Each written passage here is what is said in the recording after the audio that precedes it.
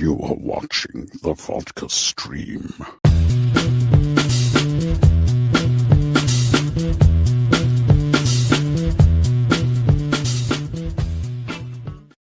Hey, what's happening, guys? Welcome to the Vodka stream. We made it through another week. Yay. Oh, man. I got the fans on tonight, man. Seems like spring is just like, nah, we're going to skip spring in California. We're just going to go right to summer. So, yeah, it's we're getting into 90-degree temperatures. So, fuck. I'm like, all right, cool. So I got the window open. But, at night it still gets nice and cool, and I got the fans going. So just had to make sure that I didn't, don't overheat, because plenty to talk about tonight. That's for damn sure. Oh, boy, especially in the opening. Boy, do I have some things to talk about, which, if you guys follow me on Twitter, you guys saw some things. Yeah. I did it again. Oops, I did it again. Yeah. I kind of riled up fandom a little bit, or the noisy side and everything. And yeah, we'll go over what happened, but it definitely has to do, of course, when it comes to Green Lantern. So it's very much in vein of the entire theme of tonight's stream. So, all right, cheers, guys. Welcome. All right, let's get film drunky. I like that name. It's good. It's a good name. Creative from the haters. Like I said, you got to embrace. Sometimes you got to say, hey, that's a good name. That's a good name right there, But, if I ever decide to do a stream where I do get it full on just tossed, they call it film drunky. What is going on? We got DigiGamer right here making my Suicide Squad song that I wrote June of 2015. I don't have a Will Smith and Jared Leto sound I like, but I'm working. Wow, interesting. Well, kind of curious about that. All right, praying for no tech issues tonight. Oh, I should be good. If if you did not know, Mr. Cinna Tusking, I have a brand new PC, and it is exquisite. It is quick. It is fast. It is great. So don't worry, no tech issues unless something else. I mean, knock on fucking wood. Boop, boop, boop. Yeah. So should be good. Don't worry. Should be perfectly fine. What's going on, Monique? Happy Friday to you. It's air fryer chicken breast, risotto, and asparagus and peas. Also fig and honey bread with butter. Ooh, that all sounds delicious. I'm not a big pea person, though. I will say that. Mama Film Junkie didn't require us to eat peas because she hated peas, so I'm not really, a pea kind of person, which sounds funny. But everything else sounds pretty freaking awesome, which, of course, you're always making us hungry. And thank you, of course, for stopping by and joining, Monique. Much appreciated. Our Real Skeptic Disclosure Day trailer was meh. Reminded me of Signs. Really? All right. That didn't remind me of Signs, but hey. And you already know what the twist is from 1 mile away. I just hope Spielberg doesn't have hard feelings when this film... What the hell? All right, somebody screenshot this. I'm kind of curious to see, is the film going to flop? I don't know. I'm very excited for it. I think it looks really good, and I don't think it's going to flop. So I'm in heavy disagreement with you, Skeptic. I like the new Lantern. Yeah, so do I. So do a lot of people. I know. Shocker. And a lot of people actually like this Aaron Pierre guy and are very curious to see him in Lanterns. And then, of course, now that it's been confirmed, even though we are all kind of new, that, yes, he's going to be in Man of Tomorrow as well. So that's good. What's going on, Raw Frequency? Everyone is well, and everyone is having a good night. Yeah. Hopefully we'll have a good night. Good discussions. I'm going to be ranting off about things. Always good. Ghoul, what is happening, sir? Good to see ya. What's up, my brother? We got Dell in the city. Yeah, good to see you, man. Good to see ya. Okay. Hey. Oh, yeah, you uploaded your... Okay, well, curious. If you have a link, I'm kind of curious about it. So send me the link. Yo, what's happening versus Seed? What's up, Madam Webbin? I'm trying to see what you're freaking... but I got my sunglasses on. I'm trying to see what your profile is. Crazy winds here and cold. Yeah, see, it's so funny because last weekend, It was cold here. It was cold for California, not like cold for you guys, like in Michigan, but it's cold for California, which means 50s. But we had crazy winds too, and then and then this week it gets back up into the 80s and high 80s, and then it's going to dip down the weekend, which is going to be perfect this weekend, and then it's going to go into the 90s next week for like 4 days, and then it's going to dip down again. Mother Nature has no idea. You triggered the crazy people. What? I didn't do that. What are you talking about? What are you talking about, Dell? I didn't stir anything. Honestly, I didn't. I mean, I kind of did. Okay. Dave loves stirring the pot. Sometimes I don't like to do it often, but sometimes I just do when I'm just feeling a little frisky. And last night I was feeling frisky. I was feeling a little frisky. But we'll go over that for everybody who's not in the know, naturally. Who else we got today? Hey, we got Sanav. Today went from politics talk to gaming talk to movie talk. All right. Ooh, yeah, because politics talk can get very frustrating. Gaming talk, I don't really deal with that. But hey, here for some movie talk. Here for some things. We got Mr. Bauga right here. Must have been a slow news week for the cultists to start digging up old tweets and take things out of context. What better way to bring more people to their camp? Oh, wait, it does the opposite, right? Seems like it has an adverse effect.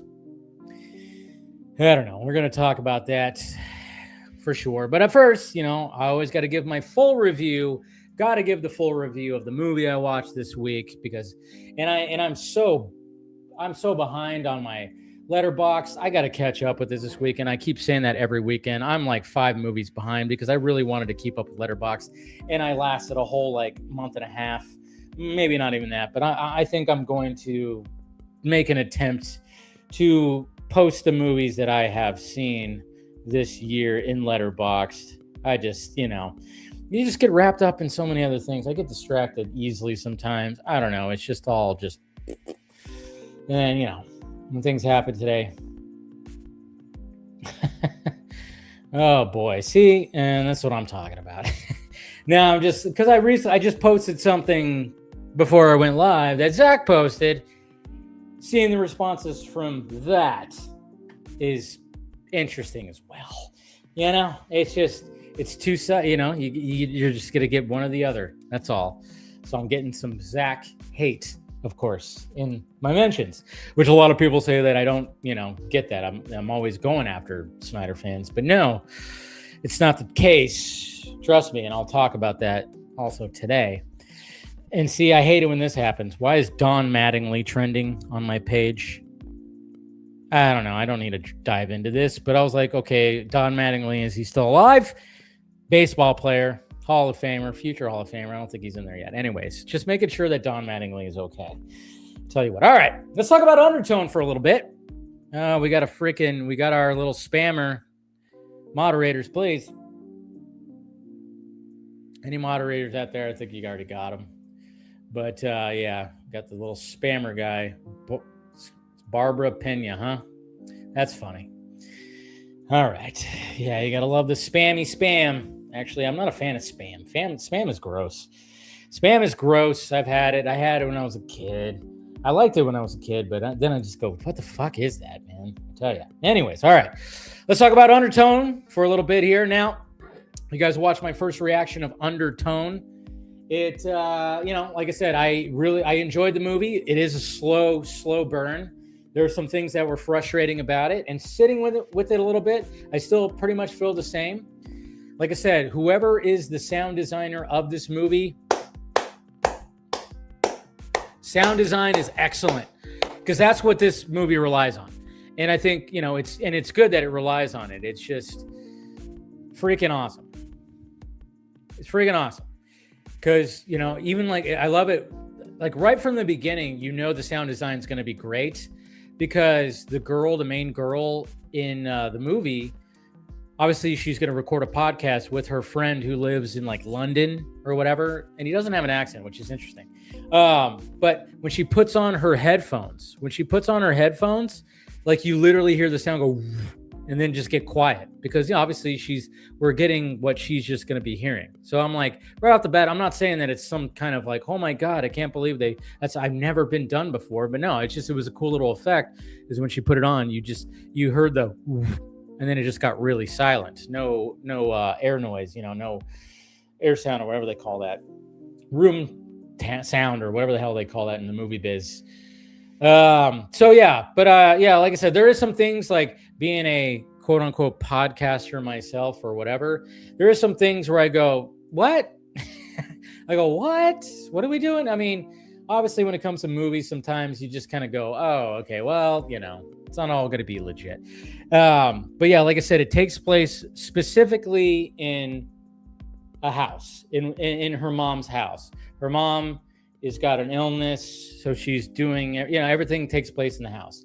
And some other things happen, and some cliche things, and some things I was like, oh, okay, I thought it wasn't going to be this. I thought it was going to be more of, because there is some, they do a little bit more with the non-listening and podcast stuff than I would have wanted. I thought it was going to be mainly that, but they do the other things too, where it's like, oh, a light flickers on in this room. Let me go look at it. I do like the fact though that the director, he very much loved the almost fisheye lens on a tripod, a still tripod that just kind of pans over the room and then pans back. You get numerous of those shots. I actually really like those shots because you're kind of going like, what's the camera looking at? And then sometimes I was like, I didn't see anything. But then sometimes you see something a little bit, like a little shadow or something. It's cool. But yeah, there's a lot of build up to the third act. And the third act, gets pretty crazy. And the sound, dude, you're watching it, you watch it in, you got the sound around you in a movie theater. Oh my God, it is creepy. You're like, Jesus Christ, you're hearing like these crazy voices and all this kind of stuff. Man, it was just a lot of but a lot of build up. And like I said, this movie probably will do very well because I don't imagine this movie costs more than $2 million. I don't know how much this movie cost. This movie's probably going to do well. It wasn't like The Bride where there was only one other person in the theater last week. No, there was actually probably it wasn't a lot, but it was like 15 other people. So yeah, there's that. So if you want something a little bit different and you want a little horror vibe, a little creepy vibe, like I said, I actually am I want to watch it again. Like I enjoy, like I said, it was a little bit of a slog at first, a lot of build up, but now that I know that going into watching it the second time, I want to look for things. I want to look for more things. So I think there's more in, and don't be, like I said, don't be expected to be spoon fed things and everything, like, oh, like what exactly is happening here and this, that, and this. So anyways, there you go. That is my Undertones full review. Cheers. And salud, Mr. Trevino. I see you out there. Yeah, and DJ Mizzo right there. Yeah, good sound design. Very good sound design. Like I said, watching in a good theater with some good sound. So, oh boy, I did it again. Oops. I did it again. No, I mean, okay. All right, guys. Okay. Obviously, we're going to be doing a lot of talk. We're going to be doing a lot of talk when it comes to, we got the spammer again. Jesus. So we not like, I don't know, we got to fully ban or whatever. I don't know. But moderators, if we could help that. And maybe after I get done, I could try to do something where we fully ban. So yes, I kind of inadvertently, well, not really. I mean, I guess it's so weird because it was like one of those things last night. I was feeling a little frisky. I was feeling a little sassy when I got home from the movies. I don't know. I just kind of was. Maybe it was because the end of the week and, week was kind of, whatever. And I just decided, I was like, you know what? I was just scrolling through my feed. And obviously, when it comes to Lanterns, the trailer that came out, now we're on a week and a half ago or 2 weeks ago or whatever. I mean, we've seen a lot of discourse, of course. Apparently that's the thing. But there's a lot of discourse when it comes to it and everything. So So basically, like a lot of what I saw out there, and I even commented about it, which of course, naturally, you know, when you get to the Snyder fandom and the loud side, obviously everybody was just, you know, those guys are all about like, you know, Zack did this, Zack, look at what Zack did in his driveway, and Zack. But what was funny about it is numerous times I kept on seeing the story change, I guess you could say. The story, the narrative, I don't know, not really narrative, but like pieces, information of the story of what Zack did when he filmed his Green Lantern scene were changing. I had people in my mentions, and then people where I would see on my For You page that were basically just saying flat out, wait, that didn't, I was like going, that didn't happen. That didn't happen. I saw people that said Zack shot that footage with his iPhone, and I went, no, that's a lie. That's not true. He didn't shoot that with his iPhone. He shot his short film Snow, Steam and Iron with his iPhone, which looked glorious as all hell. If you guys haven't seen that, do yourself a favor. Pretty crazy what you could do with an iPhone. But it's like, no, they actually had cameras. They had a whole setup and everything. And then, you know, I saw people say like, oh yeah, look what he did. Look what Zack did in his driveway. You know, and then I don't know. I was feeling a little sassy, and I saw this tweet when I was going through my For You, and I just decided, you know what, I'm going to comment on this because they even got this a little bit wrong. And it's not even like a big thing, but it was just kind of like, this is what we're talking about right here. And I'll show you the tweet. Let's see. Did I pass it? Hold on. Let me find it right here. I did that. And then of course, okay. Yeah, I did pass it. All right. So here's my tweet right here. This is the tweet right here that went a little crazy today. I keep hitting the wrong thing because StreamYard confuses me. All right. What do we got here? Is it this? Yes. So the initial tweet right here was Wayne T. Carr scenes were filmed without Warner Brothers' knowledge in Zack Snyder's backyard.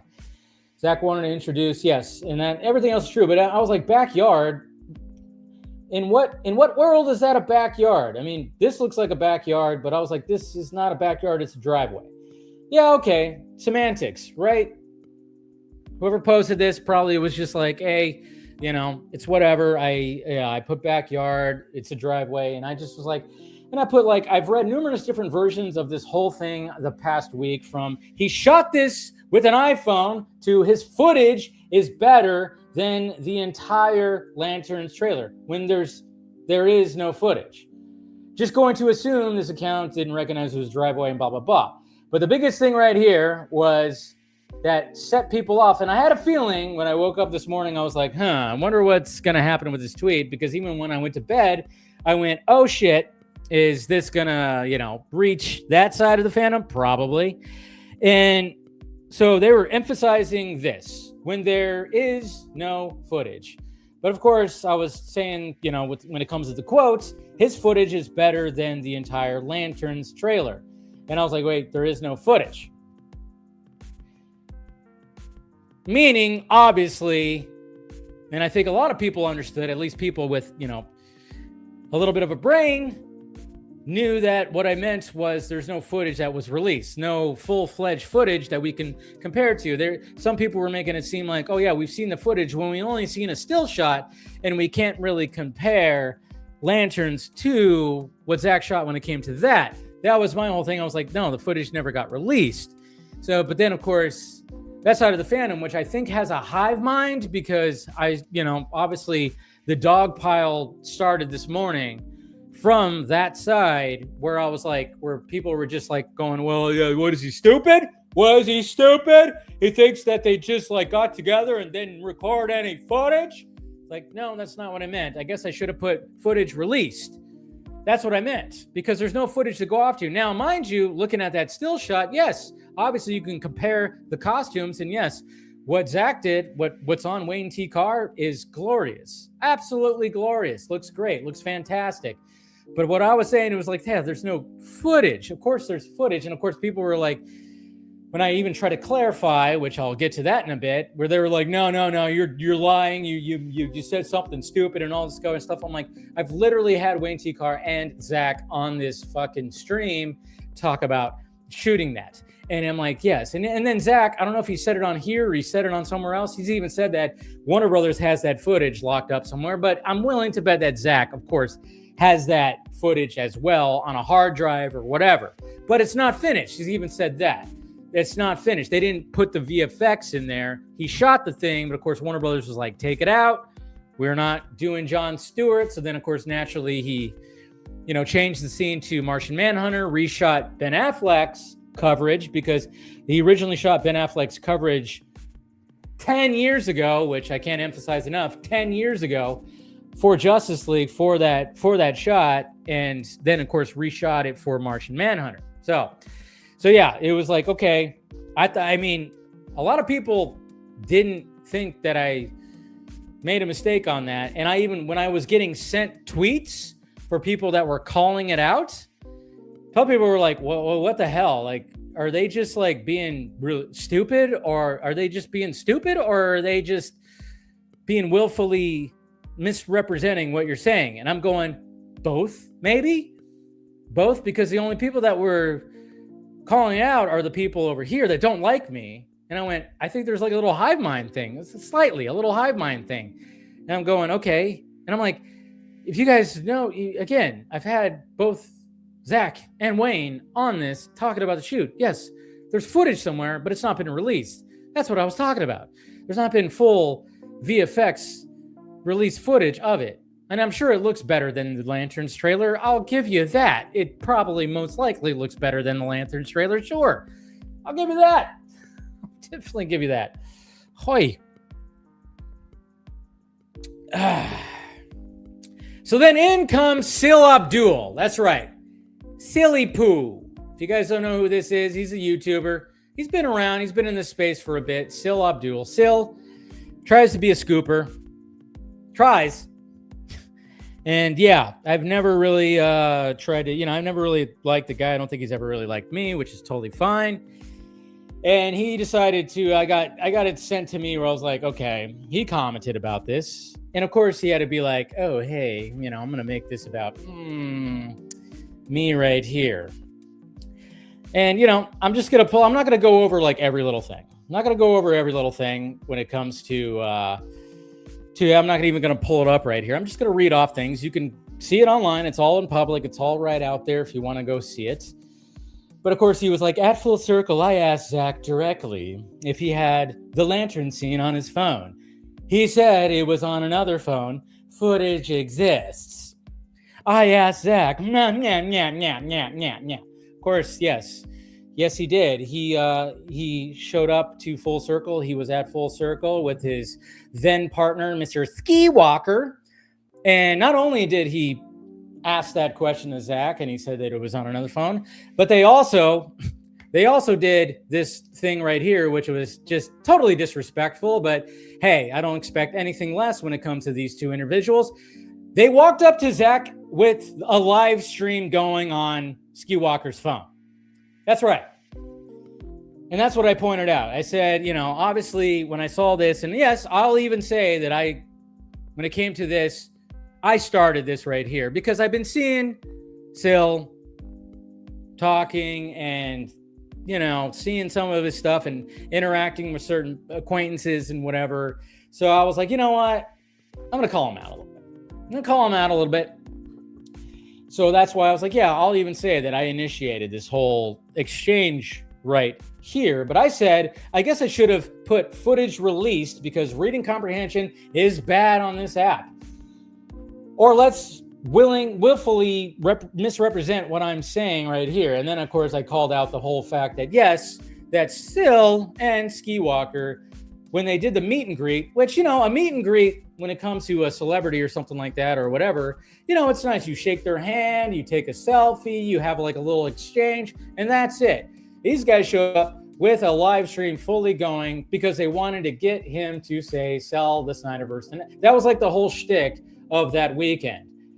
When it came to the next night, the BVS night, when they were signing things, they told Zack, hey, can you put sell on the poster, sell to Netflix, which of course, well, we know what happened there.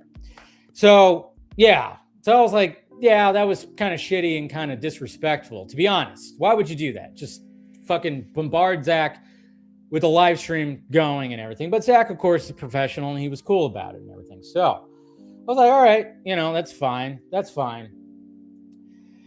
And so then, of course, it got a little crazier and everything. So, and then for some reason he said, okay, we're going to take this personal and respond to that and blah, blah, blah. And he goes, but you seem to want to go down memory lane of Full Circle. Cool. Many wish you would have asked Zack better questions during that time. Remember that.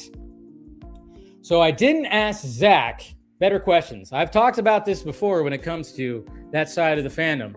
When it comes to that side of the fandom, they've said this when I've had Zack on the Vodka stream, that I don't ask the right questions. So I'm sitting here going, hey guys, what the fuck are the right questions? Are there any right questions? Or are you just go, I don't like this guy, and no matter what he asks, I'm going to push back against it? I think I'm going to go with the latter on that one. Yeah, I think I'm going to go with the latter on that one. Okay? And then I'm just kind of going like, okay, so back in 2023, during Full Circle, when I got asked by Zack and his crew to sit with him at the Pasadena Film School on stage, and then we live streamed me and Zack Snyder, talk about an awesome bucket list moment. Me and one of my favorite directors, I got to sit with him and do commentary live for people to watch while people in the movie theater were watching the movie. I got to do commentary with Zack Snyder on Man of Steel. And then after that, I got to do a little 10-minute vlog, still talking about and celebrating Man of Steel. Yeah, I don't know what questions I was supposed to ask. To be honest, I don't know. I thought we were just celebrating Man of Steel. To me, it felt like that was a moment, and you can watch that video with me and Zack vlogging, and we're having a good time. We're having a great time. Absolutely having a good time. So I don't know what questions. What are these questions?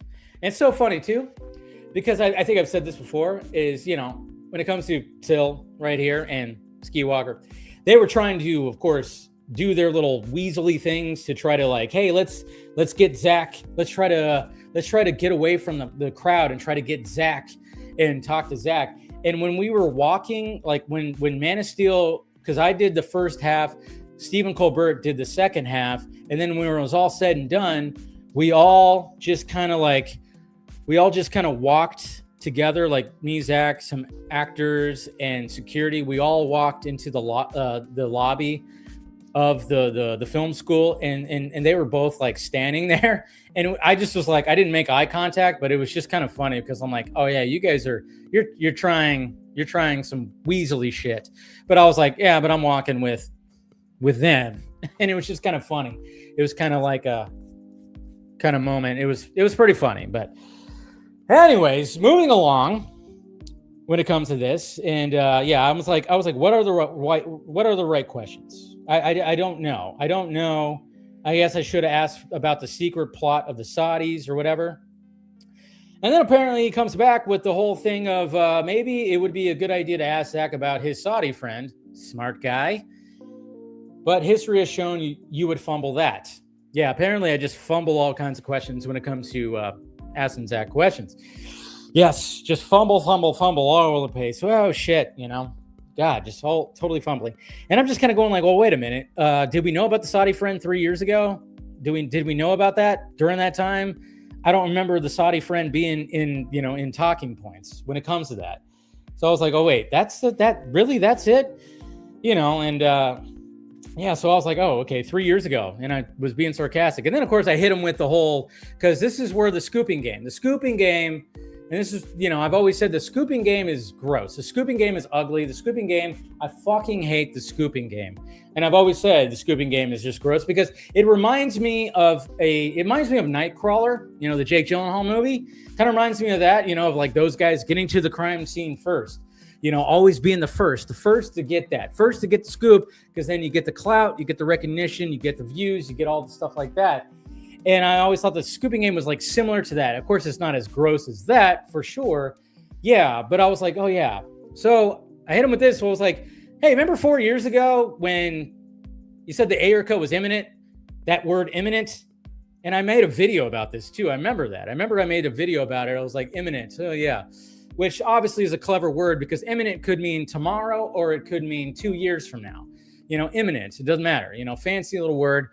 And I was like, yeah, remember that? I mean, and that was 4 years ago. Still no Ayer cut, still no nothing. I was wondering. And then, of course, I screenshot some things. I just searched the word on his Twitter and, pulled up a couple of screenshots. Apparently, they weren't good screenshots. There was other things, though, too. But he pushed back against me, and it was like using it as a hashtag, imminent. And I was like, oh, yeah, because I made the video and all, it was all that kind of stuff. I was like, oh, yeah, push it back against me. Cool. All right. And then he said that was a dumb conclusion. Why would Saudis be a conversation then? That's what I was wondering when you asked the question. I said, what would be the good question then? And you said, ask about a Saudi friend. And now you're saying, why would Saudis be a conversation then? Yeah, that's what I was wondering. What the fuck? I'm trying to be on the same level you are. Holy shit. Now that you are triggered, let's go there. And then, of course, said, I was covering the story about the Ayer cut. You understand that concept. Okay. Also, the Ayer cut talk was confirmed by a person that saw the cut. I know who that person is, by the way. So a little research would have helped you here, buddy. Finally, it's cute. It's real cute. You keep out of context pics. Okay, I'll give you that. I just screenshot a couple things. I'll give you that one. But it's funny because I was hearing the same things that he was hearing about the Ayer cut. And like I said, I know who he's talking about, who saw it, because there was this whole thing that David Ayer showed somebody the Ayer cut. And this individual will remain nameless. It's somebody who hates me too, of course, by the way. And so who was at Full Circle for only one night. But because, he probably didn't have a good time. Anyways, so I knew exactly, and I knew that there was talks about possibly like he was going to pitch it and everything like that. There was some talks. There were some things that were happening when it came to the Ayer cut and David Ayer pitching the Ayer cut behind the scenes. Okay, but I wasn't going to be stupid enough to, put it out there that, oh yeah, Ayer cut's coming out this year. Oh yeah, that's right. It's imminent. I wasn't going to be stupid enough to do that. But of course, that's not what he does. That's not what Sil does. He wants to be the first. Again, you go back to the Nightcrawler reference. You want to be the first to the crime scene. You want to be the first to be like, oh yeah, look at me. Look at me. Did that. And of course, didn't work. And like I said, I was hearing the same things, but I'm like, I'm not going to go ahead and announce that. I was just like, I think all I did was say was like, oh yeah, there's some things that are happening behind the scenes. And then they fell through. They absolutely fell through. So moving along.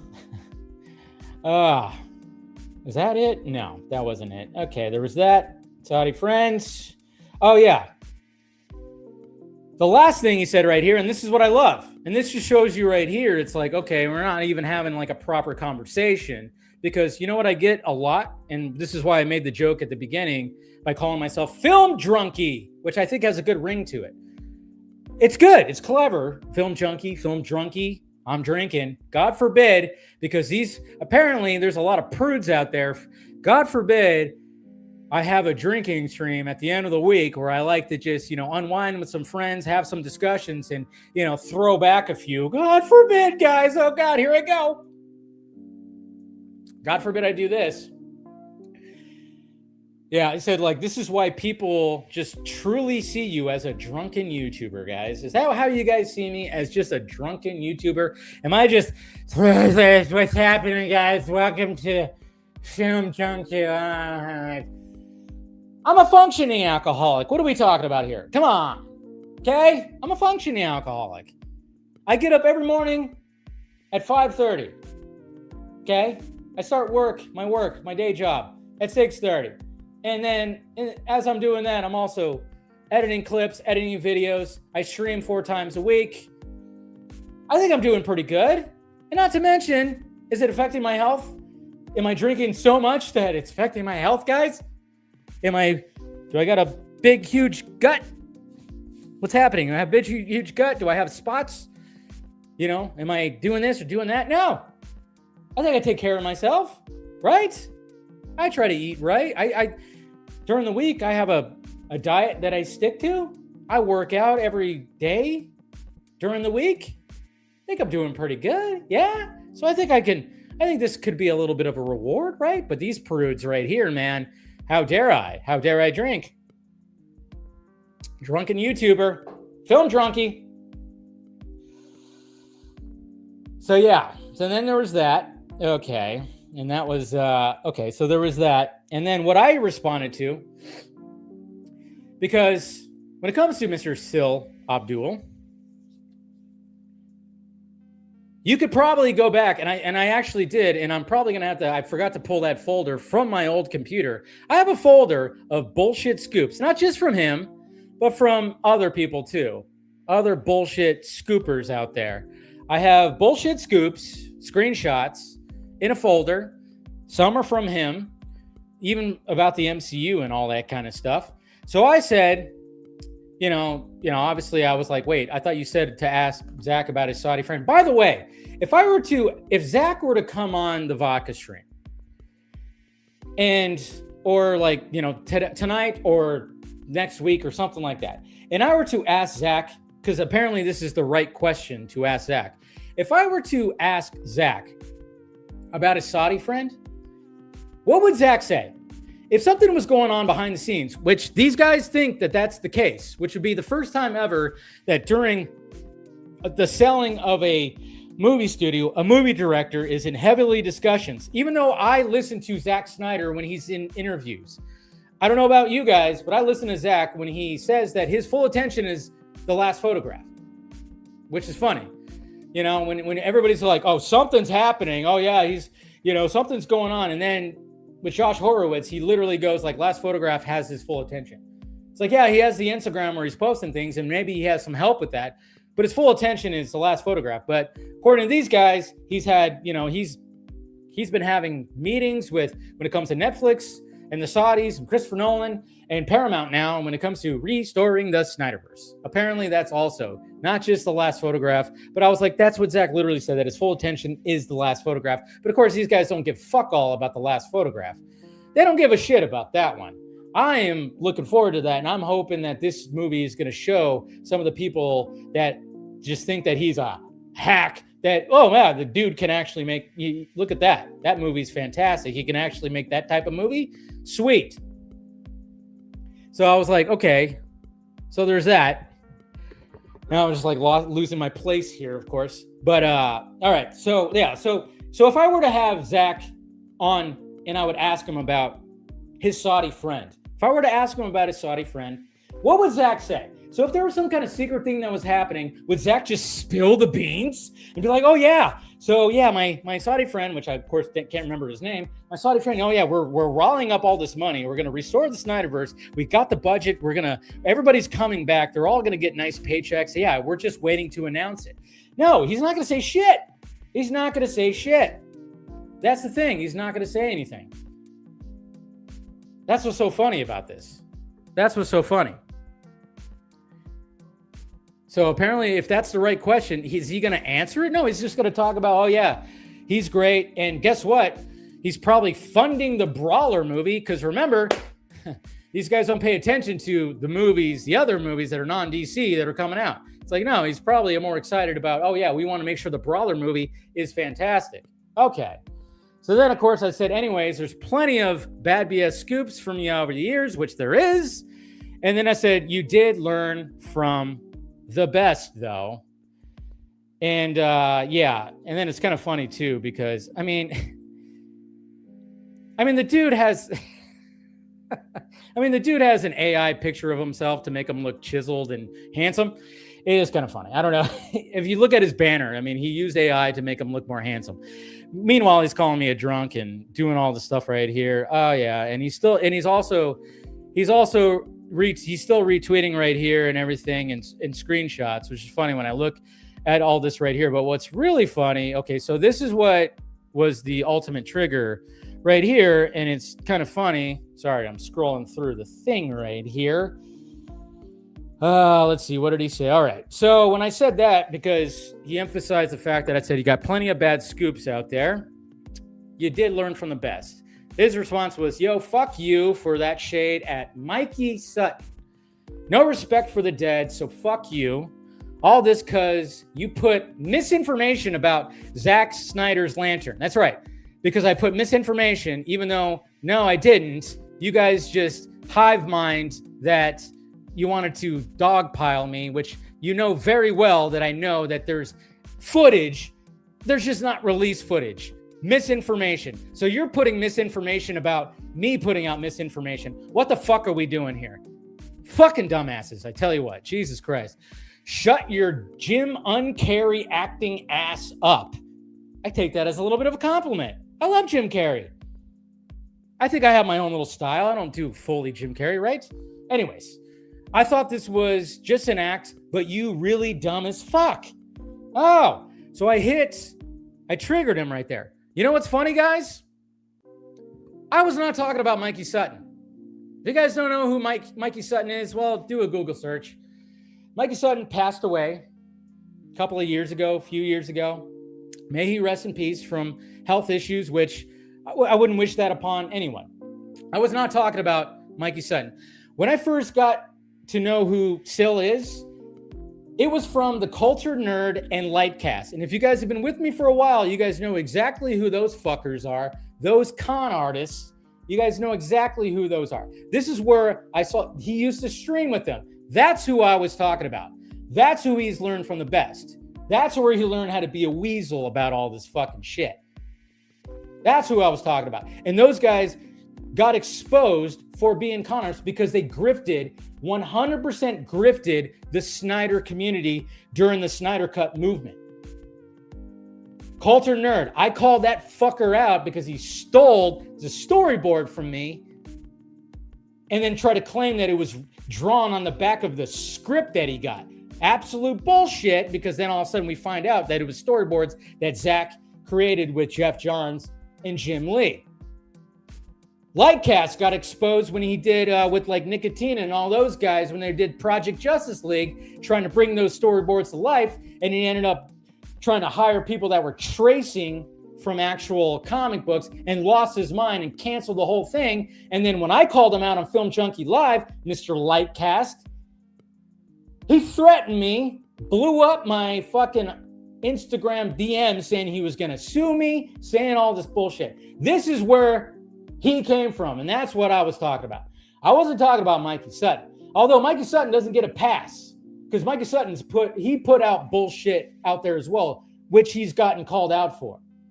He's gotten called out for bullshit too. Just because he passed away from, health issues, which I don't wish that upon any of my enemies or whatever. Don't wish that upon that. And I wish that didn't happen. But he doesn't get a pass because he did also post some bullshit on Geekosity and shit like that. And he was helping to take advantage a little bit of the Snyder community as well. That's not who I was talking about. Full on trigger when it came to that. Let's see.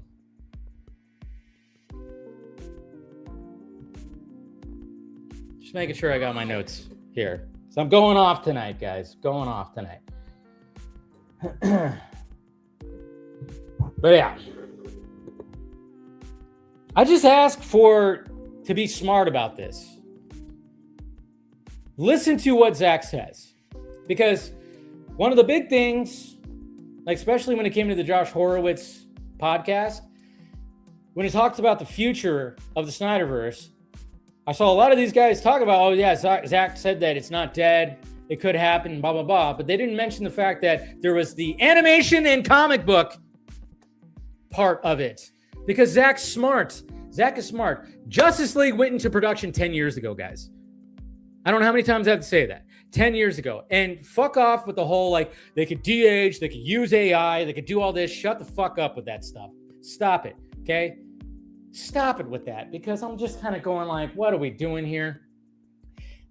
And I've said this, and you guys know this who've watched me frequently, is what I think that, and okay, so maybe this will be a good question right here. Maybe this will be a good question right here for Zack if I could ever ask this to him again. This is a good question I think I have right here. Zack, do you have an idea to do a legacy sequel for your DC, for your Snyderverse? Do you have a Kingdom Come type of story that you would like to tell? Because Jay Oliva has said you've had discussions about that. Do you actually have that? That's what I would ask Zack, and I would think that maybe that would be a good question. Maybe, I don't know. Instead of asking, what about your Saudi friend who has all this money? Because I've said this so many times before, guys, where I'm like, I think we have 100%, there would be an awesome thing where Zack would come back and could tell a story like in a Kingdom Come sense, because that would fit in the narrative of his universe. Where are his versions of the characters now, about 15, 20 years later? But at the same time, some of us still want to see Justice League 2 and 3 play out, and Zack, again, being a logical person like some of us are, we're not doing the live action or nothing. We're kind of going like, hey, not everybody's going to come back. The easiest option is to do something like that. So we want to see the story. And Zack is very open to it, which he said on Josh Horowitz's podcast. And I don't know how many times I have to bring up the fact that when I was talking to Zack during the Snyder Cut stuff, we were talking a lot on the phone and everything. And I asked him, I said, hey, what if they want to do more? And this was before he was pitching Rebel Moon. He said he was going to be very busy. And I even said, well, what if they want to do like a series and they had like a different showrunner and you just kind of overlook it? He said, yeah, I'd be perfectly fine with that. And then immediately after that, he said, not all the actors would return. They would not return. And that is true. That is absolutely true. So you can have a legacy sequel. I am so thinking that could still be 100% a possibility, a legacy sequel in the Snyderverse, 100%. But Justice League 2 and 3, that's just not happening. Live action. That's why he's so open to the other mediums. Man, tell you what, and then it's just like it kept going when it came to a lot of this stuff because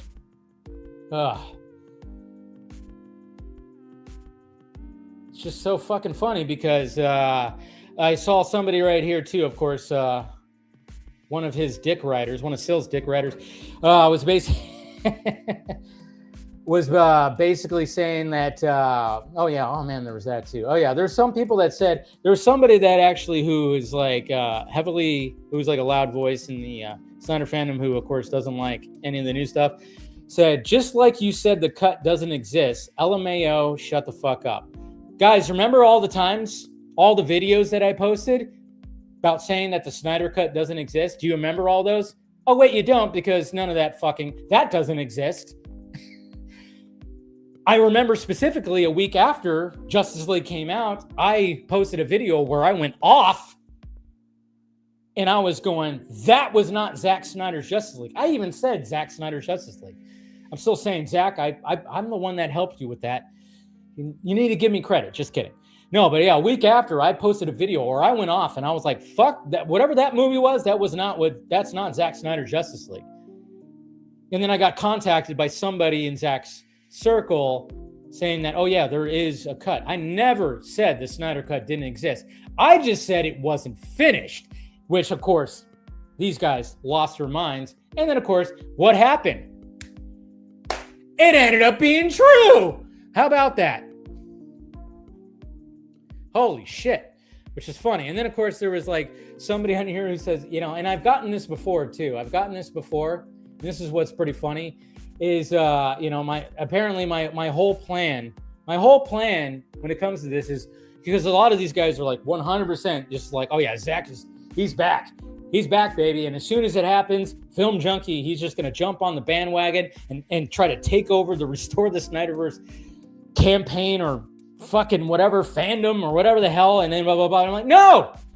Okay, so if your scenario does happen where Zack, Saudis, Paramount, and everything, it all comes back, then I'll just be like, all right, cool. I didn't think that was going to happen. I'll eat the crow, and then let's talk about that.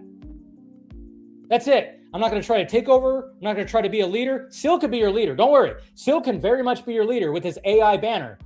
Him looking all chiseled. He could be your leader. Trust me, that's perfectly fine. I have no qualms with him being the leader. Okay? Because good on him to walk away from the Snyder, because, that's what he does. That's what a grifter does. He just jumps from like, oh yeah, I was working with Lightcast and Culture Nerd, but then, that soured up. Then I get Mikey Sutton, then I get Ski, and that sours up. And then, of course, just jump. And then, what's kind of funny too about Sil is like, he was trying to do something different because, there was nothing really there when it came to Snyderverse stuff. So he was trying to do something different, which I commend him for doing that. When it comes to his YouTube channel, I commend him for like being like, hey, I'm going to try something different. I'm going to bring on guests. I'm even going to embrace the DCU and James Gunn. He even hit me up. I saw the message, didn't respond because I don't trust the guy.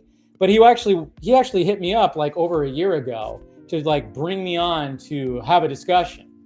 Maybe I should have done it. I don't know. Maybe I should have done it. In retrospect, maybe I should have done it. Maybe we would have better terms when it comes to things. I don't know. But he was trying to do something different. But then once Zack went on Instagram, started posting things, then all of a sudden he went, no, time to come back. And then now all his videos are that. It just shows you right there. And I'm like, holy shit. Okay.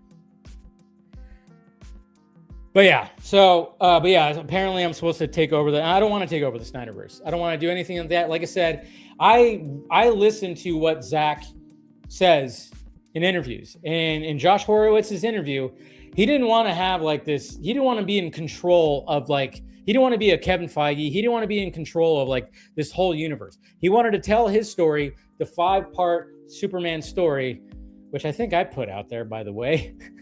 I put out the whole thing. Oh, it's supposed to be a 5-part thing because I was told that, and I put it out there, which is funny. And should I get credit for that? Oh my God, scoop! Should I get a scoop for that? No, but he wanted to just tell the story. He wanted to tell a contained story about Superman that had all these other. He said this on Josh Horowitz, and then he wanted to end it. He wanted to end it. Okay, he wanted to just like, hey, that's it, and that's an ending. Yes, we can build. And then when it came to the studio wanting to, of course, expand and do spinoffs, that's why like his Wonder Woman backstory is vastly different from what we saw. But he's collaborative, and he was all about it. That's it. He was collaborative, and he was all about it and did all that. He knows that the studio. And then, of course, that's the conversation is like, how are we going to reset? And then, of course, it was like, well, maybe we could do a Flashpoint thing. But that wasn't originally what he wanted to do. He even said that in the podcast. The stream, he said that. So if like, okay, yeah, restore the Snyderverse, but it's just like, if he were to come back, it's like he just wants to tell a story and then leave again. It's like he never wanted to have like, when you see those campaigns with all the posters, with all the different movies, that's not what Zack initially was going for. He just wanted to tell his 5-part Superman story arc with this universe. He said that. He said that in the interview. Listen to what the man says. That's what I ask. That's all I ask. It's just listen to the guy. Listen to the guy. But then at the same time, it's like when I see, and I've seen that in my mentions, I've seen that out there. Yes, is it coincidental? Is it coincidental that he posts the Wayne T. Carr stuff and he says like, the green is glowing when, of course, people were talking about there's no green in the trailer. There's certain points where I just go, I can't just fully always defend Zack. I'll defend Zack because I've always defended Zack. Again, one of my favorite directors.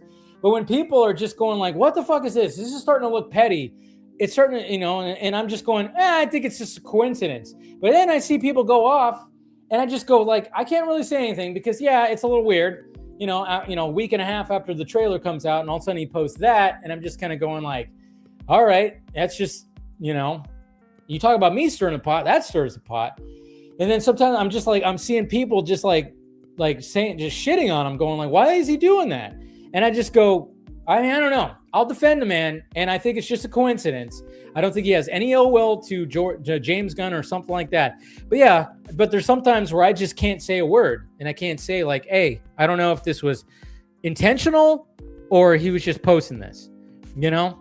There's sometimes where because I have the integrity, I can say that. I push back against some of the things that he does. I'll push back on what James Gunn does. I'm not one of those that just is like kisses the ring on both sides. I don't do that. And you guys know that. I don't fucking do that. So, there was that little bit of it. And I saw a lot of that. And it just sucks to see because then sometimes I just go, the timing of that is a little weird. And why would you post that? Yeah. All right. I think that's it. Holy shit. Long-winded. All right. Sorry that was so long-winded. I just had to, get that out there. What's funny too? Going back to the whole Sill thing. He got called out. This is probably like 3 years ago. He got extremely called out by a lot of people on Twitter. There was a Twitter Spaces that happened on a Saturday. Saggy Melons, Ray, Ray, she's kind of rebranded herself. But you guys remember Saggy Melons, right? She held a Twitter space. She was hosting a Twitter space with somebody else where basically people were coming on to call out Sill for his bullshit. And it got ugly. I wasn't involved because it was funny because it started as I was leaving for Burbank. Me and my girlfriend were driving to Burbank because we were spending the night in Burbank, and then we were going to take the Warner Brothers tour the next day. So, but then I was like, I told her about it because she was like in the know about things. And I was like, we got to listen to it on the way there. And we were just listening to the madness. It was like, everybody was calling him out. They were coming on and just calling him out about all kinds of bullshit. People with YouTube channels, people who wrote articles, calling out the BS that he was spewing. And Mikey Sutton, again, guy doesn't get a pass. We'll say that. But again, that's not who I was talking about when I said, you learn from the best. But yeah, it was just kind of funny because I was like, oh, geez, look at that. I mean, you could do all the name calling you want. I'm not going to call names back or do whatever. I'll make fun of your AI banner for sure. But, if you want to call me, a drunk and whatever, that's perfectly fine by me. But it's just kind of funny because I didn't have a whole Twitter space dedicated on calling me out. All right. Just had to bring up that last part. All right. Let's go ahead and we'll start getting some peeps in here and everything. All right. Who else? Let's do this. Let me start sending out some of this stuff right here.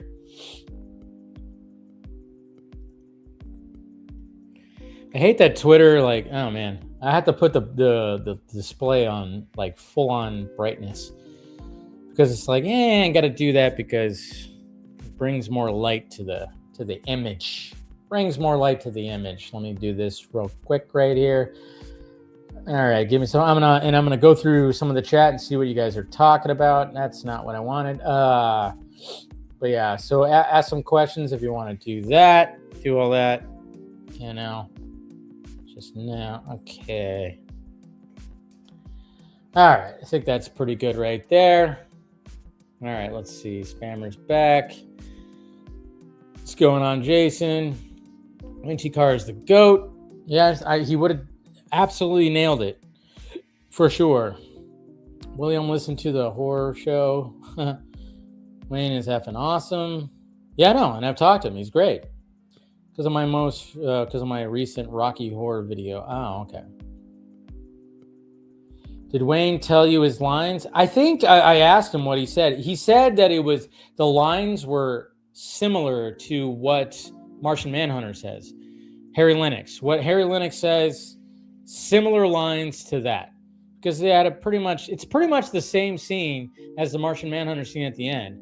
And like they already had Ben Affleck's coverage, but then they had to reshoot Ben Affleck's coverage in 2020.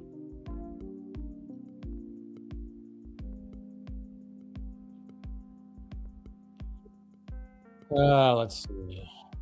Phil is a flip-flopping grifter who pretends to be a Snyder fan. Oh yeah, he's total flip-flopper. Well, not flip-flopper, but you know, yeah, like I said, he saw all that, but it was just funny. It was just funny to see that the responses, and of course, I was like, okay, let's talk about that. Had to stop following Phil. So ridiculous in his views. And there you go. Yeah, because I mean, I tell you what. Wow, glad I never heard of this guy till now. Yeah, like I said, probably a good thing. Yeah, at cons you aren't allowed to do live streams on your phone. Yeah, but of course it's not a normal. It wasn't like a normal, convention. But how disrespectful was it for those two fucking assholes to be live streaming as they're doing a meet and greet? So disrespectful. So fucking disrespectful, man. And maybe, hey, and I'll even give Sil the benefit of the doubt that maybe he was like, that was like Ski Walker, because I could totally see it was because it was Ski Walker's stream. So I could see Ski Walker, he doesn't give a fuck because that guy's just, so maybe it wasn't Sil the idea, but he still went along with it because, of course. Oh, Lord, so he is upset he didn't get They want you to ask Zach if he wants to restart. Yeah, it's like, of course, Zach's going to say yes. And of course, all of us would prefer live action, but he's smart. He's smart and logical. That's what's so funny. Ugh. Thank you, Hank. Appreciate you. I don't give a fuck how it happens, but I think a conclusion to Zach's story might happen. Yeah, and I think, yeah, it's definitely going to happen on some medium, for sure. Animation, comic book, probably going to do that. And like I said, I think there's a really good possibility of a legacy sequel. I've been saying that for a while because it's been 10 years since they started filming Justice League. I'm not saying that all the actors have aged like crazy, no, but I'm just saying, 10 years, things change. And then it's like, when would this take place? It's like, no, it probably wouldn't take place for another 5 years. So it's like, why not? Can you imagine a Kingdom Come type of story in the Snyderverse? It'd be fucking amazing. But we still want to see what happened in Justice League 2 and 3. So release that in a book or in really cool animation. Ugh. CR stole the mic. Oh, yeah. There was that whole thing where he stole the mic during the question thing. Oh, yeah. A lot of people called him out for that. For sure. Why is every Snyder fan Snyder isn't friends with the Saudi? Abdul is a clown. Well, I think it's an associate. Like he's taking a picture with him and it said, like, and I think the guy just likes his movies and stuff like that. So, smash smooth idiots. Yeah. Will Rollins? I don't know who that name. I don't know if I know that name. Is that the name I was thinking of? But Zack Snyder dropped the photo of his Green Lantern in the gray pajama suit. That means that the Snyderverse is restored. Well, I mean, that's the thing is, like, what I was calling out is, like, people were making it seem like, oh, yeah, like his footage was better than the Lantern's footage. I'm like, but there's no footage to compare it. But I said no footage. I forgot that I have to clarify to the hive mind that that's not what I meant. And it's like, come on, guys. You guys know very well that I know that there's footage somewhere of that shoot. No, if anyone is drunk, it's Jody Corner. That's fine. No, no. Those people are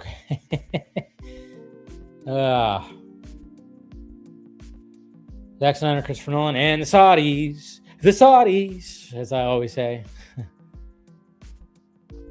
Okay, cool. That's for your little song thing. That's cool. All right. They don't care about anything that Zack creates. They only care about the Snyderverse. That's what a lot of these, yeah. It's only about the Snyderverse, man. And that's what I say. Fingers crossed about Army of the Dead and Rebel Moon. Like I said, Army of the Dead was 100% my bag. Rebel Moon, I want to see more, but it wasn't 100% my bag. And I've been very open about that. It's like, yeah, even though he's one of my favorite directors, it's like, yeah, I'm not going to 100% just be like, everything he does, you know, I'll say that about all other directors that I love too. Your Tarantinos, your Scorseses, your Nolans, stuff like that. I'll be like, yeah, The Irishman, what the fuck? I was like, yeah, I liked it, but it's a good story, but you fucked up on a certain part of that. Or, you know, Nolan, hey, you know, I get Dunkirk. I could see why people didn't like it. Same with Tenet. I could see why people didn't like it. I still enjoyed it, but wasn't your strong side. You know, you have to be like that. You can't just be like, oh, this is my guy, so everything he does is gold. You just really can't do that.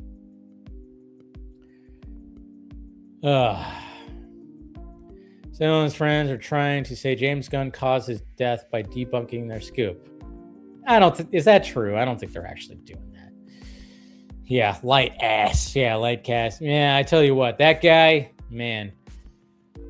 Kind of creepy though that he just like really disappeared, and the last thing that I saw from Lightcast was him just blowing up my Instagram DM saying he's gonna sue me for defamation, even though I never said his last name. I mean, his first name was Matt. That's all we knew. I knew his last name. I don't remember it now, but I remember at one point I knew his last name. I can't remember his last name now, but dude is a con artist. He was an absolute con artist, and he got exposed. And I did a whole live stream calling that out. And then, yeah, he fucking blew up. And also Matt Jarbo got called out, like, because Matt Jarbo did the same thing and did a whole stream about that. And we both got just messages that he was going to sue us and fucking doing it. It's like, there's no case there. There's literally no case. That's who I was referring to. And the Culture Nerd, he got taken advantage of by Matt, Lightcast. But then he went along with it and added to the bullshit. I mean, I couldn't believe something. I remember during Enosh's birthday stream a few years ago where I forgot his name for Culture Nerd, that he tried to make it seem like he got like a scoop on a Saturday night. I remember I was like, oh, I can't believe this guy's trying to make believe that he just got a scoop on a Saturday night. And yeah, and then he tried to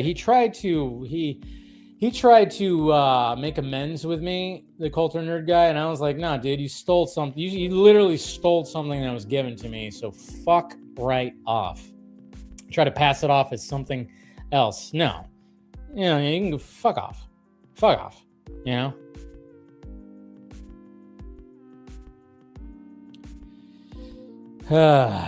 Let's see. What's your take right here? Live action could be possible, but it's very obviously that Zack is opening the doors.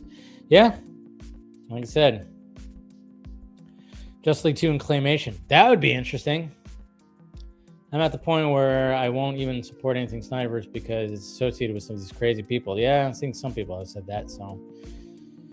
The good old days of beefing over comic bookish in Snyderverse must be coming back with all this noise going on. Must be. Well, according to these guys. Make Joker 3 happen. Why even pay attention to these people, Dave? It's just because it's something to complain. Like I said, you know, because it's out there. It's out there, and I just hate the fact that, you know, people are kind of using Zack as for their own little, you know, slippery, you know, shit. Like, oh yeah, he's being petty, he's being this. I don't want to believe that. You know, I really don't want to believe that. Talking to the dude and whatnot, I don't want to believe that. So, and they just want to use what he's doing and everything. And then of course you have the grifters, which, you know, the grifters want to come in and take advantage of that. No one stays good in this world, right, Axel? before the Snyderverse. It's funny. How would they even use the Justice League 2 storyboards now? Bruce and Lois said, yeah, I know. Well, that's the thing. Is like, well, Zack kind of said that if we don't get a Justice League 2 and 3, those are the closest things to it. So, I mean, yeah, you'd have to tweak that because apparently that was going to be changed, but who knows? I think that's pretty much it when it comes to a lot of these. Dave, how close has the Ayer cut been to being greenlit? He did pitch it. He pitched it, but this was during the whole transition. That was another thing too. And again, this is where I push back against Zack. You know, I'm not afraid to push back against Zack about this. But yeah, Ayer, he did meet with Warner Brothers and DC Studios. But the thing is, it was during that transitional time where they're trying to do something here. And the reason why I push back against Zack is like, I've said this before, I wish Zack would have pitched both the Snyder Cut and the Ayer Cut at the same time. Back in 2019, I wish he would have pitched both. We probably would have gotten both if he did. Could have like, you know, some of that the money that the Ayer Cut needed to get finished could have got taken from that $70 million that they gave Zack for the Snyder Cut. He could have taken off about $5 million, maybe $5 million, $6 million. Could have just gave that to David Ayer to finish his cut. Here you go. He got $70 million. He only needed about $40 million. Like I said, the 30 to 40 club. He only needed about that. But of course, when he got the extra, that's where he was able to shoot the epilogue. But I think he could have shaved off a few $1 million to give it to David Ayer to finish. And that's where I kind of go like, that's where Zack kind of effed up, I think, when it came to that, at least when it comes to that. But of course, you know, Snyder Cut was a whole different thing. But yeah, he did have a meeting from the people who were like in the know, who were talking to him and stuff like that. People were in the know.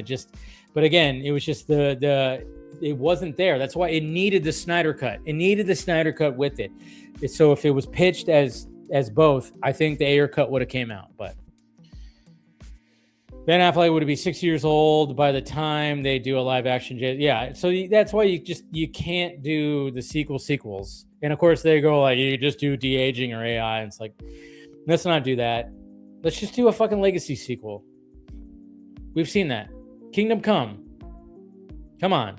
Again, a Snyderverse Kingdom Come story would hit. And it could be a two-parter. Because, you know, Zack likes to tell long stories. It could be a two-parter. It could be a three-parter. Who knows? That's not out of the realm of possibilities, man. Ugh. This is so funny about this. Good Lord. All right. But yeah, that's why my mentions were a mess, of course. Because they were like, oh yeah, he's saying there's no footage. I'm like, that's not what I was saying. I said there's no footage for us to compare to Lanterns. You disingenuous motherfuckers. Okay, let's start bringing some peeps in here. First off, Phil? Hey, Phil? Phil? What's up, Phil? My back got sunburnt yesterday because I decided to skate without a shirt on, so that's fun. Ouch. That's fun. Yeah. Dude, it's like 80 degrees here in the valley. So while the rest of the world is having snow and all this kind of stuff, we're just having we're already getting summer, man. We're getting summer because it's supposed to be hot next week. Like it's supposed to be in the 90s next week. It was 87, 88 today. Yep. So I'm like, fuck, man. I'm like, I'm not ready for this now. But it's weird because then it's going to dip down apparently and get to the low 80s to the 70s again. And I'm like, yeah, let's stay there for a little bit until June. Yeah. No, it's been all right. It's been an interesting week to say the least. Had a couple job interviews. We'll see if anything comes out from that. Yeah, I know, right? You know why. Oh yeah, I know about that. Fuck. Oh my God. anything interesting happening? I mean, I don't know. I don't know what you're talking about. Nah, I didn't post something where people misconstrued it as I was saying certain things, and then had a back and forth with a certain other, individual who. You too? Man, I tell you, there's something in the air with some of these Snyder fans. Let me tell you. Yeah. And it sucks because we don't want that because we're Snyder fans ourselves. But at the same time, it's like, man, I tell you, it's just, I wasn't expecting that today. But, like I said, I was feeling a little frisky. And I was like, you know what? Fuck it. I'm going to go ahead and just kind of call this guy out. I had a similar experience. Okay. Okay. And you know about it. Do I really want to dive into that detail? I mean, I feel like I want to. Yeah, Go ahead. I should. Go okay. ahead. Well, okay. So, Zach shared a photo of Darkseid on Instagram. And this was, I think, yesterday. Oh, yeah. Right? This was yesterday. And I don't normally try and go through the comment sections on his pictures for obvious reasons. Not to say that I don't want to see anything negative or anything like that, but just because, I don't really need to. There's really no need. You can already kind of guess what a lot of his fans are going to say. And I'm not bothered by it, not by any stretch of the imagination. But this time, I happened to come across something that really caught my eye. And I feel like it kind of feeds into a little bit of what you dealt with in terms of like people specifically in this fandom and their egos and how everything has to circle back to them in regards to this fandom and how they contribute to this fandom, et cetera, et cetera. So I saw this comment from an account whose name I won't share here because, well, anyway, here's what they said. Because he's actually been on the Vodka stream. I've had him on the Vodka stream. Has he? Okay, I did not know that. Long time ago when I actually thought he was a level-headed, nice dude, but then then he went off the reservation big time. There you go. Yeah. Yeah. So this fan said, quote, "Fun fact for all Snyder Cut fans. Kieran Hines was the first cast member to openly ask for his cut. He did so back in December 2017 when I personally asked him when he was a guest of Ace Comic Con. I posted that quote instantly to Twitter, and it helped build momentum for what finally happened in March of 2021. And I was like, that's interesting.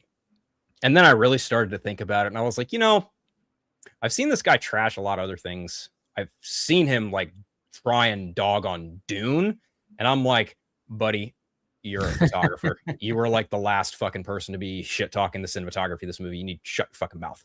And I was like, you know what?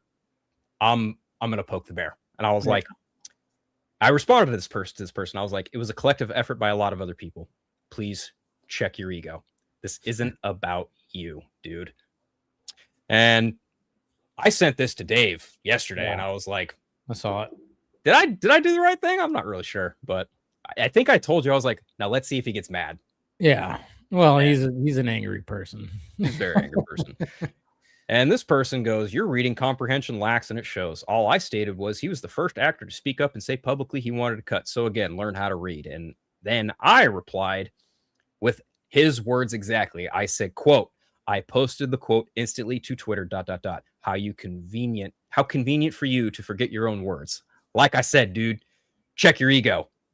And this fool goes, wow, you really are a special one to call that ego. Would you have liked it if I sat on it or never said anything at all? Be well. And I'm like, you know what, dude? You are so up your own ass in regards to this whole fandom. You have completely lost the fucking plot. It's not even about Zach posting a picture for Darkseid. It's not even about any of this. It's all about me. Look what I did for the Snyder Cut. Fuck you.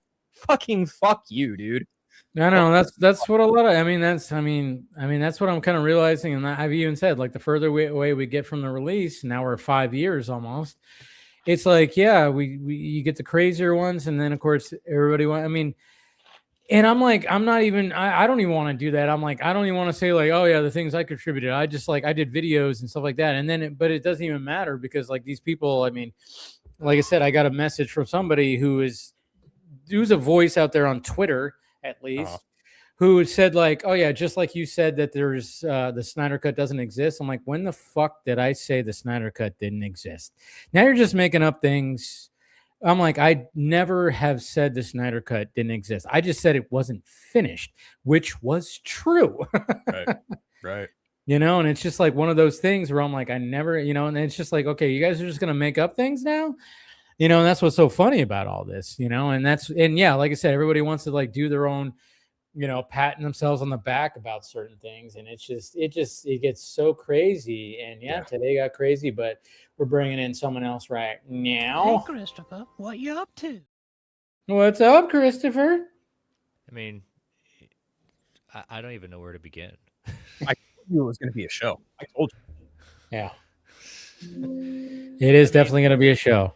Oh yeah. What I just, as I said to you, Dave, offline, it was just Yeah. like, it's one of those things where do they just have to just keep poking something to poke? I mean, how many different times have we heard different people's like, oh, I can't deal with the Zack Snyder fans, and they gives, like, I consider us rational fans. I consider us the ones that, you know, to your point, Dave, you can even call out saying, hey, I disagree with Zack on this. Doesn't mean you're a bad Zack Snyder fan. It's just like with everything. Like, I'm a Harrison Ford fan. Just means I have integrity. Doesn't mean that I celebrate the man's entire catalog, because there are some stinkers out there. Guess what? That's just my opinion. Yeah. You know? No, I mean, that's the thing. It's like, you know, and like, I want Zack to be successful outside of DC. I've been wanting that. And I Army of the Dead was totally my bag. Totally my bag. Same. I want more of that. Yeah, and I want more of that universe. Rebel Moon wasn't totally my bag, but it wasn't awful. But it wasn't totally my bag. It didn't hit as much. So, and I've been open about that, because that's what I do. I'm not going to fucking bullshit just because Zack has been on here and Zack is a friend. I'm not going to just like kiss the ring and be like, yeah, everything you do is fantastic. No, I'm not going to do that. There's a difference between giving critiques and giving like kind of opinions at that point, and versus just like tearing people down for having a different opinion of yourself, or just finding little things to play the gotcha game. You know, again, if you are that dedicated to Zack's vision of the DC universe, great. There's nothing wrong with that. It's when it becomes a tribal fixation, it's totally tribal, or totally just tribal, becomes like the end all be all. That's where you just got to say like, okay, it's okay to say I don't like this. This is my preference. Cool, go for it, celebrate it. But when you just want to tear other people down for even celebrating, hey, I like Zack and I like James Gunn, how dare you? Yeah, I know. Oh, I've gotten that too. I was getting like some weird things. I was even retweeting them. I was like, there was somebody in my mentions that was saying like, because people were saying that I was putting out misinformation when it came to my the Green Lantern, Zack Snyder Green Lantern tweets, which it was so funny because when I tweeted that out and it was like the night before, I was like lying in bed, and then, like I said, I was feeling a little like, I keep on seeing people, because I've been seeing it since the Lanterns trailer posted, and there was like, this is so much better, this, that, and this. I'm like, all right, fine. But I didn't comment because I was like, I knew that was going to be the case and whatever. And yeah, 100%, like Wayne T. Carr in that image is glorious. It looks beautiful. The suit, everything looks great. But when I started seeing like people just like going, his footage, and they were saying footage, and they would say like, oh, he shot it with an iPhone. Oh, he shot it with like a cheap camera. I'm like, what are you guys coming up? I'm like, he didn't shoot it with an iPhone. He shot Snow, Steam, and Iron with an iPhone, which is glorious. And maybe he could have shot it with an iPhone. But it's like, there's a shot of the driveway and you see like an actual fucking camera. He used the budget. I mean, yeah, he went rogue, but he was still using crew members and whatnot to shoot the scene. And, you know, I mean, good on Zack for doing some rogue fucking things, but he still was like, he shot it and he put it in the movie, put it in the cut without the visual effects. And then Warner Brothers said, no, remove it. You know, we have plans for John Stewart. And he had to choose, you know, at that point, whether the whole thing or that scene. And in the end, he, in my opinion, he made the right choice, because the entirety of the cut was worth more for everything versus that one little scene. We have it. We have ideas of what it looked like. Zack shared about it. We've seen, like, you know, his the still shots and everything like that. And you know what? It stinks that we didn't get that part, but in It the sucks. end, yeah. But it's kind of like what Dell's pointing out in the chat, like the last photograph. This is something we haven't seen Yes. from Zack, like in this kind of way. You know, Yeah. something very, you know, he's done little things like this, but on a big screen kind of level. I'm just interested to see what it is. You know, Yeah. I see what he's posting on Instagram, but I also wanted to see, like, I kind of would not want to see too much, just because, like, I want to just be kind of see and experience it when it finally comes out, just to see, like, okay, this is what you can do when you're not trying to create an IP. You're just trying to create a film. Go back to the, you know, be the auteur, as it were. I'm finally ready to see him do something very small and intimate with little visual effects, and I feel like Last Photograph is absolutely scratching that itch. Well, he even said that he was like looking forward to working on a movie where he didn't have to sit. What do they call that area with all the fucking monitors? Video Village. The Village. Video Village. Yeah, Yeah. Video Village. Yeah. He didn't want to sit there that is off, you know, and then seeing, you know, all the actors and everything's over here on a sound stage with a bunch of green screen. He said he was like, he said it in some interview like a year or so ago. Again, I'm one of those people that listens to Zack Snyder during interviews. Some of these guys just don't do that. And I'm like, he wanted to do something where it's like, I didn't have to do that. I could just like, it would be very personal, be very up close. I don't think there's going to be any green screens in Last Photograph. I don't think so. At least as far as I could tell, it seems like it's all just shot on location. There's nothing. Yeah. And it's just something that we've not seen Zack do. And I think this could be a movie where his detractors even go, well, holy shit, this guy can make a movie that, you know, is not just, you know, they look at it like, oh, he's slow motion VFX sci-fi slop or something like that. I've seen that, you know, and I'm just kind of going, yeah, not, of course it's not going to win over everyone, but it would be awesome to see when this gets released and you see some critics even say that in the reviews, like, I'm not a big Zack Snyder fan, but my God, did he show me a different side of him right here? That's what I want to see. I want to see that, you know, I want to see something different. That's why I'm like, fuck, man, I want to know when it's going to get released. I want to help promote it. I want to help doing that. And I think it's smart that Zack opened up an Instagram. And yes, I know, like, when he's posting Snyderverse DC stuff, some people, and I see people like going, Jesus Christ, why is he doing this? And I'm like, well, it's marketing. And I'll always say it's marketing. I'll defend it as marketing. Yeah, you know, when it comes to the latest stuff, when it comes to posting the Green Lantern stuff, a week and a half after the Lanterns trailer and stuff like that, where I totally can understand why people are like, this seems a little petty. And I'm like, okay, I see your point of view because of how short of a time it's. Yeah. Sure, but I still will not sit there and go, and you know, and if that is the case, I'm not going to defend Zack on that. Sure, but I don't think he's actually doing that. I don't think he's actually doing that. But what I think is maybe he's trying to be like, well, people are talking about Green Lantern, why not post trend? There you go. I had a feeling that's where you're going. That is exactly where I was going with that. It's a trending topic, so why not? Hey, let me post my Green Lantern. It helps with the social media trend. It's kind of the way of, you know, good comic book film does good for good comic book film in that kind of way in terms of success. But yeah, that's kind of what I was going to get at is that's exactly why. Also, the anniversary of the Snyder Cut is next week. Yes. So him posting pictures leading up to that makes total sense too. And it's like with everyone. We brought it up last week with Alex Ross. We bring it up with all different kind of creators. They say, hey, you like this? I'm promoting my stuff. Why can't I get on in that action? And people who say, I wish Zack would just call out the cultists and things like that. No. Yeah, I would love it too. He's never going to do it. And I totally understand why, in the sense of like, those are his fans. I guarantee privately at that point, he'll say, yeah, I don't like what necessarily how they're saying something like that. But it's one of those things, like, he's darned if he does, darned if he doesn't. Yes. And it's just one of those, like, he'll take the middle rail saying, you know, I'm going to focus on the good that they did do and not really acknowledge all the other crazy stuff. I think James Gunn is similar in that respect because you don't ever see him calling out his garbage fans either. But at the No. same time, like, why would he step foot into that cesspool? He's got You can't DC win it. Studios You to can't run. win. Right, you can't. And I think, neither one of them, Zach or James, even want to bother going into that war. That's not their prerogative. I mean, hell, Snyder even said on Horowitz, like, he didn't really, I'm paraphrasing here.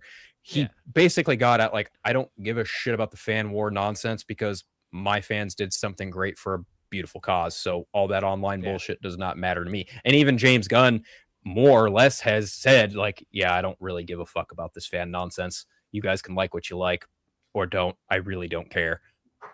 They've both been pretty. I've got a job to do, and that's what I'm going to do. Right. Yeah, exactly. And I say that as someone who's like one of his biggest critics, Yeah. No, I mean, and yeah, exactly. And that's what I like about having discussions with you, Phil. Being one of his biggest critics, you have a good mind of being like, you're not gonna just everything James Gunn is just like, you're gonna be like, oh no, I commend him for this, I commend him for that. Don't like this, don't like that, which is good. That's what you're supposed to do. Ray really. and I have plans to, like, check this out, guys. I'm gonna watch Superman 2025 again for a show with Ray, where we kind of go back and forth. He's for the movie, me not. Oh, that's going to be great. That's going to be great. And here's the thing. I'm not going to go into it trying to tear it the fuck down. I'm going into this movie understanding and concretely figuring out what exactly is it I don't like about it. Yeah. It's not hard. I think you guys are going to have a really good discussion. I don't think you guys are going to have heated discussions. Not at all. No. Maybe it'll get intense in certain spots, but I think that's a good idea. I'm looking forward to seeing that. I don't know when.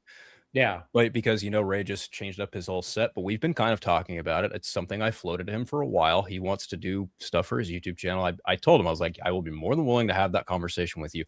And I only want to have conversations like that with friends like you guys, because I know that you guys know that I'm not coming from a place of, just malice. Because believe it or not, guys, I don't fucking hate James Gunn.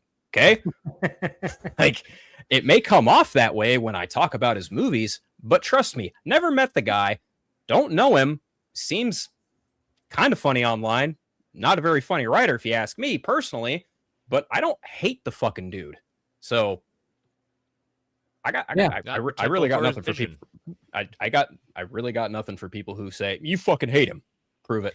Well, that's the thing is, like, nowadays when it comes to anything, it's like you have to be 100% about this or 100% about that. It's like you can never be about like that in a certain movie. I don't know. Let's talk about another James, because 1% that 1%. The other James Mangold. I recently watched Dial of Destiny, and it occurred to me after watching Dial of Destiny that there are some moments where James Mangold fucking just snap of a finger, just gets it. You're like, yeah, that's it. And then if you look at all of his other movies, at least the ones that I've seen, Wolverine, Logan, Dial of Destiny, even some of his Star Wars stuff, pay very close attention to the CGI. It is not up to snuff. James Mangold is one of those guys who probably squints and goes, good enough. Yeah. Some of the CGI in a lot of his movies is kind of a little questionable. A little wonky. Little wonky. I get it. And that's good. I mean, that's what we're supposed to do. I mean, and you can still be like, but hey, you know what?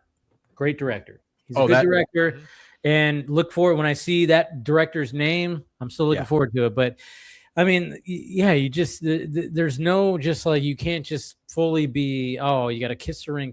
I mean, this is not loving Taylor Swift and Sabrina Carpenter or something like that, where you just 100% have to, like, everything they do is just the best thing and blah, blah, blah. It's like, no. I mean, sometimes I feel like I'm in a really awkward situation because, like, I'm fairly critical of James Gunn, and then some of the cultists come my way and I'm like, oh, please no, I leave me out of your bullshit. I want nothing to do with you. Just stay over there, please.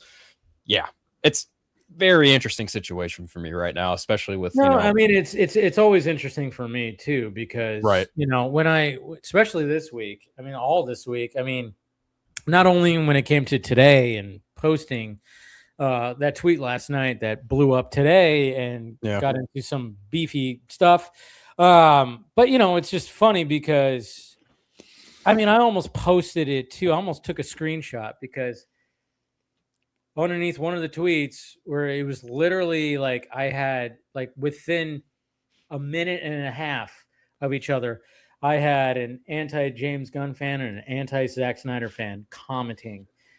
And I was like, fuck, look at that. And I responded to both in the way that I do, pushing back against that. So back against both. And it was just kind of funny just seeing that like within, like I said, a minute and a half, 2 minutes of each other. And I was like, I should screenshot this. And just because a lot of people, you know, when I post like a video or something like that, they're like, why are you going after Snyder fans so much? And I'm just like, and I've always responded, I'm like, because Snyder fans are mainly the majority that go after me in my mentions and stuff like that, sadly. But I'm not saying that I don't give it to the Gunners out there. And, you know, I don't know how many times, and even today there was somebody who was like totally anti-James Gunn fan, and he had no idea about things that I've said against James Gunn. I had to tell him, I was like, hey, because, you know, I mean, I shouldn't just be arguing with somebody right there, but I was like, you know, I have time.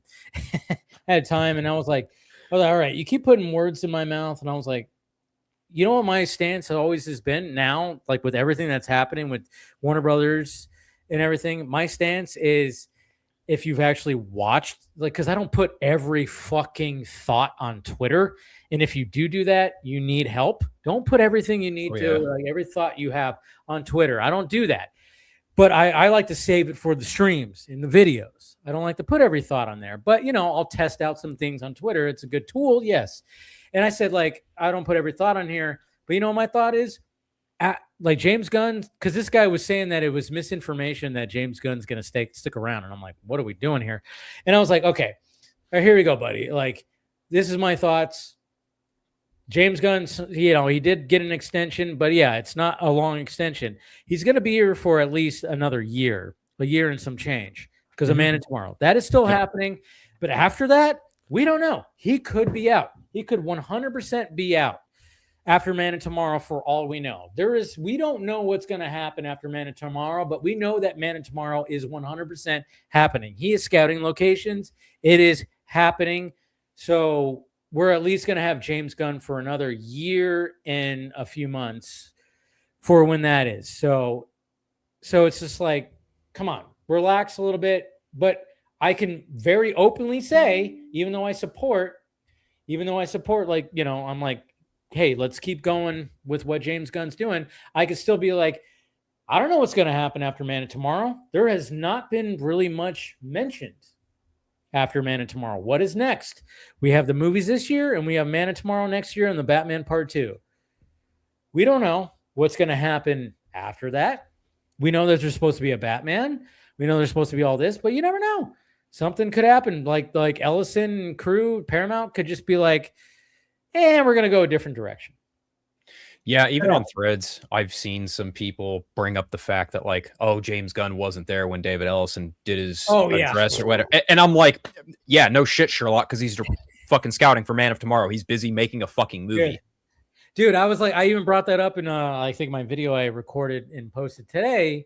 I said, like, guys, this was the dynamic of DC Studios. You guys realize that when they hired Peter Safran and James Gunn, Peter Safran was going to handle the business meetings and all that shit while James Gunn does the creative stuff. This is what it is. Like, yeah, James Gunn was like, I have a movie that I'm doing, but we have Peter Safran that's going to handle all the shit that you need to handle. So Peter Safran is doing his job and James Gunn is doing his job. How about that? Right. You know, it's not any kind of indication that, James Gunn doesn't want to. Again. What? Shit. I'm sorry. I should stop doing that. No, James Gunn hates David Ellison. He's walking away.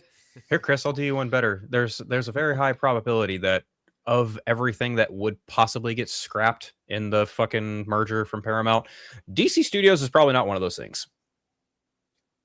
Well, they want IP, so and when it comes down to very true. That's very true. That's very true.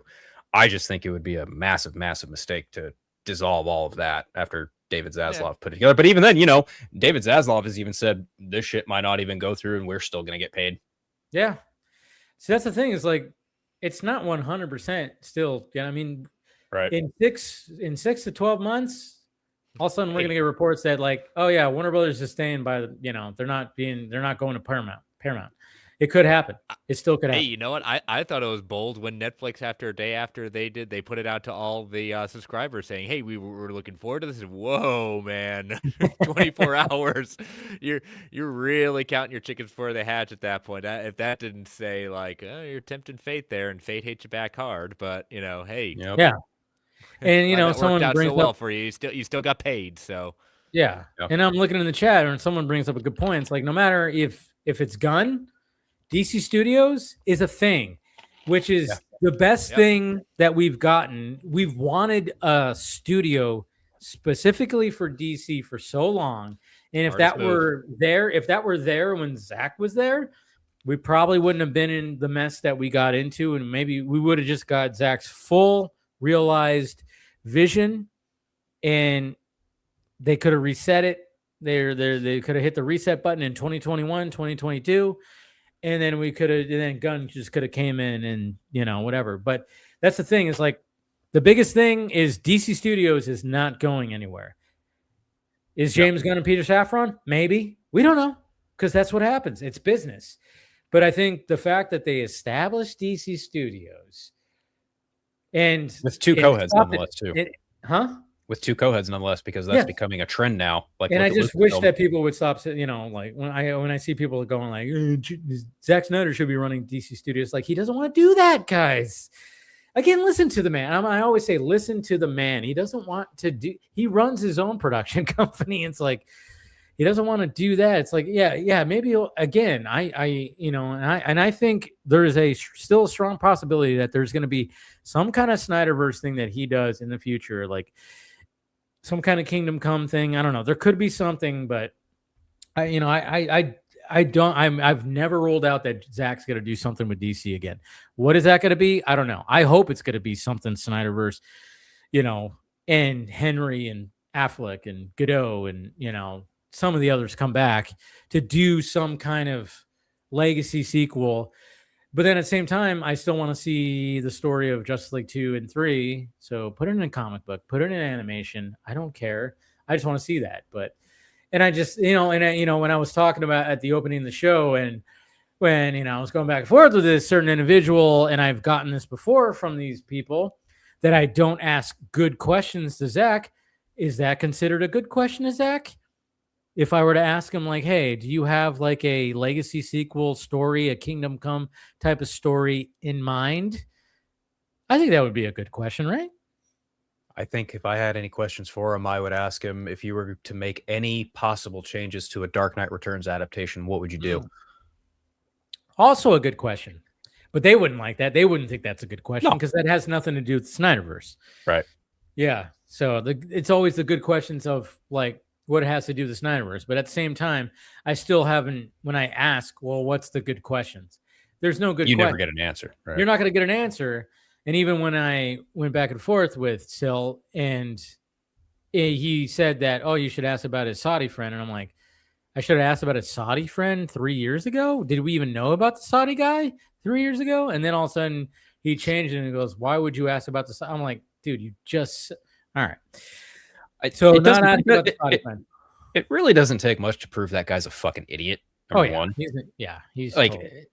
And then there's this buddy, Eric Lamb. Sorry, I'm not calling him Ski Walker. The only reason I know that is because he's fucking popped up on my Facebook feed and I went block super fast. What? Oh, you actually have a swear to God, dude. Like that's why he goes by Ski Walker. If I had a name like that, I'd probably go by Ski Walker too.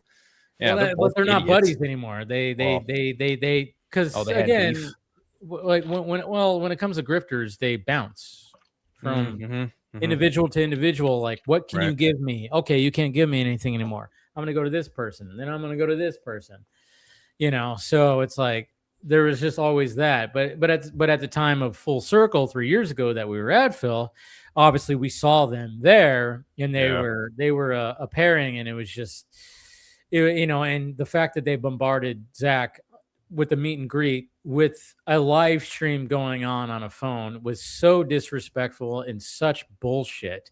I remember when we found out about it, we were like, what the fuck? And then there was people online going, what the hell are you guys doing? Like that, it was like the most disrespectful thing. Like you don't do that with a meet and greet. You don't just bombard somebody with a live stream. Like you're like, hey, we're live. You don't do that. Man, I think it was so fucked up, man. I think me and Steven, I know you guys encountered him when going to the bathroom, but yeah, either me and Steven. Yeah, it was me and Steven or me and someone else. I don't remember who, but me and someone else from our crew were going to the restroom, and we're walking in, and those clowns are coming out, right? And fuckface, the tall one's like, "Oh, excuse us, gentlemen." And I just went, "Fuck you, motherfucker!" Fucking. Those guys act like they're so fucking cool, tough shit, but it's like, fuck you. Fuck both of you. I don't fuck with none of that. I'm not on Twitter anymore. Thankfully, I don't see their bullshit. Yeah. But still, like, even just that attitude, it's like, what are you even doing here? Well, I do remember like the first day that, so we saw them in the distance and we were trying to get over to like the area where like they're serving drinks and food. Yep. And I remember seeing them, and I had my sunglasses on, of course, you know, my sunglasses, they have like mirror lens, and I looked over, and of course I got like an evil grin from Mr. Ski, and I was like, Jesus Christ, this guy. And I'm like, what are we doing here? Like, you didn't give him that wink and that other grin. I probably should have. I should have taken off my glasses and went, you know. That dude, but like I said, we had the last laugh again, like what I said earlier, because Steven and I, we did the commentary with Zach, right, for Man of Steel. We were picked for do that by Zach, and we were walking out, and they were in the lobby because you could tell that they were trying to come up. They were trying to, you know, be the people that, oh yeah, maybe we can get Zach in a corner again. And you could totally tell. And we're walking out with Zach and Debbie and some actors that were in Man of Steel and the security. We're walking with them.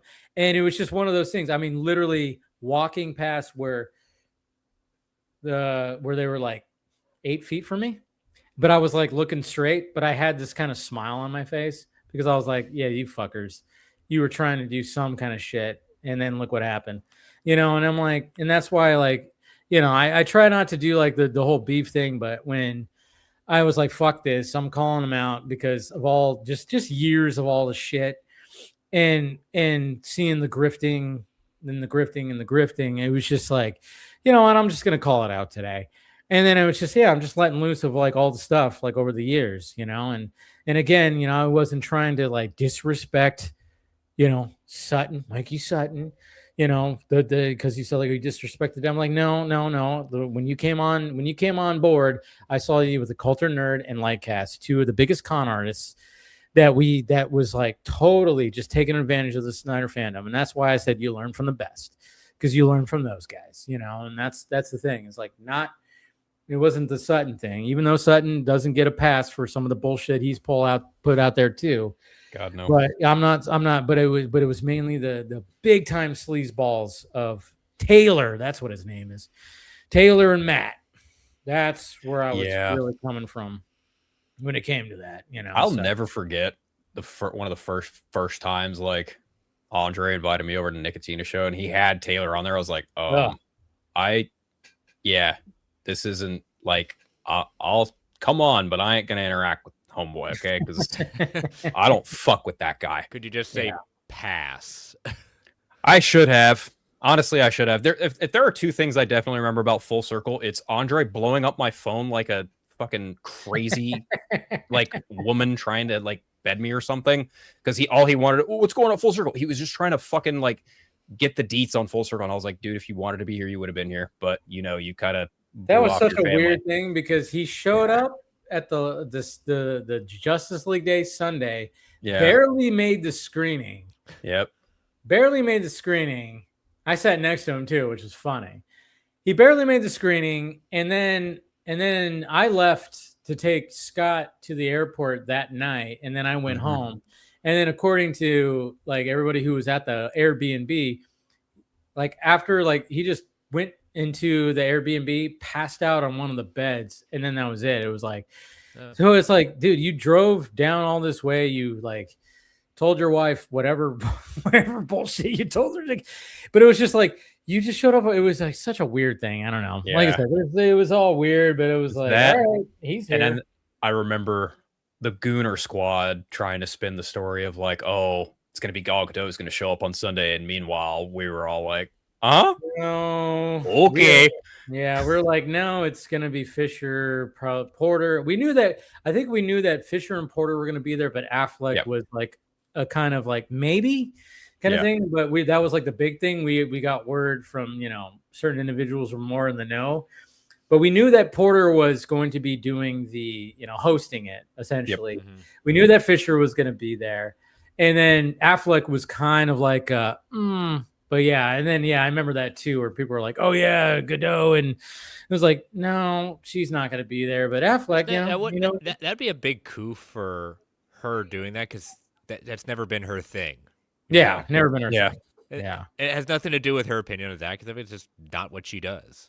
Henry Cavill, 50-50. Ben Affleck, I'd say 75. Very 25. typical of Ben. Yeah. I mean, but as soon as we heard that, we're like, I think Ben's gonna do it. You know what did it for me? I think when we were getting our poster signed, Debbie asked us, like, she asked me and Scott. She leans in really close. She goes, "Are you guys gonna be here tomorrow?" Oh yeah, I remember you saying that. Yeah. Me and Scott were like, yeah, we're here all weekend. And Debbie was like, good, you're gonna want to be here tomorrow. There's big surprise. And we were like, I remember that. Yeah. Me and Scott looked at each other and we kind of like did the eye thing, and we were walking away, and I whispered to Scott, I was like, Affleck, and he was like, Affleck. Yeah. That's because we're already hearing stuff. So it was like, oh, yeah, it was like pretty much confirmed. And that's another thing too, is like, man, it was such a fun weekend. It was a great weekend. And going back to certain individuals bombarding live streams, I was like, I had planned to do live streams. Like, hey, let's do live streams. It didn't happen. I brought my desktop computer and everything because I was like, let's all live stream. But then it just didn't feel like time to do a live stream. Like, I remember posting no videos that weekend, and I just kind of enjoyed it. I mean, of course, I recorded a video with Zach, which I posted that Monday, and that was fine. But at the same time, I was like, I had intentions on Saturday. I remember Saturday was. It was fun because it was BBS night. It was signing on stuff, and it was a late night. And then we just got back to the house, and we were just all shooting the shit, drinking beers and fucking just having a good time. And I was like, we don't need a fucking. I even kind of set up things. I was like, let's live stream, but then we just didn't do it. And it was just like one of those things where it's like, let's just enjoy ourselves. We didn't have like a certain kind of we did. We turned on the very first crossover episode of Film Junkie and Stephen Colbert. Oh yeah, that's right. We did. We did do that. For some reason, we decided to when I had my first official podcast called the Film Junket Podcast, and my first guest was Stephen Colbert. No. Yeah, I know, right? But yeah, it was like Stephen was my first guest. I remember Swenson was my second guest.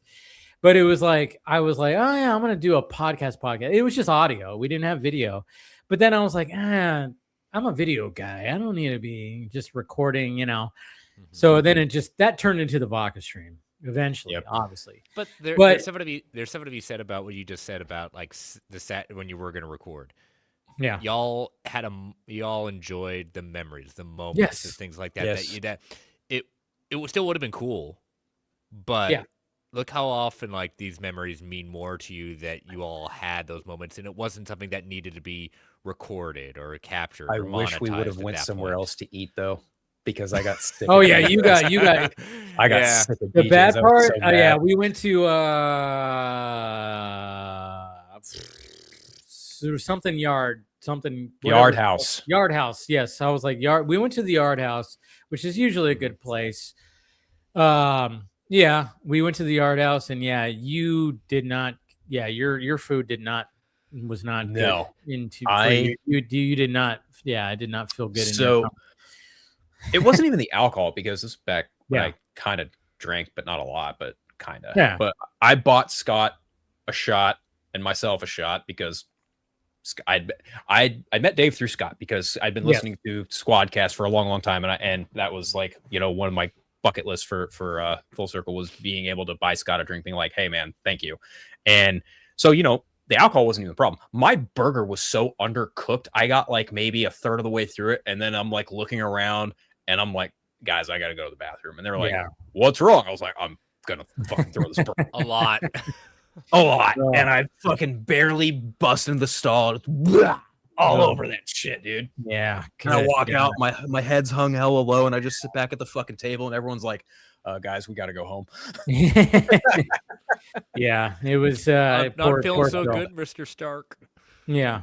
Ha Then ha. when we, but You're when we funny. got back, we were just kind of chilling, and I think your stomach kind of settled, and you're just, we Little were bit, kind of chilling. Yeah, it was, but yeah, no, it was fun. But yeah, that's the thing. That's what we're supposed to do. Yeah, I had intentions on like doing. I mean, I did record video that I posted. Like I just recorded. It was just mainly just me just taking video of the crowd and the location, doing some run throughs. Oh, That's what I did. But at the same time, I was like, and then of that was course at, like, on Monday, was- I remember on Monday, fuck man, I remember like because I had to take Scott back.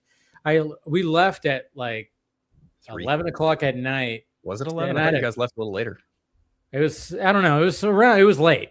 Yeah. But I remember I had to like take Scott to the airport, LAX, and it was raining too, by the way. It got raining. It did rain, yeah. So like I had to take Scott to LAX, and I think like I dropped him off around. It probably was later. It was probably like midnight or something like that. I remember I think I took a nap after. I think I took a little bit of a nap, and so did Scott after watching Zack Snyder Justice League, and then of course we went out that night too. And then yeah, we did. Yeah. Yeah, and that's where we met Paul.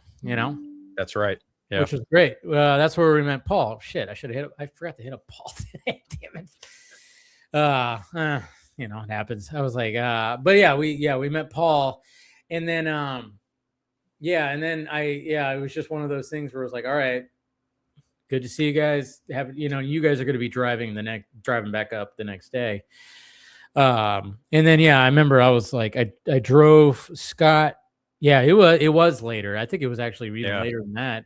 It was late because I remember not getting home till like 3 o'clock in the morning. And I had no work the next day, thankfully. I already had it off. And I remember just like getting home really late and just crashing, sleeping nicely. And then I woke up the next day, uploaded my video with Zach, and that was like the first thing that I uploaded, at least on YouTube. I uploaded the video stuff. And then I think just like a montage stuff just for Twitter, So fun stuff. Man, it was. I remember vividly. Steven took a lot of pictures. He took a lot of really good pictures, and he posted some beautiful pictures. Yeah. Holy shit! He posted like there was some that I was like, holy shit, dude! Like you did a very good job. I mean, because Steven is just like an awesome photographer. He had his great camera, and he posted some really beautiful, like just. I mean, there was one where it was me and Zach when I was doing my vlog with him. That was really good, and I was like, fuck man, that's awesome. Like it was just, and I remember he was like sending them to me, he was sending them in group chats, and then he started posting them on Twitter. I was like, god damn, it was really good shit. So yeah, Steven took some really good pictures. He did. Yeah, definitely. I remember Steven and Joey and me and Jason and Ishan, we all went and got coffee with Ray Porter the following morning. Oh, that's right. Because I had because I was already gone. Yeah. And that was really cool because a lot of being on the internet, you see a lot of people, back when I was on tour, you saw a lot of people give you shit. You saw people give Scott shit. I saw a lot of people give Steven shit. And I will say, just meeting that guy in person, you have such a different experience when you meet friends in real life, especially through the internet. It's such a different experience. But Steven is hands down like one of the most knowledgeable film fanatics I've ever met. Like that dude knows what the fuck's up. The first day on Friday, he almost lost his voice. Well, that's what was funny. Is like the first day when I picked him and Joey up. Yeah. From the Burbank airport. So I picked him up, and then we go to the Airbnb. And then of course, like Steven was already saying that, oh yeah, I'm starting to feel like a little bit of something, but it wasn't like anything. It wasn't too bad yet. But he was starting to kind of feel it a little bit. But it was but at the same time, Joey ended up like, well, I'm gonna go, I have a friend here. We're gonna go get some dinner and blah blah blah. So it was just me and Steven. And yeah, we were just sitting at that table. Yeah. And we got some food and stuff. We went to the grocery store to grab some groceries. And then we were just like shooting the shit. And it's so interesting because, you know, Steven and I talked so many times through this lens, but then just to be like in person, it was such a different kind of thing, you know, and like you're seeing like the full, like, you know, we're seeing like our mannerisms fully. We're seeing so many different things. But it was such like it's as much as like, you know, we have our conversations on here, which is great. But when we see each other in person, it is a little different. Like when you showed up and we had, you know, a brunch or whatever last year, you know, but it's still as much as like it's the same, but it's different, you know. But at the same time, we still getting that same vibe of like, oh, we still talk about the same shit, you know, we still vibe on the same stuff, but it is like such a different kind of thing because like, oh yeah, there's not a microphone and a screen in front of us this time. But it was interesting to just sit there and just talk with Steven for a couple of hours before you guys like showed up and everything. You guys showed up late and then Joey showed back up and then everybody was in bed when you guys showed up that first night. That was on Thursday actually.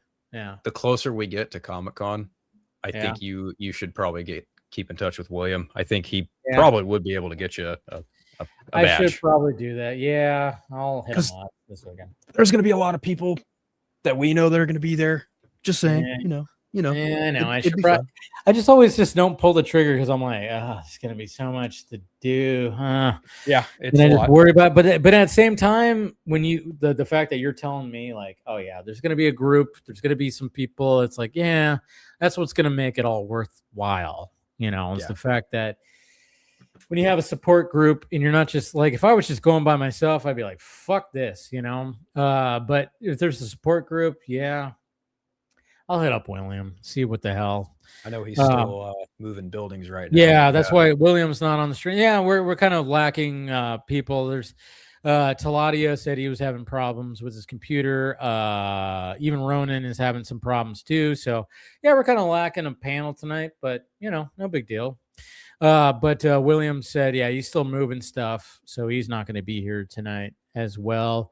So yeah, we're you know, it's going to be a small panel tonight.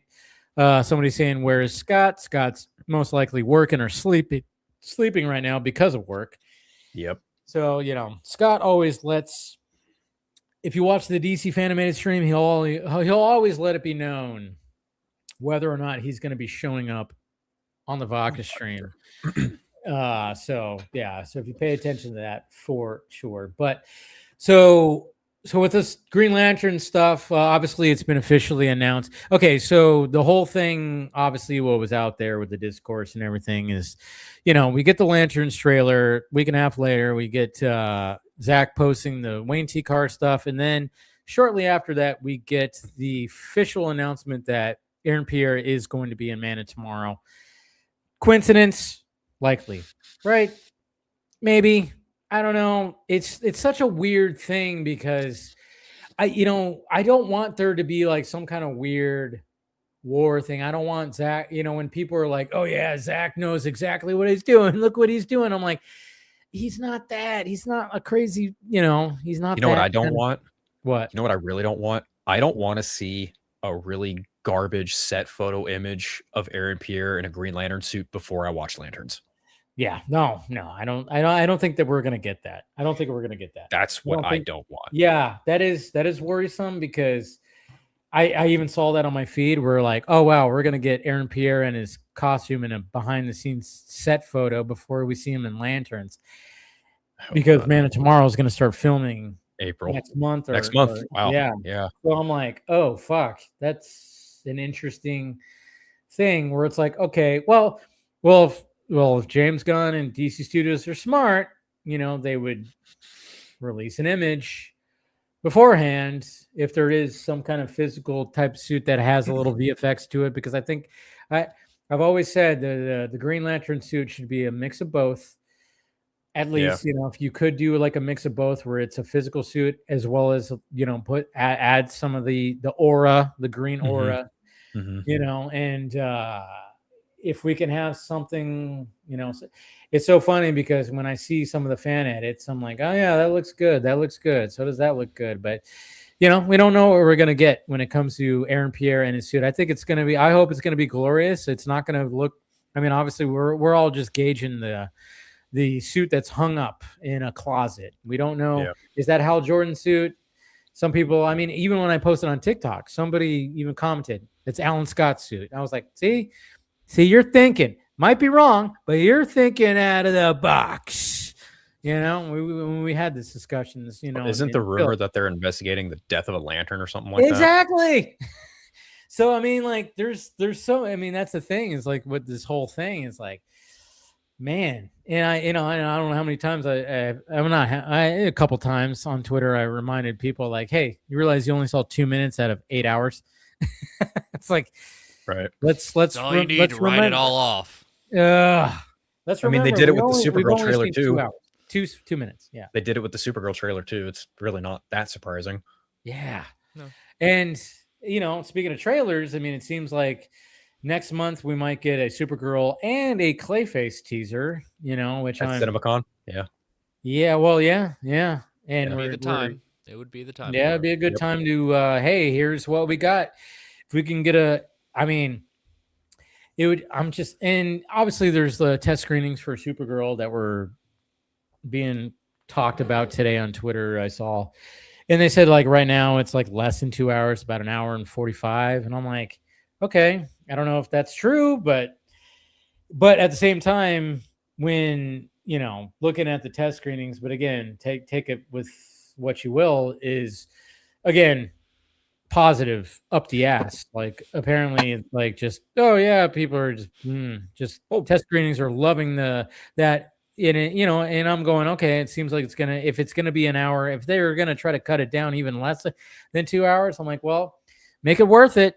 Keep it snappy, keep it going, where I'm not sitting there going, okay, you're not wasting time. Don't make it feel like it's rushed. That story is a long story, and I get you're not going to adapt fully that story, and you're probably only going to jump a couple of planets or whatever. You're not going to go through the whole fucking thing and see these different races of aliens and all this kind of stuff when they're on this kind of adventure, sure.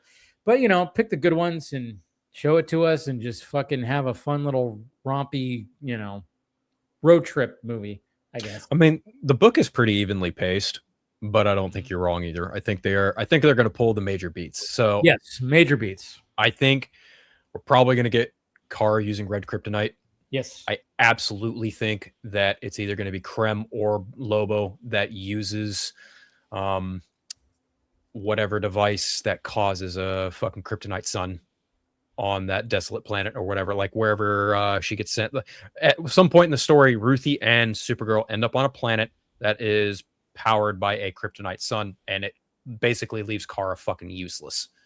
Yeah. I don't doubt one bit that is probably going to be in the movie, because how do you have a super character movie vulnerable to kryptonite and not take that opportunity to do it, especially if you're adapting Woman Tomorrow? That's a very big portion of that book too, and it's also the one portion of the book where Ruthie actually has to prove that she can, be a hero in her own right to save Kara, et cetera, et cetera. There's also something at the end that I wonder if they will keep or if they won't, and that is in regards to a certain other superhero character I almost just said the name of. If Rebecca was here, she probably would have slapped my hand, but whatever. You all know who I'm talking about if you've read the book.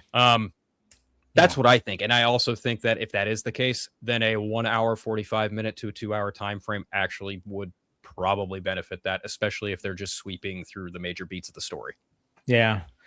Yeah. Like I said, anytime, like if you have I'm all about long movies. If you could fill that, there's certain story. That's the thing, is like, there's certain directors out there, your Scorsese's, your Nolan's, your Snyder's, your James Cameron. Yeah. Your Camerons, where they can fill a 3 hour time frame, 3.5 hour. They can do that, and it doesn't feel like it. But then, there's some, there's been times where I've seen movies where I'm like, well, this is a fucking slog. But then there's some people that, can be like, all right, if we want to, how we want to keep the pacing in this movie. And I think like with this movie, like judging just by the first trailer, I'm like, yeah, this needs to be you're going to have your moments of, obviously we know that especially if they're taking beats from the book again. Crypto's gonna, there's gonna be sad moments with Crypto for sure, like where we worry about that little furry pup. So yeah, there's gonna be beats. Gonna be a there's party gonna be girl too. yeah, there's gonna be beats of like that. So I mean, I don't know. Like I've been seeing that all the test screenings are positive, but again, take it with what you will. But yeah, I mean the whole thing about the composer. I'm like, what's going on with the composer thing? We we had we had what's his name? Duani Raymond something, whatever, Johnny, whatever, who did like Game of Thrones stuff and all these things. He drops out, Junkie XL comes in, and I was like, oh, fuck yeah, this works. And even Phil and I were like, Fiora in space, Fiora in space, cool. And then he drops out, and then he's like, okay. And then we get Claudia Sarn or whatever, and I'm like, I don't know who this is, but all right. She's done Book of Eli and End of Watch. I like those two movies. Yeah. I gotta be honest, this news really disappointed me because I was really looking forward to Junkie XL. Like, so was I, man. I was disappointed too. I was like, God damn. I saw on Threads someone posted some no-name article of like, oh, Craig Gillespie apparently fired Junkie because he wasn't happy with the score, and I'm like, your source is a nothing burger source. Fuck you. Yeah, I mean, we don't know. Again, we don't know. Right, we don't. I mean, there could be maybe Craig Gillespie and Junkie XL didn't align. That could be it. We don't know, but but at the same time, it's just a lot of people were like, holy shit, what's happening? It's not unheard of. Obviously, this is a big movie. It's a summer blockbuster movie. So yeah, but it's just kind of interesting because then we're hearing about test screenings. I'm like, well, what the fuck is there score in stuff? Like with these test screenings, are we, like, is there actual score in there, or what are we doing here? I mean, but then at the same time, it's like we have to realize that sometimes when we get news about the stuff, it's not all current. It could be old.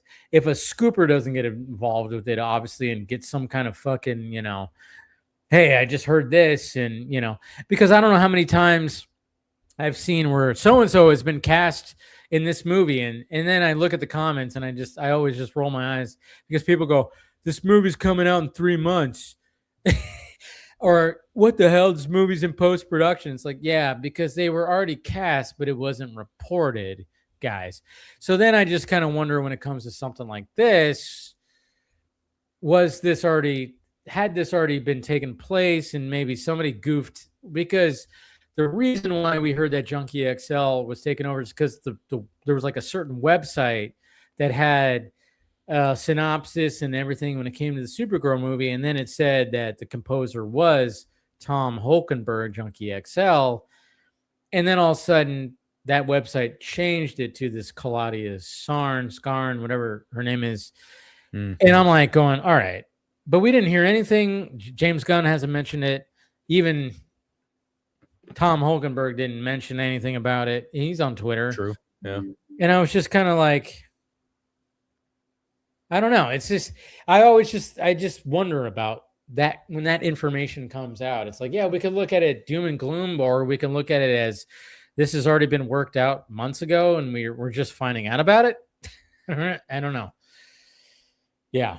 I'm looking at Warner Brothers picture release this year, and I gotta be honest, their biggest releases on this calendar that I can tell are Mortal Kombat 2, Supergirl, Dune. You got other stuff on there that's probably going to do well. Evil Dead Burn, Practical Magic, obviously Clayface. I'd be shocked if the Cat in the Hat made money. Lee Cronin's The Mummy looks fucking dope. I can't wait to see that. That's an interesting movie because there were so many rumors that movie was like getting such negative test screenings, and I think there was even like a report that James Wan himself walked out of it. I'm like, that doesn't even make sense. Why would James Wan, who produced the damn thing, why would he walk out of it? But every trailer I've seen, I went, this looks very interesting. Like, I know there's people that didn't like the Wolfman movie, because it Yeah. was like a different style. Was that 1L? Is that Lee 1L? Yeah, that was Lee Winnell. Because what they're trying to do is trying to update. Obviously, Invisible Man did a good job.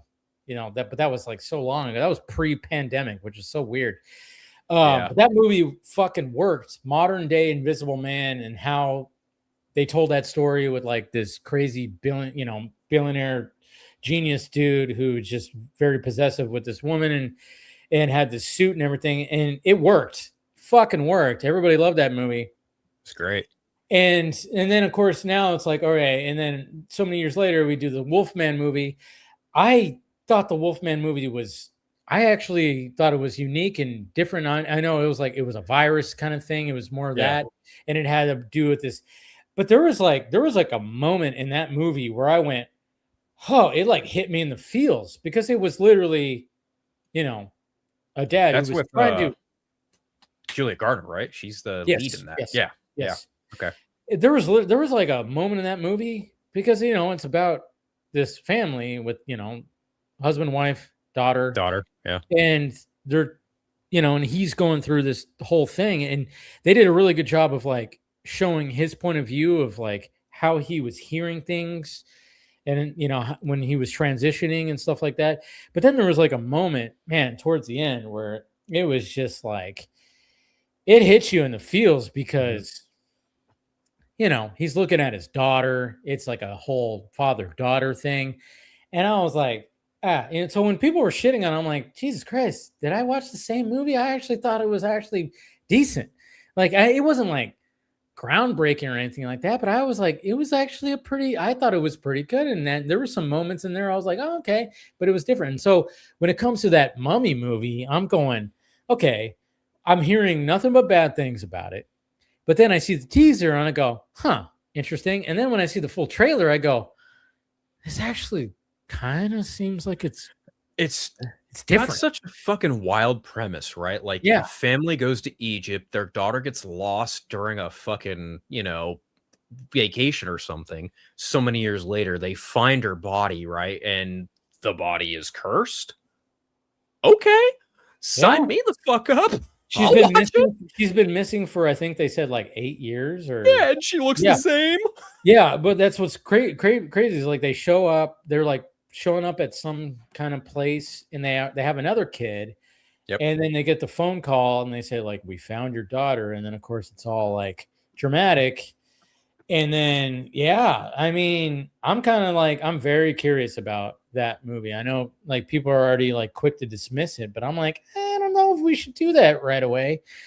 I'm thinking that it might be something unique. And but I think, again, this goes back to the whole, when people try to do something different with classic characters like I mean, we already tried to do that with Tom Cruise's The Mummy.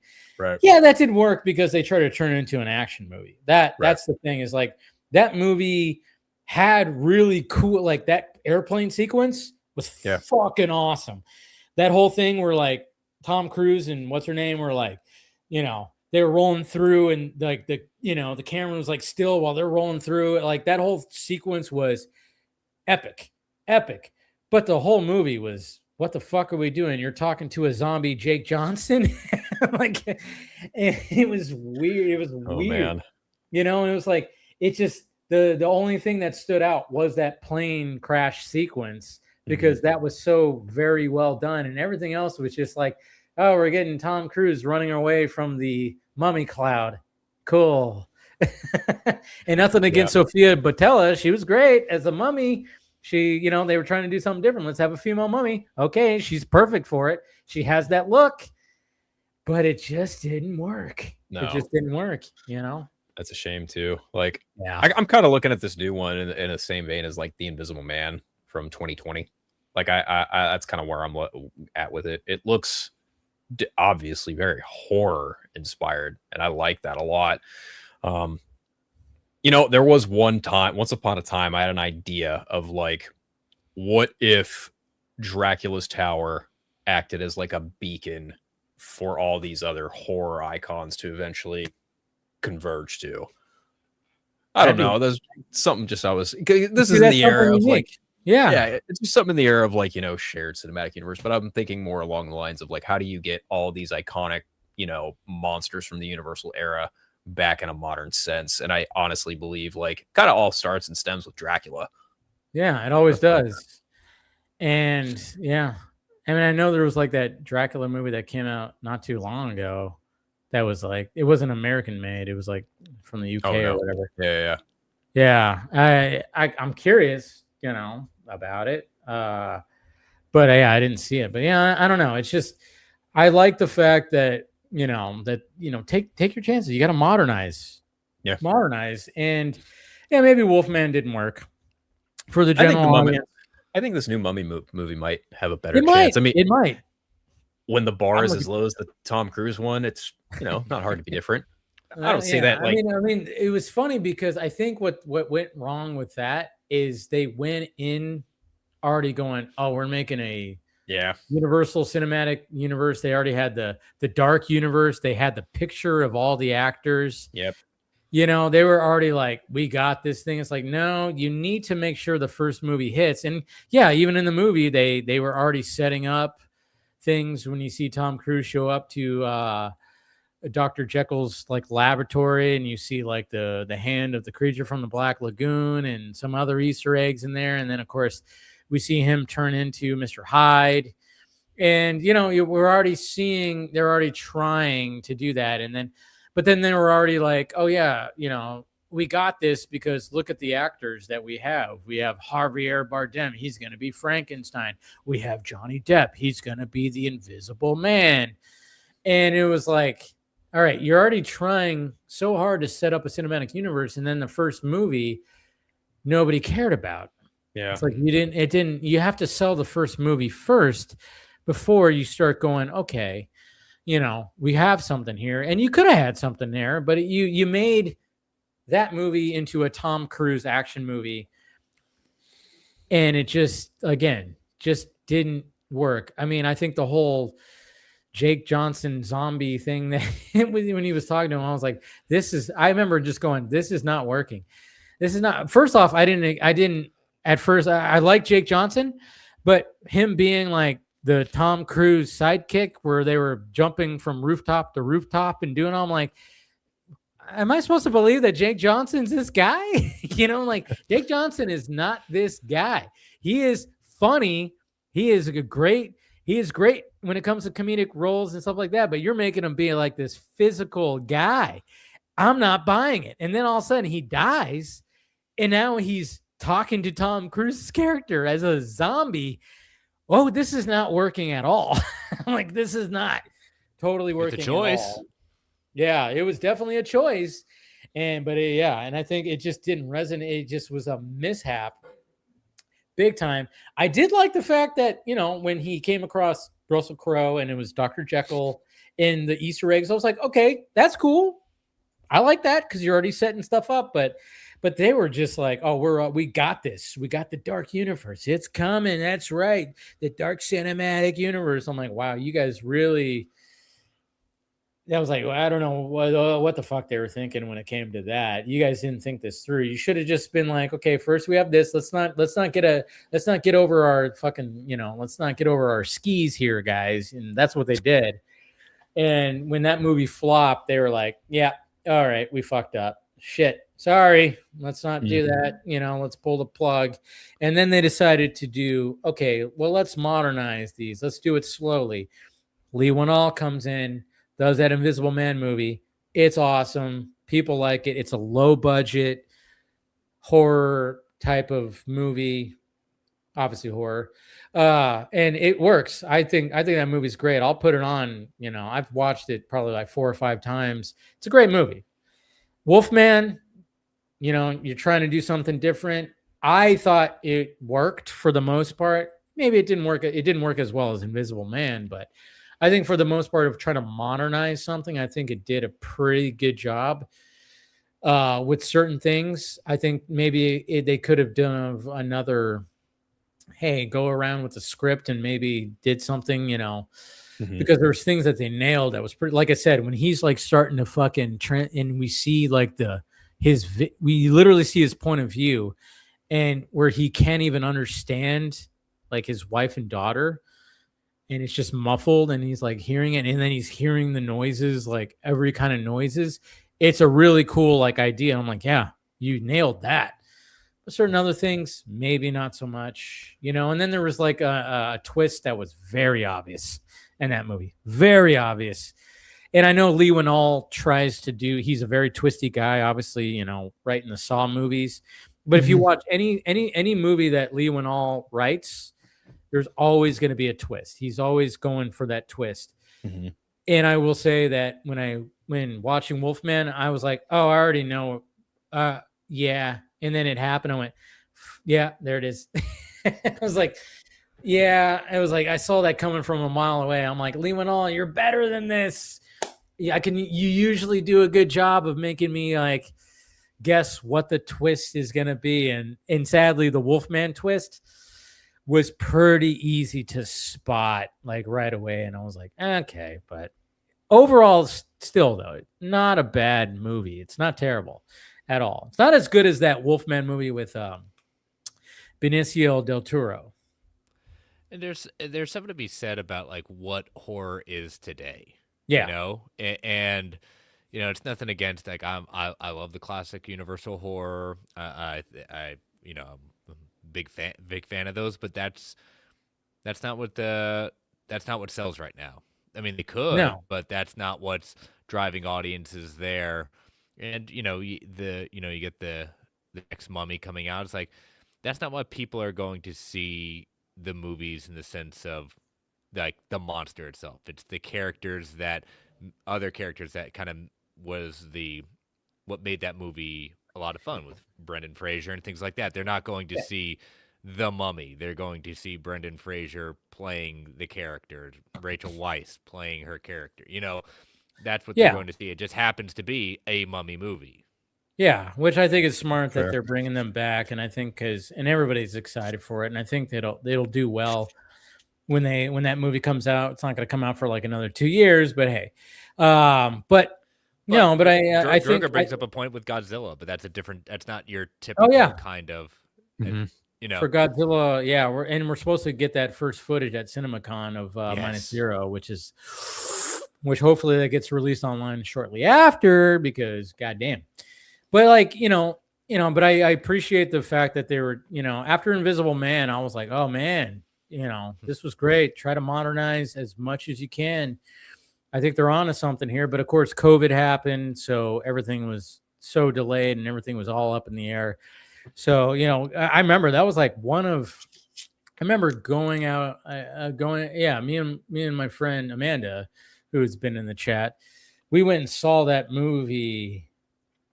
And that was like I think she even said that was the last movie I saw before COVID hit. I was like, yeah, damn. The last movie I saw COVID hit was that No Way Back movie with Ben Affleck. Yeah. That was a week before the theaters closed. That was like, yeah. But yeah, so I don't know. It's kind of interesting because like you said, horror is like and horror has had a nice boom. Yeah.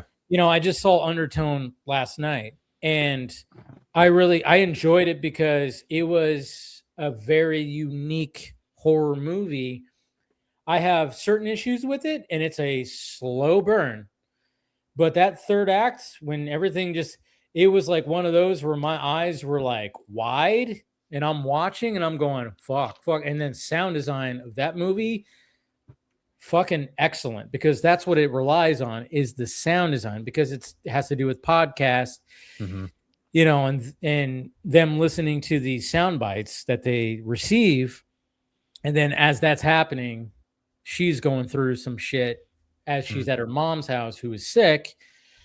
But at the same time, I was a little disappointed with the fact that there were still like the same tropey kind of things that happen in the movie where I'm like, oh, I thought this was going to be strictly, for some reason I had it in my head because I hadn't seen too much about it. I saw like a teaser about it and I was like, that's all I need to see. I don't need to see more. I thought it was going to be almost going to be like a real time thing where like she's listening to the stuff and things are happening and it's just going to be about that. Now it takes place over a week essentially. And so you get these moments, you know, because her mom is like sick and kind of basically comatose, and then weird shit is happening with that. But it's like the same shit that we've seen in other horror movies. But when the whole thing is happening while they're recording the podcast and listening to these clips, that's where the movie shines. Because like literally, it's just like there's like no. This movie literally like the director Ian something, I forgot his last name, but he really loves the shot of the camera with a specific lens that is not quite fisheye, but it's a little, because you could see the frame a little curved. He likes to just have it on a straight up tripod, and the camera operator is just moving it with that, you know, with the little handle and whatever, and just moving it to like there, you know, she's recording the podcast, she's doing this, and then they just kind of show like a dark hallway and maybe a light flickers, or you might see a shadow, and then it just moves back. It was just like there's like probably about 4 or 5 of those shots, and sometimes you don't even feel like you see anything, but I appreciated those shots because I was like, oh yeah, that's your shot of this movie. I like it because it's just like a standard little, oh yeah, you're just moving the camera, moving over, but there's a dark hallway and moving it back. You know, It's like, and you have a specific lens, but I was like, there's something creepy about it because I'm sitting there going, oh fuck, something's gonna jump out, something's gonna move, and sometimes you don't even see anything.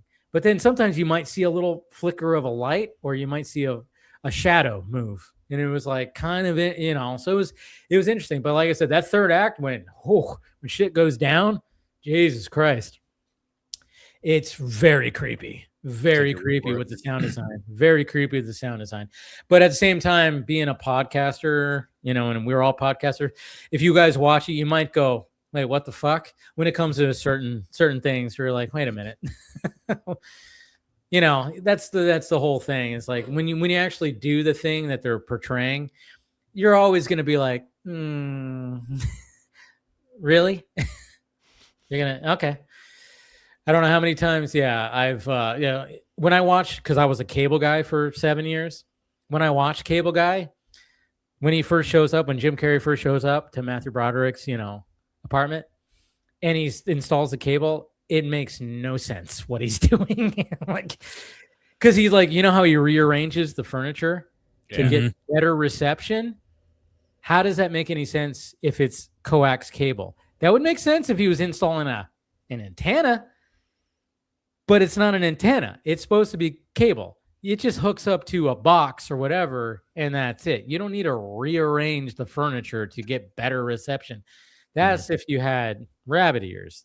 And I'm like, why the fuck? That doesn't, I always go, that doesn't make any god. And then like, even like in Cable Guy, remember when his like cable's out, and then he like calls him up, and then he shows up real quick.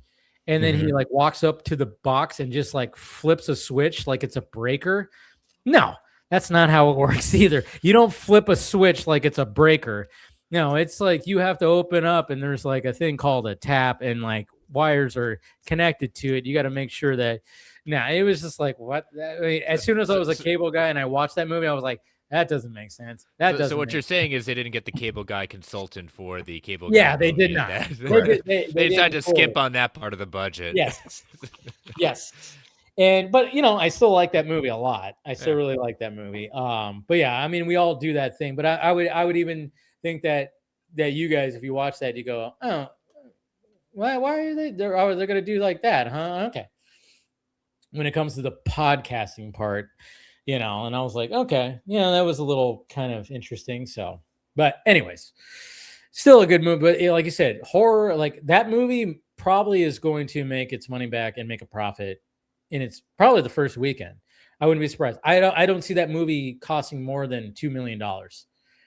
And I could see that movie. It's got buzz, and it probably was less than $1 million. For all we know, it cost less than $1 million. And like I said, and this is where I go back to James Wan and Lee Winnall, is like the fact that when they wanted to make the Saw movie back in the early 2000s, they were like, how can we make a horror movie? How can we make this movie with the least amount of budget.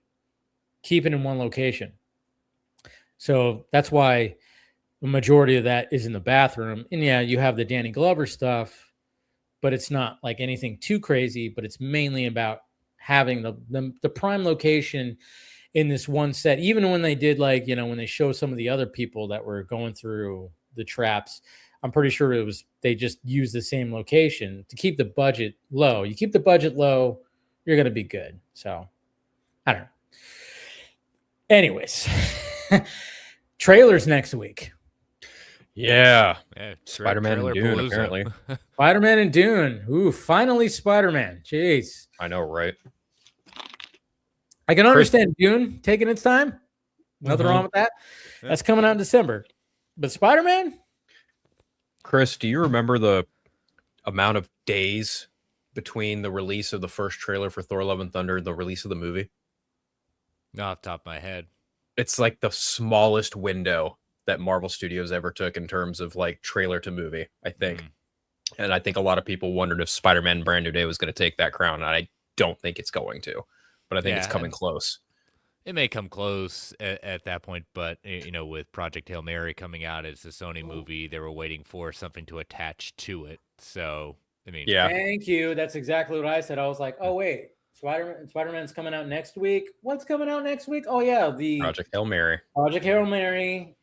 Yeah, Sony, and it's the launch of the summer blockbuster season, essentially. And I was like, perfect. Of course, it's going to be coming out next week. Yeah. Yeah. So it was you know, I'm here for it, obviously. You know, why? Oh, yeah, exactly. Yeah, why? You run a Marvel podcast or something? Yeah, co-run a Marvel podcast and things like that. You know, content has been rough lately at this point. I don't know how many evergreen topics we can come up with. So how many times have you and David just gone, where's the fucking Spider-Man trailer? I don't think we're gone like that. It's just very much when they said they were pulling back on content at that point, they're like, this is one of those times where we're like, okay, thank goodness we got, you know, Daredevil coming out next week. Like we can go one more week, and then we got a steady flow of see that Kingpin poster? Oh my God. I may or may not get to watch that show early. No, really? May or may not. We'll see. Hopefully, we'll see. But yeah, they released a Kingpin poster that looks fucking beautiful. Oof, that thing looks beautiful. But yeah, Chris knows full well that this season's already top tier for me because he's in the Shadowland suit. There's already no discussion about there to be had. Right, Chris? Yeah. I mean, besides, you know, the Shadowland suit's good. I mean, the main line of Shadowland's book, good. All the tie-ins, complete garbage and just not necessary at that point. But the main thing was okay. Yeah. But I don't think we're getting anything like that. I just love you know, it's even Soul had that kind of suit too, as well. So it's that's true. You're right. But yeah, I'm gonna be very interested to see because all these lovely rumors of who's who Sadie Sink, how's it gonna factor in at this point? Sure, I don't think they're gonna exactly call it out in this trailer. I think it's just gonna add more fuel to the fire, saying, she looks like it. That's got to be it. And, you know. Yeah. Yep. We got a super chat right here from Real Skeptic. Do you guys know Moonlight Warrior? Oh, yeah. I remember. Okay, you're talking about. I was like, I thought this was like a DC character because he said he's a gun show. I was like, oh no, yeah, from Twitter. Yeah. I've seen that guy. He doesn't like me. He doesn't like me. Yeah, him or Casey Walsh, they don't like us. Yeah, I think he blocked me at one point, but he doesn't have me blocked now. But I see his stuff now, and yeah, that guy, he's annoying. Yeah, he totally, he shills the DCU, which, you know, I fine, but at the same time, like, so many people have called him out on his prior tweets where it's just like he just I don't know. It just seems like he just follows whatever, and he's had some bad takes on things. And that He's guy. a follower. They can't really think for themselves. And then Casey Walsh, that's just a Oh fucking God, man. I can't stand that guy. That is a man child waiting to get arrested for being a belligerent dipshit in public. I'm telling you that idiot is just one fucked up situation away from getting hauled off. That I've seen that guy and Moonlight Warrior I remember back on Twitter when they tried posting selfies being like, see, we're cool. And I was like, you guys look like the biggest dorks that would have got shoved into lockers back in high school. Pipe the fuck down. Swear to God. And then we got Ghoul with the $2 super chat. Dave, start of summer movie season. It's still winter. Yeah, but I don't make up the rules. Nope. The end of March has been now considered the summer blockbuster season now. And Project Hail Mary is that start because it is going to be a blockbuster. It's going to probably make, it seems like it's just going to be a crowd pleaser. Like I said, I don't make up the rules, but it's so funny because March is always like you have the first summer blockbuster movie, April kind of like, and then May, and it's like, and then June, and then it just gets like crazy. But yeah, I don't make up the rules. I mean, that's just the way that for some reason, March now is like the launch of like the first blockbuster movie. We don't have spring anymore. We just go straight into summer in March. Yeah. Oh yeah. We don't. Yeah. Well, that's the way the weather is in California. That's going to be, sadly. I'm like, fuck. I was hoping like, okay, we're going to have a nice little spring or it's just going to be perfect. No, it's going to be 93 degrees next Tuesday. Fuck. Yep. I'm like, God damn it. But then it's supposed to cool down. But I'm like, jeez. Yeah, it's like one of those things where it's like, I don't know. But yeah, I don't make up the rules. Sorry, Google. Like, I wish that the summer blockbuster season just started in June where it should. But they always put that first blockbuster in March. That's technically the launch of it, but I don't know. I'm so looking forward. I already got the tickets. Very much looking forward to it. I'm not seeing the early screening. I'm going to see it twice because I have like multiple people that want to see it. So I'll be seeing it twice. When does Mario come out? April 1st. Yeah. See? Yeah.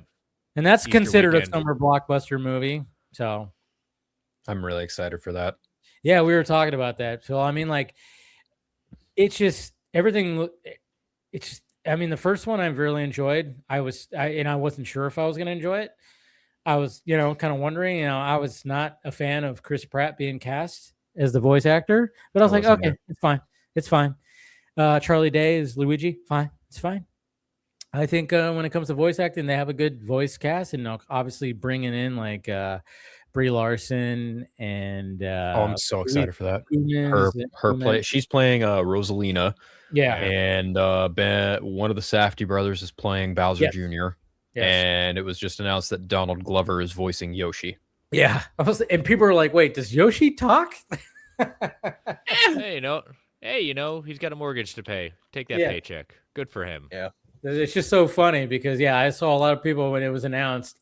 We were like, "Wait, does Yoshi even talk?" I'm like, "Hey, could be just he goes in there, records couple of things, gets his bag, just like Vin Diesel." That's what I was about to say. It's like, hey, good for Vin.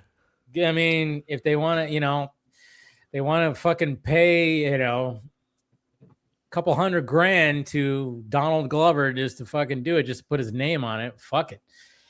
But it looks fucking beautiful. I mean, like all the posters have looked great, and bringing in Yoshi, I think, and obviously they fit a lot of good Easter eggs with the first one. And in this one, they've got Fire Mario and Fire Luigi. Yes. We finally get that. That's going to be cool. Anyone who's played Yoshi's Island, that's getting homaged in this because we see Baby Mario on the back of Yoshi. So that's going to happen at some point in the movie. I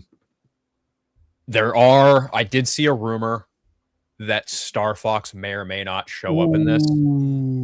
And if it does happen, I'd flip my shit. That would be fucking insane. Yeah. Because if anybody doesn't know where Jesus Christ. Yeah. If you're an N64 fan, you know Yes. full well who Star Fox is. One of the Singing first Flippy while 3D you're at games. it. One of the first 3D games that were like, I remember playing that game and just Yeah.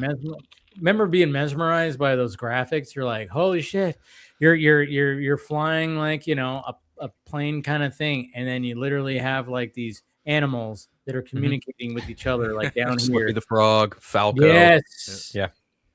Oh, if they do that, barrel roll. dude, if Firefox shows up, that means they're like, okay, Smash and they're going Brothers. to gauge the reaction. We're getting a Firefox movie. 100%. I would hope so. Yeah. There's also a part of me that knows that they're making a Legend of Zelda movie too, and it's live action. Yeah. There's a part of me that's looking at Brie Larson going, so when are you going to advocate for that Samus role? Because I want a Metroid movie. I would love to have a Metroid movie. Mhm. I would. Yeah. I think Nintendo is slowly trying to build to that. I think they're Smash trying not Brothers to thing. fuck up. They're trying not to Yep. misstep. You know, like they misstepped before, and they're Mhm. trying not to misstep with this. And I think, like, you know, I think people, I don't know, the live action Zelda movie is going to be the ultimate test. I mean, obviously, Yeah. doing the Mario movie the way that they did it was a huge success, $1 billion movie. And it was just a lot of fun, and now it's like, all right, yeah, sequel obviously, but now they're like, okay, Zelda movie is going to be that's going to be a rough one, because I think some people were just like, just make an animation too, but I think you can do, and I do like, what's his name, who did Kingdom of the Planet of the Apes, West Ball. Yeah. Mhm. I think he could pull it off, because honestly, when I went to Kingdom of the Planet of the Apes, I was like, how the fuck are you going to even match what Matt Reeves did? And I walked out and went, okay, you did. I was like, wow, thank you. Like, you actually, no, I didn't think it was better than Dawn or what was Rise. the other one? No. Rise is the first No, one. It's Rise is the Rise first Dawn War. one. Rise Dawn War. Yes. No, I didn't think they were better, but I thought they were, if I were to be like, oh yeah, you got to watch that one too. Like, I honestly was like, I don't know if he is, how are you going to do? And did like Kingdom of the Planet of the Apes was a good fucking movie. Yeah. So that left me with a little faith. And it's kind of funny because my brother, He's a gamer. big time Zelda fan. Yeah. And I told Yeah, him about same. it. I even showed him those leaked images, which I don't even know if they were real at this point. No, they're official. Yeah, but they weren't like Come on, full. dude. Yeah, but I was like, you know, he's kind of like, he's very curious. He's like, yeah, it's about time that they're doing this. And I'm like, I'm trying to, you know, if anything, I'll get his, you know, I didn't play Zelda all that much, but I played Zelda. But he's like, he still plays it. He still plays it on his Switch. Like, I'm going down there. He's playing there was one time he was playing the first Zelda. I'm like, Yeah. he still goes back and plays the original Zelda. He loves Zelda. So that's what's going to be the ultimate, you know, test, is like, what does my brother think about this? What is he going to think? Because I even thought about that, because he was like the big He-Man guy. Yeah. So when He-Man came out and that He-Man trailer came out, I asked him, I was like, so, and he goes, I liked it. I went, okay. Yeah, my buddy All Mike's right. the same way. He's a huge Motu guy. And when I saw his reaction, I was like, okay, it's fine. Yeah. When it comes to Zelda, the biggest hurdle that movie's going to have is going to be the story. And the reason I say that is because the Zelda timeline breaks after Ocarina of Time, meaning that you breaks have further after that. that too. From Legend of Zelda Adventures of Link, Link to the Past, and then I think Oracle of Ages and Seasons, and then at Ocarina of Time, depending on how that game is beaten, determines the other three timelines of the respective games that came after that, which is a whole fucking mouthful to even wonder about. What they need to do with the Legend of Zelda movie, in my opinion, is they need to kind of just pick and pull from every single game. But as far as a story goes, I think you kind of need to keep it from the first game in a lot of ways. But even then, that does kind of bleed into every other story, because it is a reincarnation story of the hero of time versus Ganondorf and saving the princess, getting the Triforce of power, wisdom, and courage. Yes. That needs to be at the center of it all. Now, aesthetically, what we have seen it looks like Breath of the Wild. It looks very much in that aesthetic. Will they actually do the Guardians? Will they do, you know, the Zonai from Tears of the Kingdom? I don't think so. I think visually, I think West Ball's probably going to do something more in the vein of the original game. I think there's a very high chance that Ganondorf is probably going to be a big fucking warthog pig creature as opposed to what we're accustomed to. But I honestly wouldn't rule out a more vicious, stylized version that we've seen in recent games. It's going to be very interesting to see how they do make that movie. And I think, Dave, you're on to something. Like that movie is going to be the one that Nintendo is really looking at. Like, can we do this and will it work? Yes. Yeah. Especially especially when typically you have the hero Link that doesn't typically talk vocal. He doesn't vocal in the sense of very, very typical. There is one other instance where there is a piece of Zelda media where they did venture outside of video games. Long lost TV show that only had 13 episodes. No one really talks about it because Link talks and they don't like the way he talks. They don't like the way he talks to Zelda. They don't like anything about the way he does anything. The cartoon. Yeah. Excuse me, princess. Yep. People hate it.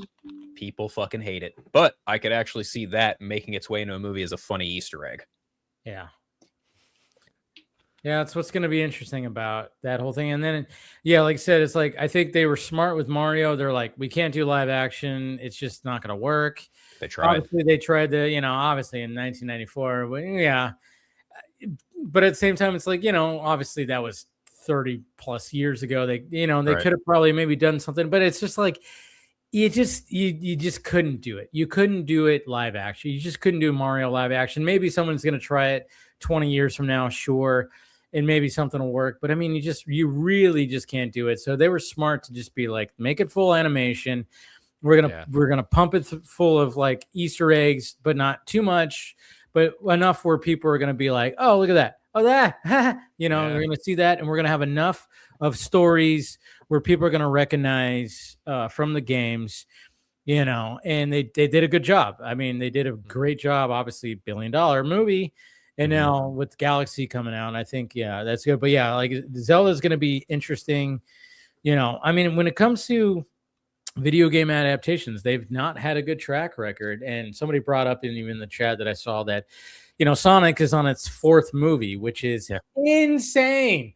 Who would have thunk it after seeing that first reveal of Sonic that we'd be on the 4th fucking movie? Because I think people were, myself, I even thought that too, where I was like, oh, this movie's doomed. Look at that design. That's not good.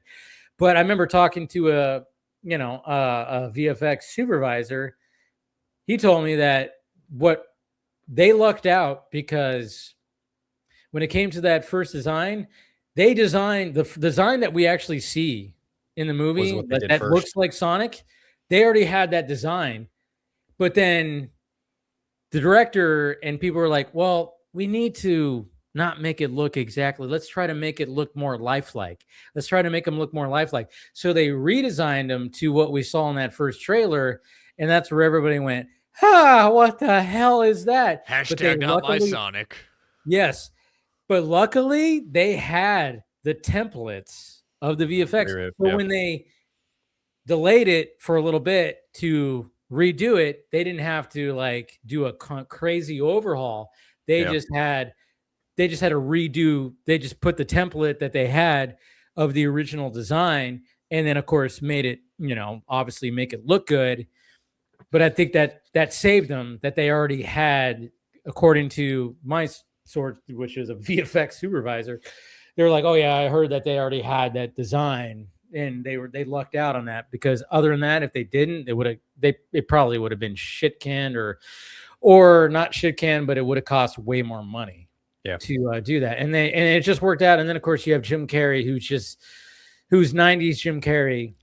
What's going to be interesting about Sonic 4 is it doesn't sound like we're going to get Jim Carrey. We got Ben Kingsley, which I don't mind. Ben Kingsley, apparently he might be the villain in this, but I don't know if we're going to get a Jim Carrey in this one, but Yeah, it's going to be very interesting to see where this goes because they're like, oh yeah, it's worked for 3 movies. Can a 4th one work? I think that kind of is attributed to just the way they kind of played out each movie, because the first movie is kind of a fun nod to Sonic, the lore, the games, the Green Hill Zone, all that shit. I think the biggest surprise of those movies is how good Jim Carrey is as Dr. Robotnik. I was not expecting that to be that good. Yeah. Because that character, so when you really think about it, Dr. Robotnik is superbly 90s coded. He's mustache twirling, he's goofy, he's sinister, he's all these things rolled into one, and then you go, who can play that? Jim Carrey. Yeah. Well, yeah, that's how I sold that, to my ex. You know who that is. Yeah. But like, I remember I was like, because she loved Jim Carrey, and I was like, we should watch the Sonic movies. And she went, I don't know. I don't really care for Sonic. I'm like, trust me, you're going to want to. I was like, it's 90s Jim Carrey. And then, of course, she didn't. Obviously, we weren't together after the 3rd one came out. But the first 2, she loved him because of Jim Carrey. And I was like, yeah, that's perfect. Hey, there's a Ronin. There he is. What's up, muchachos? Hey. Yeah, how's it going, man? Fucking tired. Oh. Yeah. Well, thank you for making the time to show up. You didn't have to. You could have went to sleep. No, I commit. I'm like, no, dude, I have a weird thing of like just the voodoo shit. Like, no, I commit. I don't let the friends down. So, but yeah, cool. Well, yeah, we're talking. We're obviously there was like a whole thing about Green Lantern, which we can get back into a little bit. But I had a whole spiel at the beginning because I don't know if you saw the some of the stuff on Twitter that I went through today, but yeah, we're just talking about video game adaptations like the Mario Galaxy movie and Sonic, where Nintendo is kind of going. And Phil brought up a good point, like he heard that possibly Star Fox, not Firefox. That Firefox is that browser that's not even around anymore.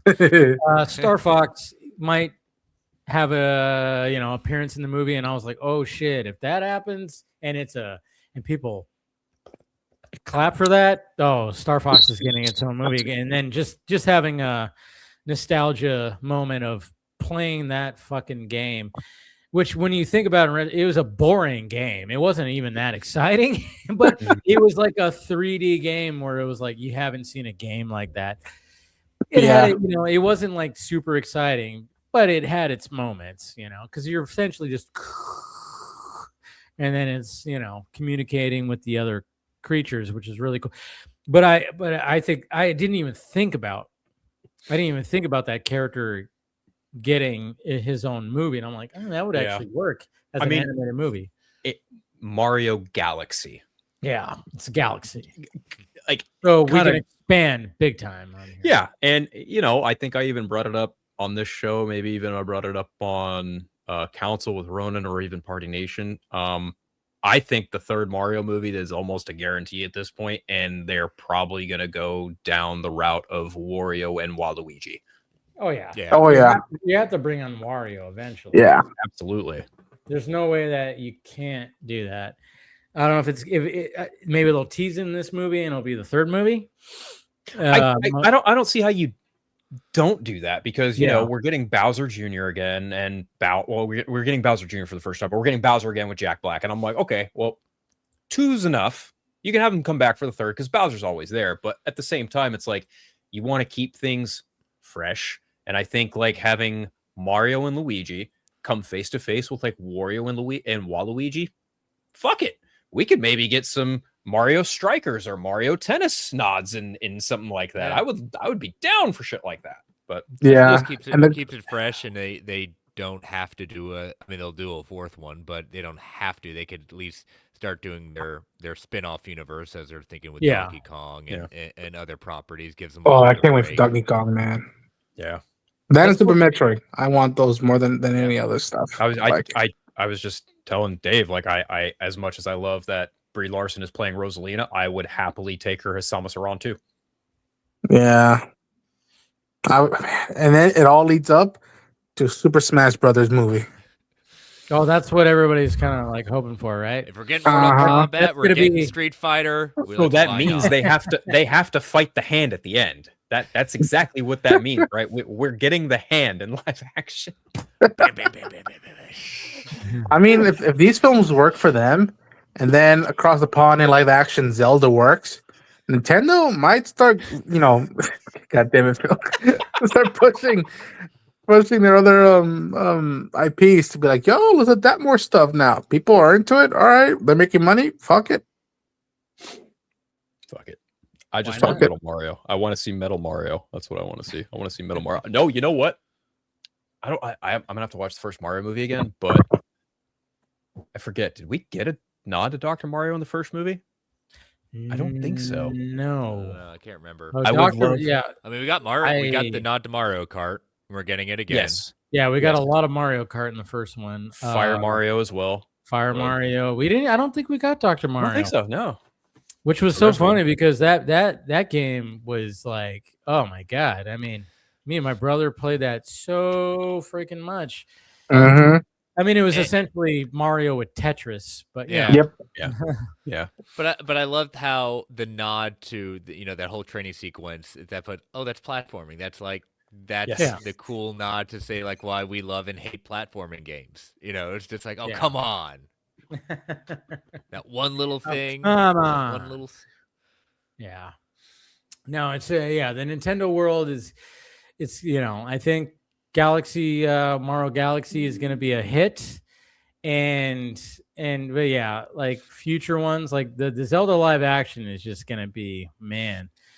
I mean, if it's got it's so interesting because that first trailer, I mean, I'm just comparing it to like He-Man because it just seems like that's a good comparison because it's a close, I think that we could compare. I mean, the way that people reacted to the He-Man trailer, I think, and there's even been a little bit more stuff. I know, like the He-Man Twitter account posted like this, kind of like almost like an extended footage of the fight between He-Man and the dudes and Skeletor, and I was like, looks good. I just don't know, when it comes to certain parts of the movie or Didn't Travis Knight do the He-Man movie? yes, He's the one doing it. Yeah. Yeah. Okay. I believe in him. That he's the selling point for me more than Yeah. Motu, and I like Motu, but I don't love it. It's not like what people get into. But Travis Knight's the reason why. Because if you can do Kubo and the Two Strings, and you do Bumblebee, Yeah. you got my money. Yeah. I'm not at all worried. But when it comes to Fantasy- Zelda, Yeah. man, that one for me, that's a I'm a huge Zelda fan. I love Legend of Zelda. I've played a lot of the games, even though I'm not too big on Ocarina of Time, which is a lot of people's favorites. But I actually managed to get into a Legend of Zelda panel at PAX East, and I managed to talk to a couple of people, and I just asked them casually, the new movie has been announced. What do you think's the best course of action, like storyline wise? Like, do you think they should pick and pull from certain games, etc.? And almost every single person told me, I want them to do an original story. And I love hearing that. Yeah, I think to your point, they can pick and choose different things to create their own original, which I think that, they want to do the original, but I think they're almost kind of hamstrung to do something of a tip of a hat thing, homaging a couple of these stories. Like, I think I don't know if they want to pull immediately for more Arcana of Time, A Link to a Past. I think you just got to establish the universe at that point. Yeah, I like what someone kind of said in the chat where they're gonna do their own kind of timeline. They're gonna establish it to do anything about what they do the three different things. They can maybe tip of the hat that, but I'd rather them just say pick and choose what you're gonna do. Don't necessarily be beholden to it, but like what we said with Mario, do your winks, do your nods, do your Easter eggs at that point, and establish kind of your own kind of where this timeline is going to go, because it is a crazy timeline. Trying to make the sense out of that for general Not only public, that, you don't need to do that.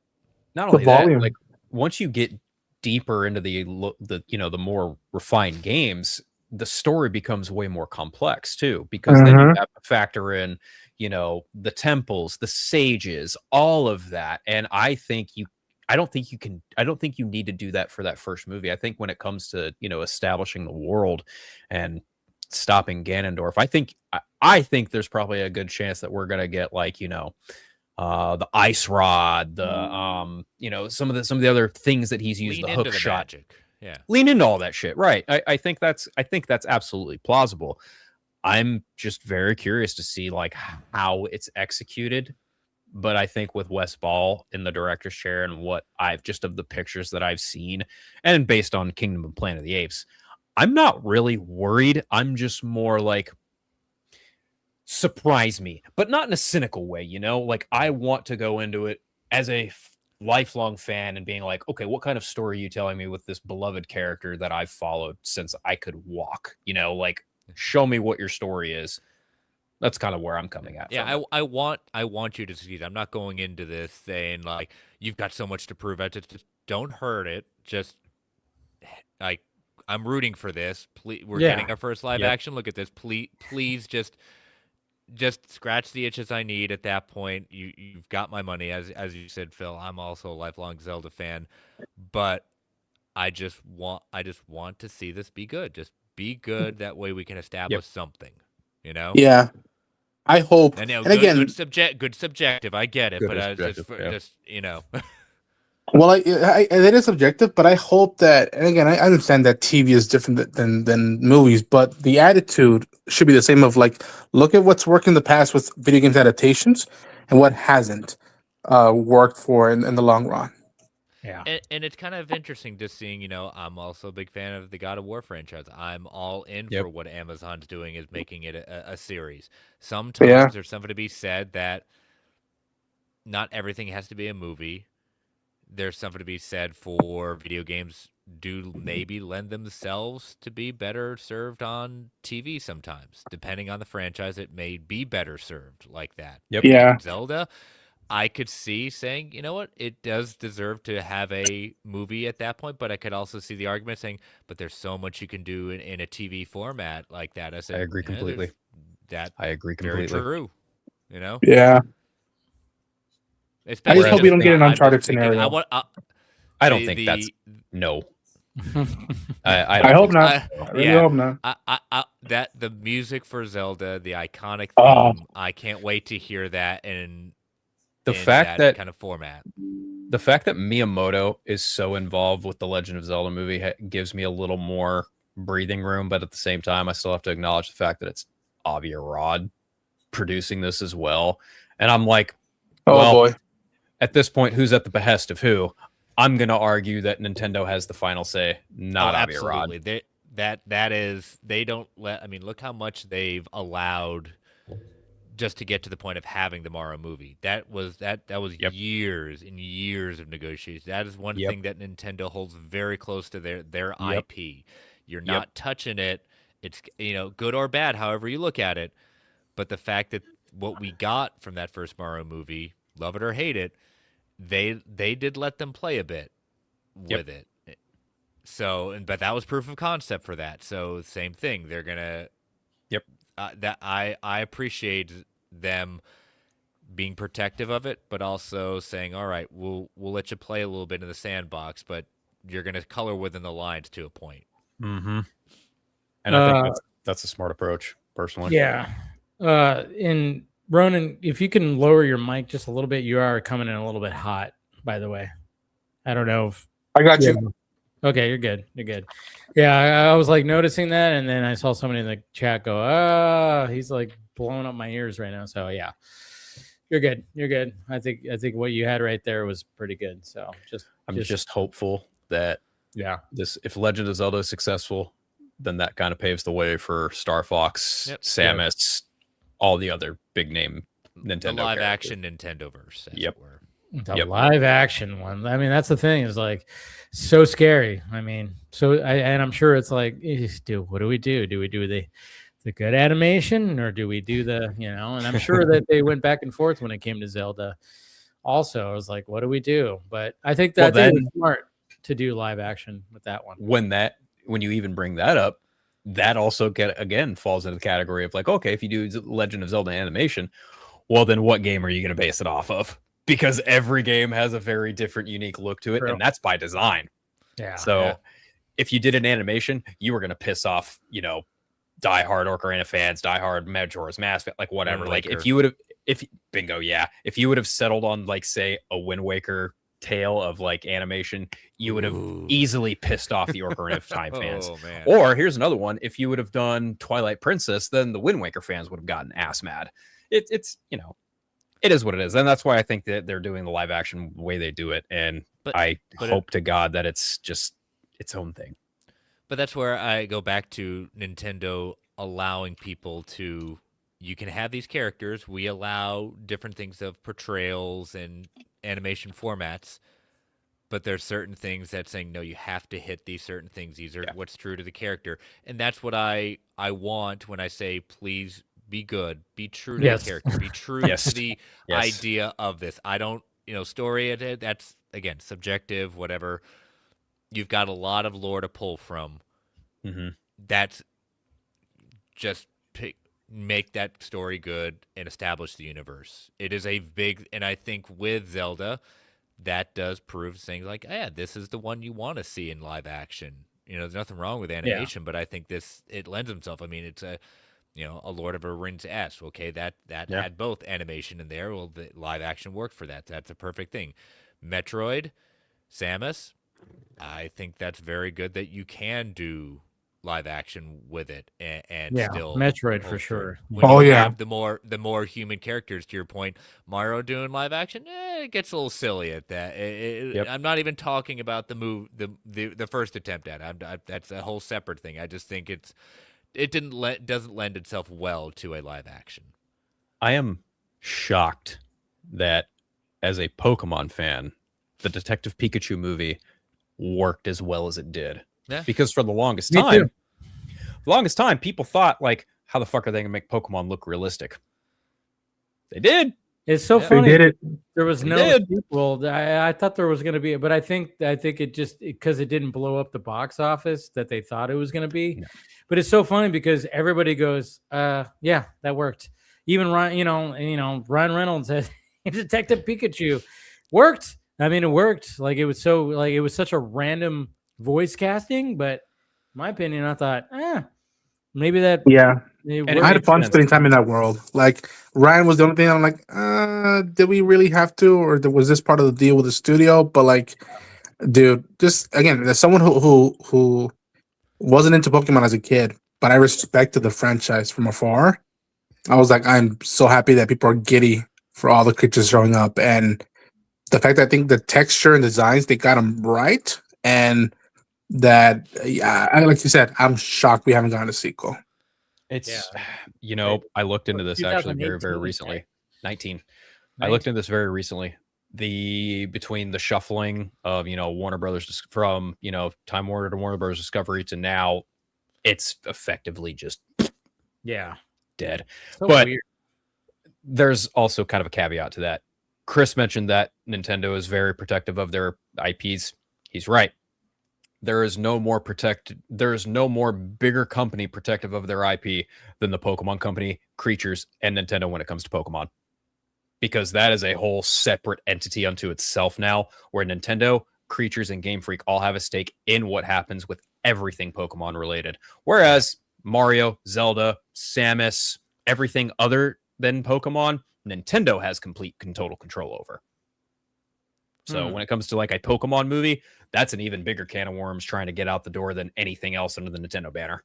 Crazy. And they've done it with their own animated movies and like that with varying success at that point in cartoons. Yes. It's almost like, do they have to? Exactly. Not only that, it's a largely handheld, cozy video game franchise, and they have literally just started spawning a couple other new side games, like Pokopia just released last week, and it is effectively being considered a system seller. Like, it is also the highest rated Pokemon spin-off game to date, and it's sold 2.2 million copies in a week. Wow. Yeah.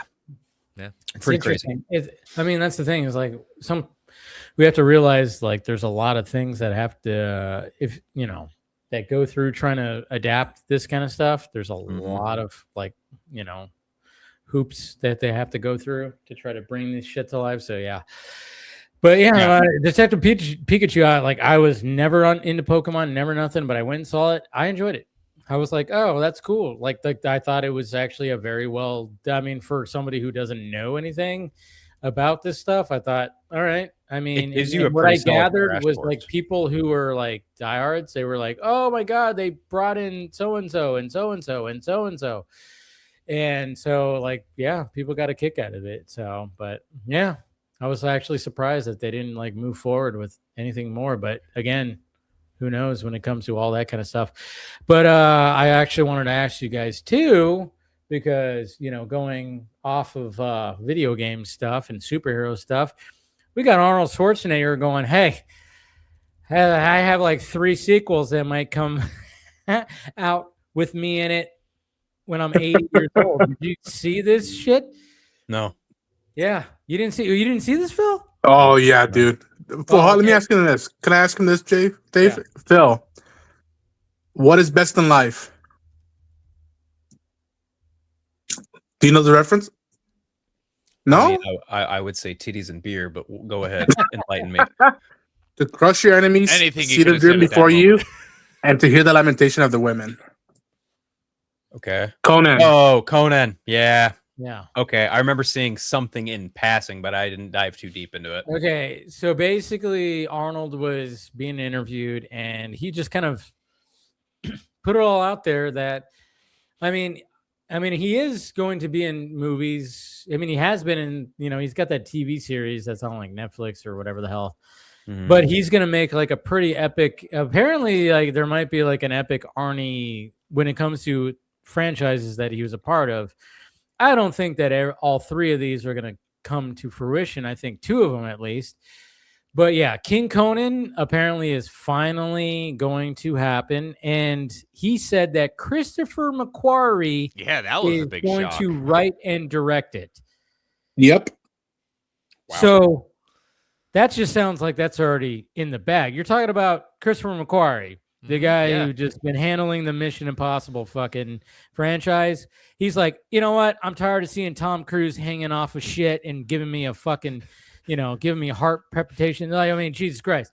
Now I'm like, you know what? I'm going to go this way and I'm going to deal with the old Arnold being a king. So he mentioned that, and then he mentioned that he has met with Dan Trachtenberg to return as Dutch in Predator, which I think we're all kind of going, duh, because we saw the tease in Killer of Killers that Dutch was in one of those. We need to revisit that. Did I tell you guys I finally watched Badlands? Yeah. Well, we were texting about it. Yeah. Okay. Yeah, I finally watched Badlands. Yeah, good stuff. Yeah. Good stuff. So good. Real good stuff. Yeah, but then he goes, and there's a Commando 2 script, and I'm going, all right, I don't know if which one of these 3 is not probably happening. Yeah. I even said when I talked about it on Film Junkie Live on Monday, I said Commando 2 or Commando, that movie was part of that line of movies where it was, hey, I have to be in a movie that kills a lot of dudes because me and Sylvester Stallone are having a competition, and he's over there as Rambo killing a bunch of dudes and being successful at it. So I need something like that because Arnold didn't really have that. Arnold, like, I mean, obviously he had Terminator, which was literally, you know, he was killing dudes. And then he had Predator, but Predator was in the opening scene where they, you know, do that, you know, where they take on those two, stick around, you know, that shit. But then the rest of the movie is survival. So it's a slasher movie. Yeah. So like Commando, when you watch Commando, that is pure 80s. Like, you watch that fucking final act, it is just dudes coming out of everywhere, and he's just throwing a fucking grenade. But we got the payoff to that with all the Expendable movies. I mean, true. We did. Very true. So, but I'm just like, when I'm seeing like Commando 2 has a script, I'm like, what the fuck is that gonna be? Is Alyssa Milano? No, you just said what it's gonna be. You just said. Yeah. Yeah, so I'm like, Dude, I think you know that- why I think he's doing this?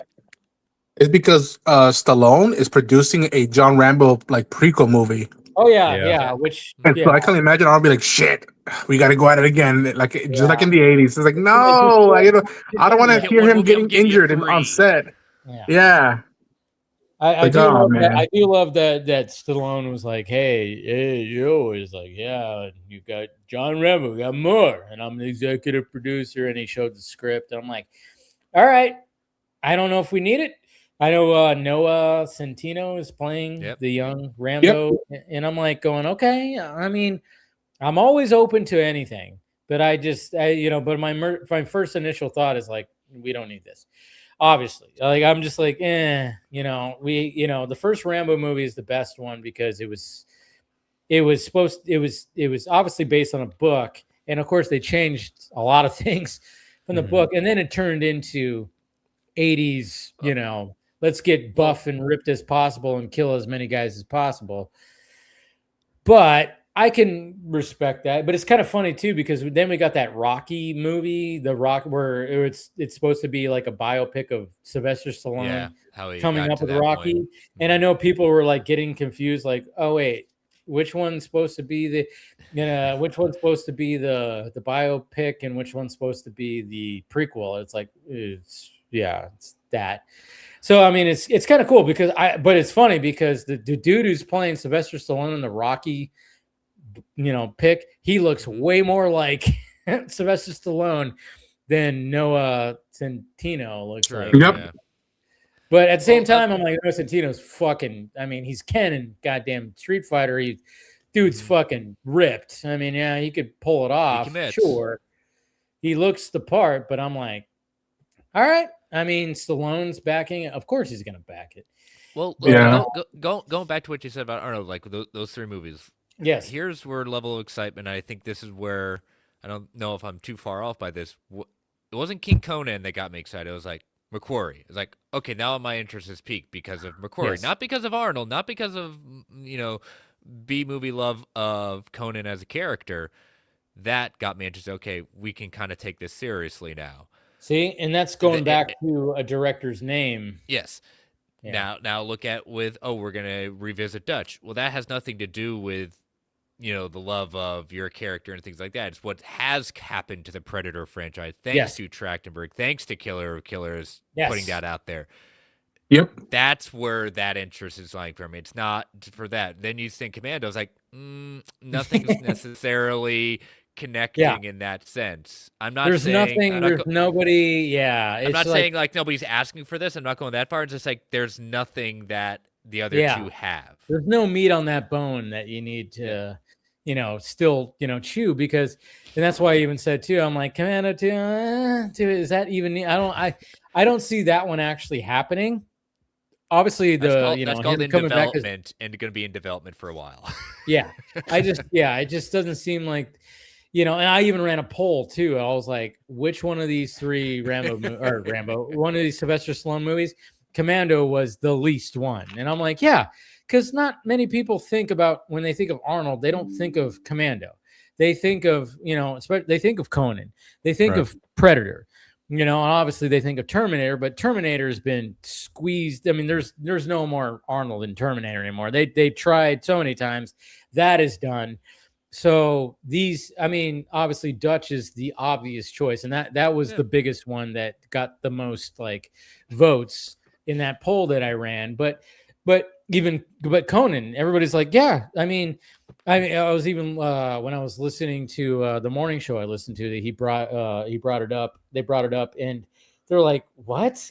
Like him doing sword fighting? I'm like, oh no, we saw in Conan the Conqueror where we see him on the throne. They show him as an older man, like to show him older, like he's like sitting there. We've seen that image forever. There's a whole comic series called King Conan. Yes. So, there's already so much material. That's why that one is definitely happening. And then you have somebody like, I don't know, the Mission Impossible director, Christopher McQuarrie. As soon as he mentions that name, and like you said, gives it legitimacy. Yes. Mm-hmm. All of a sudden, I've seen people, including me, going, oh, well, fuck, that's happening. Because if you have a director like that, who's, made a name for himself, making some great action movies, and now he's going to try this. People are going to go, oh, well, let's do this. And Predator was just a no-brainer because just the way that, like you said, the way that the franchise was going, and what we've been seeing from Dan Trachtenberg, and the fact that he already teased it is like, okay, yeah, of course there's been conversations. Why wouldn't there be? But yeah, Commando 2, I don't see that happening at all. Happening. I mean, it's just like there's nothing there. There's really just nothing there. I mean, unless like all of a sudden Alyssa Milano goes, yeah, I'm returning as his daughter. It's like, but I don't even think people are going to be excited for that, because what has she done in the last, couple decades since the Witch show? It's like she hasn't really done much either. It's like, oh yeah, it's like it's just there's nothing there for Commando 2, in my opinion. Yeah, it's a lot of those 80s stuff. It's a rarity, much like Predator. Like when you can still have meat and like blood into it that can do new stuff. That's why, to me, initially, Prey was an anomaly. I was like, whoa, that really worked. And then Dan went back and did, Killer of Killers, and then Badlands. It's like, oh, okay. There's something we could do with this franchise that doesn't feel like we're just milking it to make a buck, which, again, maybe it's my cynical side that a lot of these moves are to make a buck. And it's like, are you really getting the message of what's happening with these franchises who still have bones to add? And I'll even give a plug to what Marvel's done with both the Alien and Predator ones, especially the crossovers they've done recently with bring Predator against Marvel characters, Aliens against Marvel, like Aliens versus Captain America, man, Alien versus Avengers, Predator. They had a whole Predator through line going through different characters, Wolverine, things like that was impressive stuff. And if you have not read any of those, it ain't a gimmick. It actually is pretty well written, and the action sequences are very good. So yeah, Benjamin Percy, I think, wrote a couple of those. I'm like, yep. If you can make that work, then like that's something, because he's a hell of a writer. And that's someone who you want to do something like that. Percy's got a good handle for that kind of character, especially with his Ghost Rider run. Oh yeah. Right now I think he's handling the Maul comic book series. They're like a prequel to the anime show that's coming out in a month. So I'm like, that makes sense. Those type of characters fit up his alley. Yeah, and yeah, like I said, it's like the way, I mean, unless they had some kind of unique spin on the whole Commando thing, I don't see people just going like, oh yeah, Commando, let me go. But I think they're just like, hey, if Arnold's attached to it, it's going to be something to sell. And I'm like, no, I don't know. Out of those three movies, I see King Conan. If Christopher McQuarrie put out Commando, I don't even know. Was it John McTiernan or am I tripping? No, I was talking about studio wise. Who has the IP for that? 20th Century Fox. No. Yeah, exactly. I remember watching Commando and just kind of going like, it was just such a lackluster Arnold movie. I was like, I mean, this is the guy who did Terminator, Predator prior, and I'm like going, and I watched Commando, and I'm like, even when I was talking about it, and then I was like, you know what, I need to pull up like a scene where, from Commando, from that final act. And then it's just, it looks like almost like a parody where he's just shooting dudes and just a bunch of dudes. It's what Hot Shots Part 2 was fucking totally parodying. Is like, just like when Topper is like, just Topper Harley is just like killing a bunch of dudes. I mean, obviously it's mainly of course, spoofing Rambo, but at the same time, it's just, at least Rambo, I don't know, Rambo had a little bit, it's cheesy too, especially when you get to Rambo 3. It just gets ridiculous. Yeah. But at the same time, I'm like, at least like, there was something to it where it was like, hey, I don't know.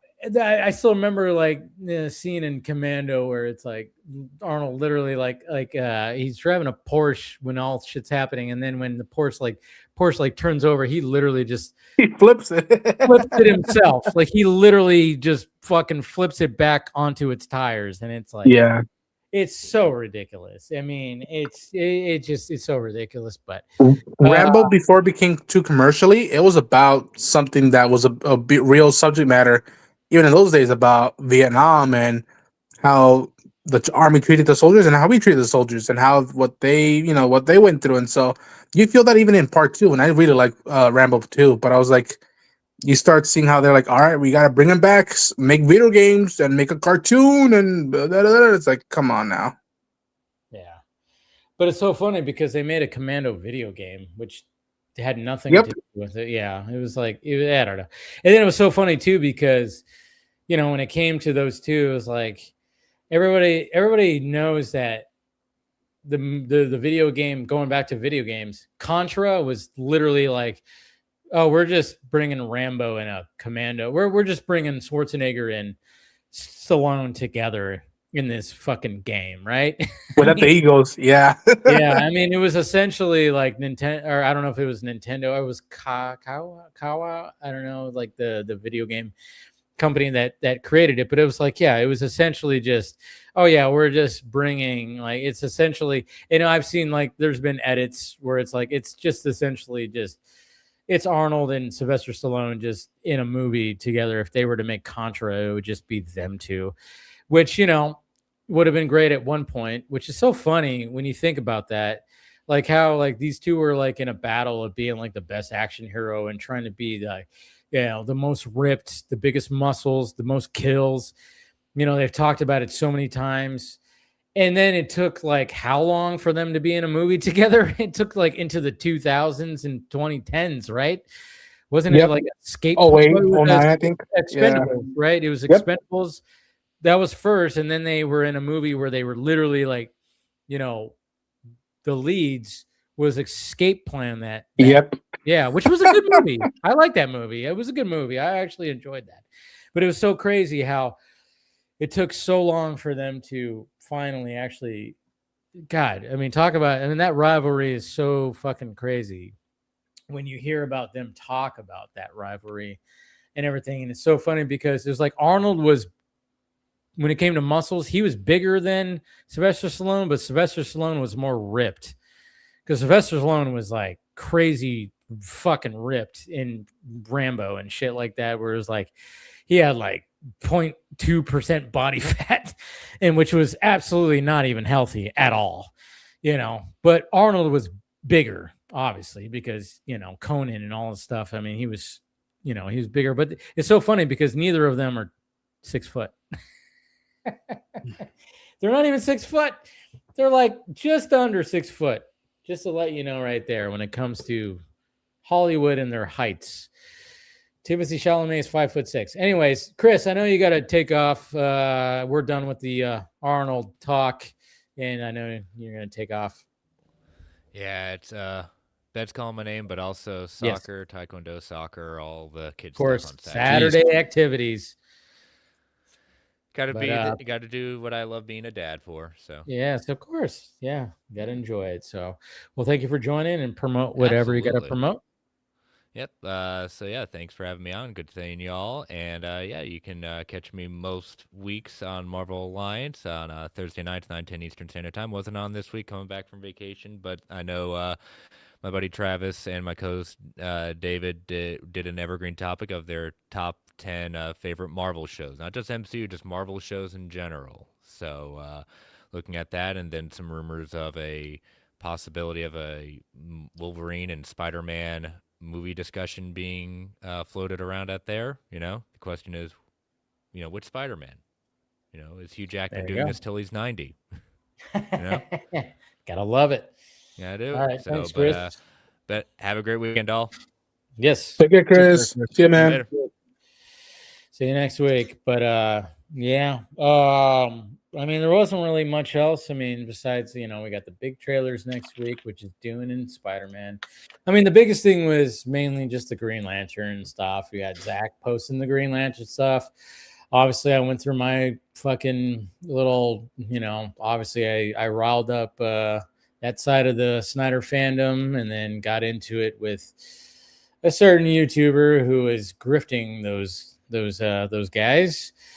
But, you know, I mean, we did get the announcement that Aaron Pierre is, in fact, I mean, I think we all kind of assumed that he would be in Man of Tomorrow, but it was kind of nice to hear that it was officially, you know, it was official, and then he's going to have a significant role. It's not going to be like, oh, he's just going to show up at the end with, you know, saving Superman's ass or something like that. I don't know. And then, of course, I see, it's so funny because I still see, just like I saw with the first Superman, people going like, oh, this is BVS, like it's like BVS, you know. It's like, I'm like, okay. I get kind of annoyed with that because I think nowadays, after we've had these superhero movies, and I've seen even the complaints before that back in like the 2010s, especially after Avengers. I think after Avengers, all of a sudden people, anytime it came to a solo movie and it was like a world event that was happening with the solo movie, people are like, well, where's Captain America? Well, where's Thor? What are we doing here? Why are the other heroes not showing up? So I've always said that I thought it was always smart for Gunn, like when it came to Superman, yeah, that there's already heroes that exist. So we don't have to do the traditional, all right, let's just have the Superman movie and just nothing but Superman characters. We've seen that many times before. We can have, you know, I'm glad that there's like this Justice Gang and whatever the hell. I actually like that. And then when it comes to Man of Tomorrow, I think, you know, we're going to get more of that. And the fact that Aaron Pierre, and I know, of course, a lot of people are going, well, if Kyle Chandler's not in it, I guess we can assume that Hal Jordan is. I don't know. Yeah, I think we kind of think that maybe Hal Jordan's not going to make it out of Lanterns, or hopefully he does, and he's just going to go off on another assignment, and then maybe surprise, you know, maybe he'll be the surprise in the final act of like, boo, here's Hal Jordan. I don't know. But he's probably going to die, huh, in Lanterns? I really hope not. Like, I hope again, not. as someone who didn't really have an issue with the teaser, all I kept saying was, don't just get rid of him now for the sake of shock value or drama sakes. Like, no, if it's a living world, then let us spend time with this character. That way he means something to us other than, oh yeah, he's the same character we've been reading since we were kids. Say, no. Don't do that. Like, that's a big pet peeve of mine when they introduce characters and they just throw them off the window very quick for dramatic purposes. I'm like, no, have more meaning. You don't have to get rid of him. You can make him retired. Like I said, I'm presuming we saw Carol, his girlfriend, his known love interest, in the teaser for a hot second. So like, you could do that and just pass the mantle, pass the majority responsibility to John Stewart. Because for those who don't know, there's more than one human who's usually a lantern guarding Earth. So I really hope not. But yeah, it makes sense that Aaron might make the appearance in Man of Tomorrow, and that'd be cool, man. I mean, I'm not gonna lie, I won't freak out. I mean, I would freak out seeing Superman, Hawkgirl, and John Stewart, you know, framed together. I'm like, that's the closest to Justice League Unlimited as I'm gonna get in the near future. So I'm hopeful. Yeah, it's always good to be hopeful for sure, but yeah, I don't know. It's like it's going to be interesting to see how he looks in his costume, because obviously the costume has been the biggest thing. And I've seen some really good edits. Like, obviously, somebody could just pull something on AI or whatever the fuck. But I've seen some good edits, and I'm like, yeah, I mean, he's going to that's what's going to be interesting to see, is him in the costume.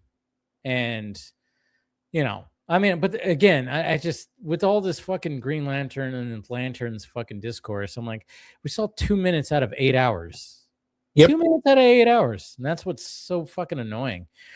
Is, yeah, I've said that to people like responding. And I was like, who didn't like, I'm like, yeah, well, first off, nobody's forcing you to watch it. If you don't want to watch it, you don't have to watch it. And we only saw 2 minutes out of 8 hours. You know? And like, and for the most part, we probably saw just the pilot, you know? Mm-hmm. One of the things that Phil and I first talked about was like, it was probably a majority of the pilot.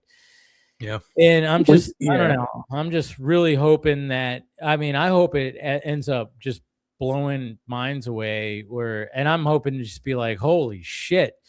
I want it to be that water cooler talk every Sunday night into Monday where it's like, whoa, did you see what happened? Did you see that cliffhanger? There's going to be some cliffhangers and some crazy shit that happens. But, and it's funny too, because I had somebody, and this was today during all the madness that I was going through on Twitter. Somebody asked me, it was like, I am very curious to see what exactly excited you about this trailer. I was like, the dynamic between the two characters. I didn't care about the aura, the green aura. I didn't care about. There's no green. I didn't care about the intergalactic cosmos fucking stuff. I was going, how do the two leads interact with each other? I wanted to see that dynamic. Oh, that's what I got. Yep. And that's what I'm excited for. And of course, he was like, bleh, like, all right, well, you didn't want an answer then. But I was like, and then he goes, why are you so upset? I'm like, because I said, like, nobody's forcing you to watch this. And he's like, why are you so upset? You're like John Campillo. You don't even, want somebody else's opinion. I'm like, dude, I'm not the one upset. You are. I just gave you my answer. You wanted a discussion. And then all of a sudden you didn't like my answer. And then you labeled me as a John Campillo and getting all fucking huffy puffy. And then he called me Timu Ryan Reynolds. And I went, okay. Oh, Jesus Christ. Oh, yeah. So within a couple of days, I got Timu, Ryan Reynolds, and then Jim Uncarry. So apparently people, I'm like, hey, I like both of those guys. If you're going to compare me to those, fine. I'm going to take it as a compliment. So that's what I've gotten. With Green Lantern talk, I've gotten that from people. Timu Ryan Reynolds and Jim Uncarry. Dude, I think we live in an era with pop culture that I think for a lot of us, we're spoiled. And very few of us know how to handle how spoiled we are, because we are old enough to remember when we would get these shows or movies every 3 years, maybe or every 2 years. One of these shows or movies are coming out every month, or every end of the week. So a lot of these people are spoiled and not used to it. And like you were hinting at about the whole, the reaction to 2 minutes of a teaser for a show that's 8 episodes long. People nowadays think that they want, it's the attention span. People want everything that quick and that fast and don't want to sit with stuff for a while. And that's why I think I'm appreciative of those of us who like the notion of just even the few seconds of that teaser of him jumping out of the car and then John gets back and he's clapping and he's like, I could have died. Well, you want me to teach you? I'm teaching you. I'm like, that's all I need. The vibe is there between the characters. You show me him being suave, saying his name and addressing himself as a Green Lantern. I see a lantern. I see him fly for a shot. The ring. Like, I know to be patient to an extent. Now, when a trailer comes out, big trailer comes out in a few months, yeah, it'd be nice to see a space shot or whatever you will. But I don't know. It's a lot of people's attention span is ever changing, and sometimes I fear for the worst. And we live in a very, very spoiled era with a lot of this stuff, and how people don't appreciate. And again, maybe I'm old school, but like the notion of him mentioning a fucking squirrel lantern was enough for me. I'm like, yo, they didn't have to do that, but that is as deep as it gets of a comic book cut. Yeah, that's a pretty. Did you guys see the image of the writers of the Green Lantern show? Did you guys? Yeah, wearing the t-shirts. Yeah. Yeah, but then they blurred something out. Mm-hmm. Everybody's kind of going like, "What the fuck did they blur out?" And it's almost like, did they have like a statue of Chip, or that'd be awesome. Like, what is this right here? Like they decided to blur out this. It was kind of interesting. I was like, huh, what are they showing right there? Is it either Hal or John full on Green Lantern and just launching up like a statue, or is it Chip? What is it? But it's just so funny because it was like this was going around and everybody's like, why did they blur this out? What the fuck is going on right here? So very interesting. What do you guys think? I agree. What do you guys think it is? I don't know. Honestly, I'm kind of ambivalent to it because it's. I mean, obviously, it's the crew and cast for Lanterns, but still, I'm just like, it's a little too early. It could be Chip. It could be, what's his face is Sinestro, because I do see some yellow in there. I'm honestly not too sure. As far as John Stewart being in Man of Tomorrow, that kind of has me terrified. Really? Yeah. Well, yeah, you're just James. No, and it falls squarely on of Brainiac. No, it's not even that. It's just like I don't want John Stewart saying some bubble fart goofy bullshit like Rick Flag or Bloodsport and the Suicide Squad, and I know it's an inevitability. I'm just kind of terrified for whatever nonsense James Gunn's going to make Aaron Pierre say. I'm really not looking forward to it.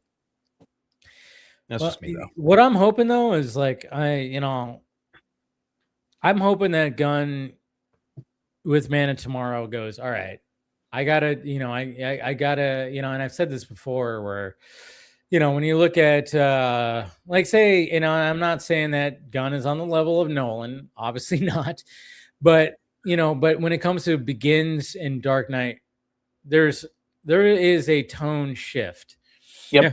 Between those two. That's why I myself and a lot of people even go, geez, which is the better movie? And sometimes I feel that Batman Begins is the better movie. And sometimes I'm like, no, Dark Knight. And obviously the public, the general audience is always going to be like Dark Knight, Dark Knight, Dark Knight. But I'm just kind of hoping that Gunn goes, all right, with this movie, I established the first Superman movie. It worked, but it was very comic booky. Now I got to kind of, let's do something different. This is not a full-on Superman movie that I've been saying. I've been saying that it's not a Superman sequel. It's a Lex Luthor is going to be, he's going to be more of a lead. So let's create a different tone. Let's tone down the humor. Obviously the humor is still going to be there because he can't help himself. But at the same time, I'm just really hoping that Gunn, because you never know. Like, again, things that I've said too, like, we don't know what's going to be happening with this whole Paramount thing. And I'm not one of those that goes, Gunn's not going anywhere. I'm like, no, he's not going anywhere for at least a year and a half. Contract. Yep. Change. But at the same time, we don't know. They could just be like, depending on how Supergirl does, how Clayface does, how Lanterns does this year. And then, of course, how Man of Tomorrow does. It's all depending, of course, on all of that. Where Man of Tomorrow could be the last James Gunn DC movie. We have to, even like the biggest fans out there who are like, Gunn is here to stay and blah, blah, blah. It's like, no, it's all about how these perform and how they are. It seems like, to me, I think Lanterns is going to do well. Supergirl, I think, could be a firecracker of a summer blockbuster movie. And I think that Clayface could be a small hit because it's a low budget and is tapping into the horror element. I think all three things from DC Studios this year are going to be good. Yeah.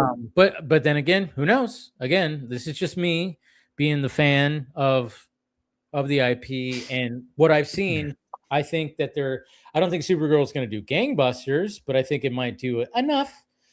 But I think Lanterns and Clayface might just be the aces in the hole of like, oh, wow. Okay. People are really going to hope. But then Supergirl might be like this thing where like, holy shit. Have you seen this one with this fucking Supergirl? She's like drunk and badass and all this, like, who knows? And then Man of Tomorrow, there's still a lot riding on that. If Man of Tomorrow performs less than Superman, that's going to be bad. Yep. I think Man of Tomorrow needs to do around the same or more. Yep. Honestly. Yeah. In money and in quality, I think. And again, there's someone who I am a James Gunn fan, but do I love every single thing he does and every single word and dialogue and character choice? No. But the for me, the good outweighs the least favorite or the bad. And I hope that even for people who were fans of Superman, that he did hear them out, be like, James, you don't need to do this too much. just hold back, cut this line, let this person talk more, hang out with this person, look at this element more. I'm hoping we get more Clark Kent in Man of Tomorrow. I know we're getting Superman, but I hope we get more Clark Kent. And again, to me, I remember when Creature Commandos came out, I was like, yo, this might be my favorite thing he's done.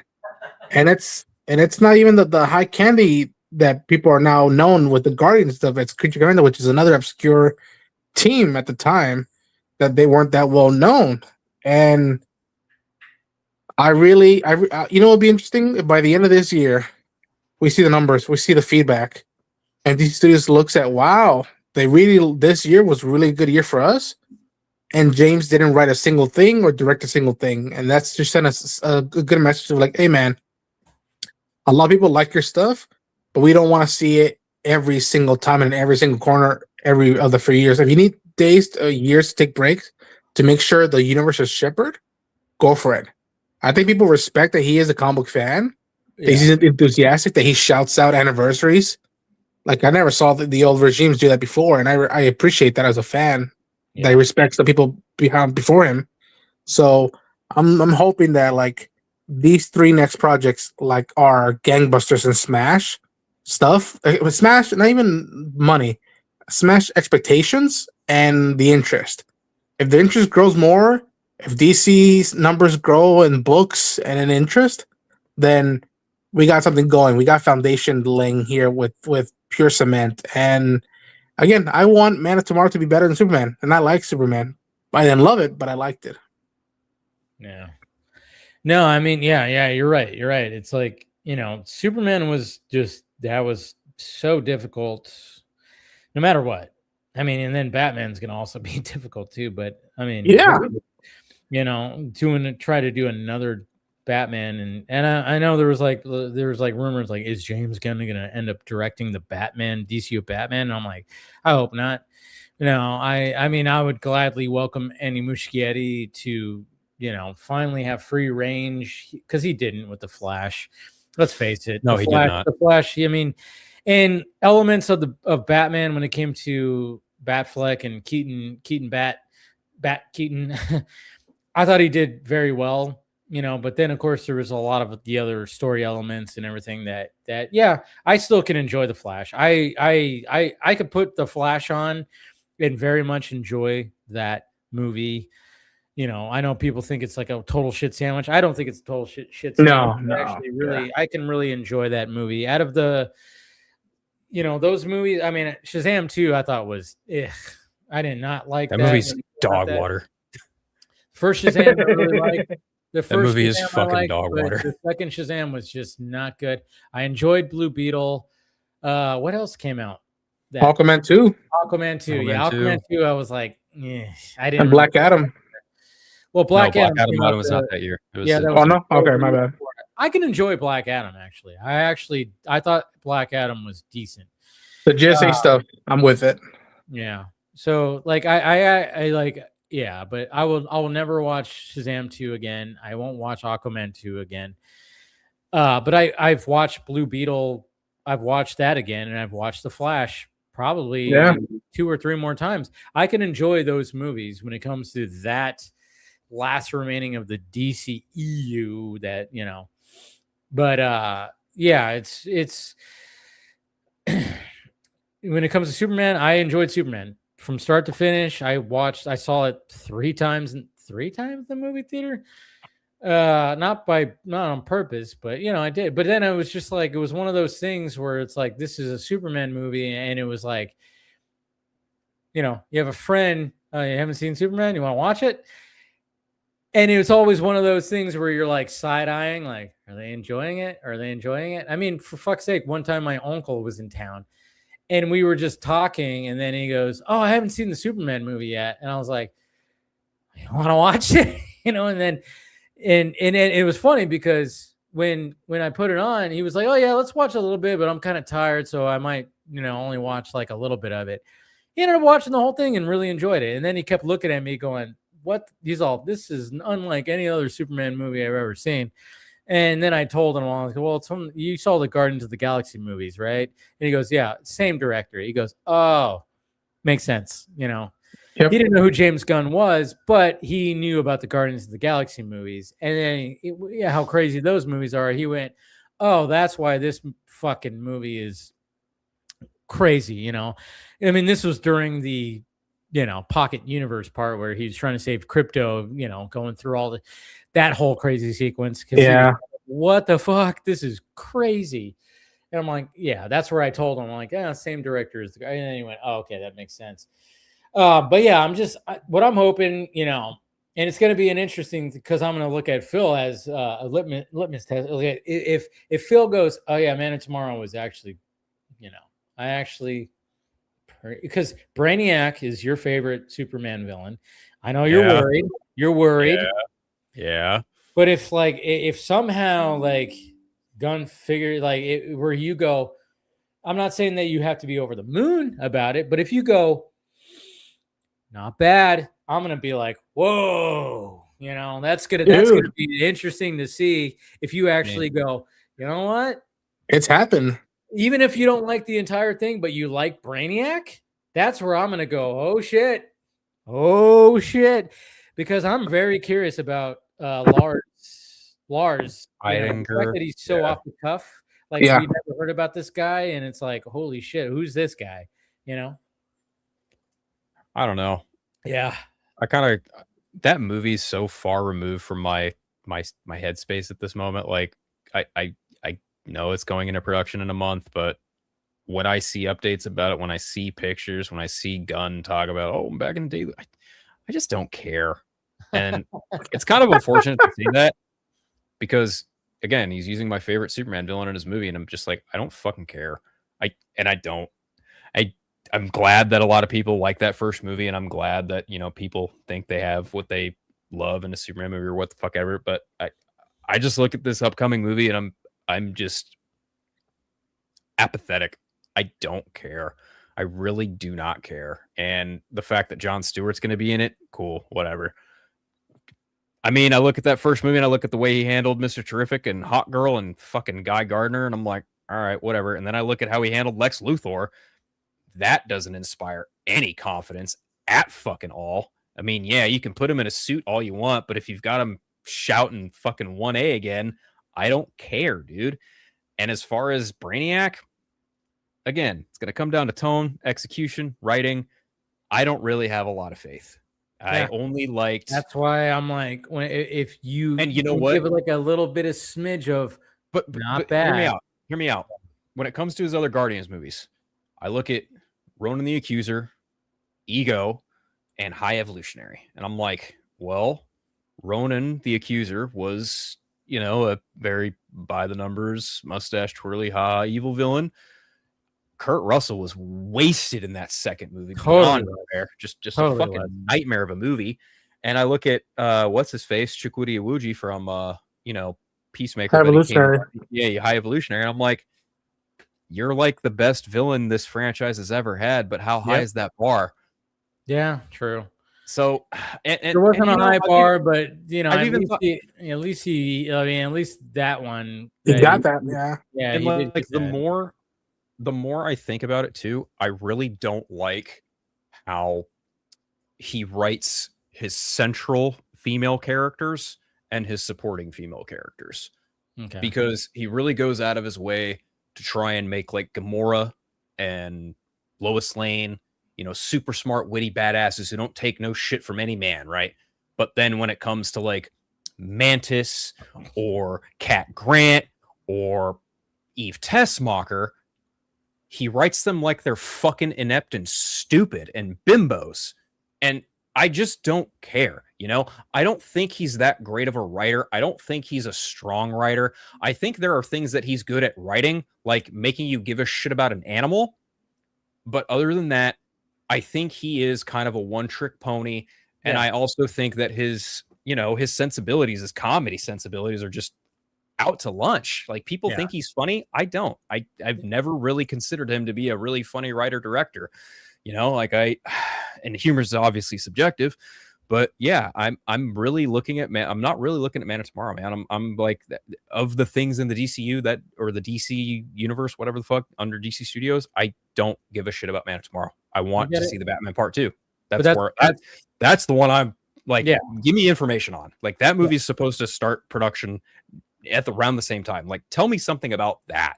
No, I That's get Yeah, in that's May. why I'm like, like I said, when trailer comes out, something comes out, and like I'm gonna, that's why I was like, I'm looking at you like, if there is even just a hint of like, interesting, when we get our first hint of, well, first off, when we get our first look at Brainiac, and we hear the voice, or then we get the teaser of, which should be heavily Brainiac involved. It's going to be interesting to gauge your reaction, because being like how you're saying right now, like I'm not sitting, again, I'm not a James Gunn glazer. I've never been a James Gunn glazer. I'll push back on what I don't like, and I push back on things like when it came to Superman, but overall I did enjoy his Superman movie. But yeah, there's things I was like, all right, didn't need that. Certain things I didn't need, but yeah, but I'm just really hoping that when it comes to Man of Tomorrow, it's like, all right, don't do a different tone. If you're not going to do, like, you establish this, fine. Second one needs to be a different tone. You need to like step outside of your box, step outside of your comfort zone a little bit. And this had, who knows? Again, this might be his last DC movie. We don't know when it comes to certain things. I just really hope that he goes, all right. Let me ask you a question. Okay. Do you really think James Gunn is capable of doing a different tone outside of himself? I think any creative can. I think any creative can, if they're pushed to it. And I think that, being the fact that this is this is the sequel to that, and DC Studios, people are questioning it and everything like that. I think there's a lot. I honestly think that, if James Gunn wants to continue being a filmmaker, even like if he walks away from DC Studios, he needs to grow as a filmmaker, as all filmmakers do, and step outside of their comfort zone a little bit. I really think that, I think he can do that. Now, will he? Who knows? Yeah. I think he really can. It's like, and I'm really hoping that Man of Tomorrow will show like, oh, wow, this is a James Gunn movie, where some people might even think that when they see the trailer, they go, James Gunn movie, huh? Interesting. And I That'd think be awesome. I even think that going from Guardians to Superman was a step up a little bit, slightly, not a big step. But I remember seeing the reaction to the Superman teaser and people going, whoa, this is, wow, look at some of the shots were like, I was like, whoa, okay. They were like, I saw the reaction right there. I mean, my reaction was, it felt like a very expensive, fan project, but at the same time, that wasn't a knock to it because it's Superman.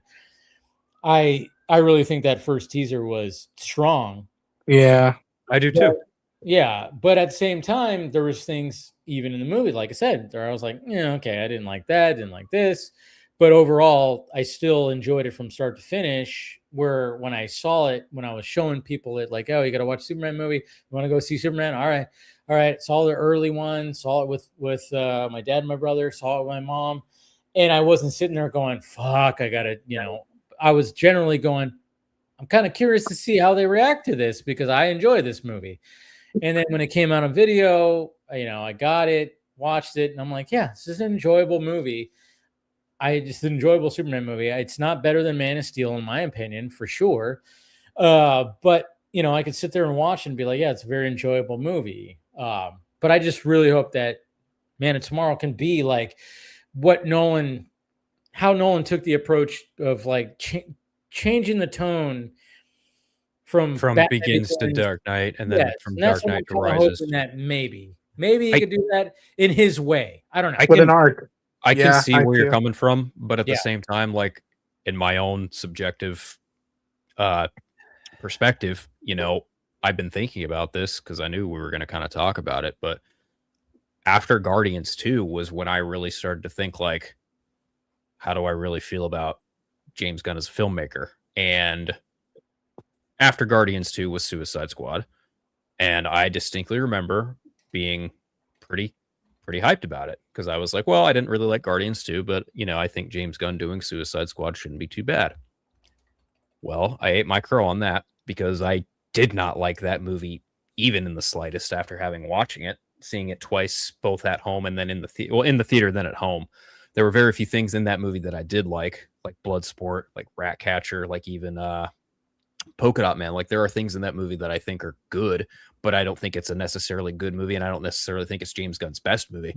I'm still kind of the mind that I think his best movie is probably still Guardians 1 as far as his comic book films. Yeah. And then I love that movie, man. And then I went into 3 and I was like, 3's kind of a mixed bag for me because I think 3 has a lot of strong things in it, like the whole rocket stuff. Yeah, the rocket stuff is what makes it really. But being a fan of Infinity War and Infinity Watch, knowing the backstory of Adam Warlock and how crucial he is to a lot of the stuff that was happening in the MCU, that brings that movie down for me a lot. I do not like the way he depicted Adam Warlock as a bumbling Adam Warlock idiot. sucks. I agree with that. I agree with that. Yeah. And this is a problem I have with a lot of James Gunn stuff too, because he turns a lot of these characters into bumbling fucking idiots, and I hate that. I can't fucking stand that. I cannot stand that shit. I agree with you. Adam Warlock sucked in that movie. He did it with Peacemaker. He did it with Adam Warlock. He's done it with Vigilante. I would even go as far as to say he even did it to Superman. I think his version of Superman's kind of a bumbling fucking idiot half the time. I'm not really a fan of the way David Cornsweet plays Clark and Superman from time to time, but that's just me. I get it. I get it. And you know what? I think today's point of like the chance of him like evolving and not even changing completely how he does his work, but like trying something new and build new muscle. And I think that I hope James Gunn, I hope you're watching this stream, because seeing how Phil has like his interest, there's no interest for Man of Tomorrow. I think that should be his like challenge. Okay. Phil doesn't have no interest in my film. Stop. No, I don't want No. Wait, listen to where I'm going. Let's do where I'm going. No, I don't want to be coerced into liking something, bro. No. I'm not saying you have to like it, but I'm saying that like, okay, I'm already gonna go and buy the ticket. You've heard me talk about it. I'm gonna go watch the movie. What I'm saying is that I want him to challenge himself. That way he does something with, for example, Brainiac, that doesn't completely sell you, but be like, okay, that doesn't feel like the same thing he's been doing with his villains in the past. Like you said, you feel he's a one-trick pony. Okay, let's see if I swing this way and go in a different direction that's less comedy, more serious. Don't have to wait for the yuck one-liners and give it depth. Now, having me pitching this, the movie might not work at all. It might be a big failure. Hell, you might even like it at all. But the attempt of changing a different direction, I think that's possible. That's where I kind of differ, because that's what I was hoping for Superman. And you guys can go back and look. When it came to those first 2 trailers for Superman, I was on board. Go back and look. All the discussions we had. Yeah. When it came to when the clips started coming out, that's when I started realizing, oh, this is the stuff I do not like about James Gunn. I walked into that movie from frame 1 until the final frame. I was unentertained. There were moments where I thought, okay, that was cool. Like Rachel Brosnahan. I think Rachel Brosnahan gives a really great performance in that movie. Yeah, she's a great Lois. She could have been served a little better writing. Yeah. And Cornsweet for that matter. But, when it comes to just the execution of it all, I watched that movie and I'm just replaying all the other movies in my head, and I'm like, he does not know how to get out of his own way, and I don't think he knows how to do anything different. And you know what? I'll eat crow. I'll eat fucking crow if he does something different with Man of Tomorrow. But I just have this gut feeling, for me, it's not going to be the case. I think he's going to do more of the same bullshit, and I'm really not looking forward to it. But that's me, and I can own that. No. That's and I love the fact that you said it'll eat crow, because I don't know how many times I've said that when it comes to certain things where it's like, that's what you got to do. It's like, yeah, I don't think that you're giving your opinion, which is good, and from what you've seen and everything, and yeah, you might be absolutely correct, because it could just be the same stuff, and I'll be disappointed if it's that. But I'm like going, I think like. In my head canon, I'm just kind of going like, now I think he knows that he needs to elevate and needs to go to a place where he doesn't where he hasn't been before. He needs to bring down the humor and realize that it's like, okay, the chemistry between Lex and Superman is key, and there's things that he needs to do, like that he needs to get rid of the cartoony shit, like when the Daily Planet crew is in the fucking spaceship and it literally is a cartoon. Yeah. I hated that. I hated that scene where it was like they're hanging off and I'm like, wow, that's literally from a cartoon right there. What are we doing? It's like, yeah. When I say it feels like he remade Quest for Peace and threw in elements of Super Friends, that's the kind of stuff I'm talking about. I hate it. That's the kind of stuff where I was like, when people laughed and I was like, okay, cool. But I was like, that's a fight. I've seen that in so many cartoons have had that. I'm like, that's just it was too cartoony with me. And Mr. Terrific is like opening up his, where his ship is, and it's slow. Yeah, hated that. And I'll admit this. To me, overall, his comedy, whatever he's done, the most I've dug it as a whole is the first Guardians. I still think a lot of that stuff still holds up for me, but I agree. Once we got to Volume 2, some stuff was like, okay, why are we just making poop jokes and like laughing at someone's misery? I'm like, I don't know about that. That is my biggest problem with the Suicide Squad. Yeah, it's like anytime there's like supposed to be a dramatic moment, it gets broken up by a humor, and it's like, dude, just let the fucking dramatic moments flesh out. Just let it play. And I think maybe with Man of Tomorrow, he can maybe do that.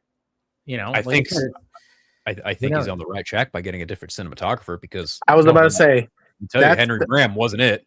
Yeah. And listen, to me, the cinematography he did in Suicide Squad and the holiday special, I dug.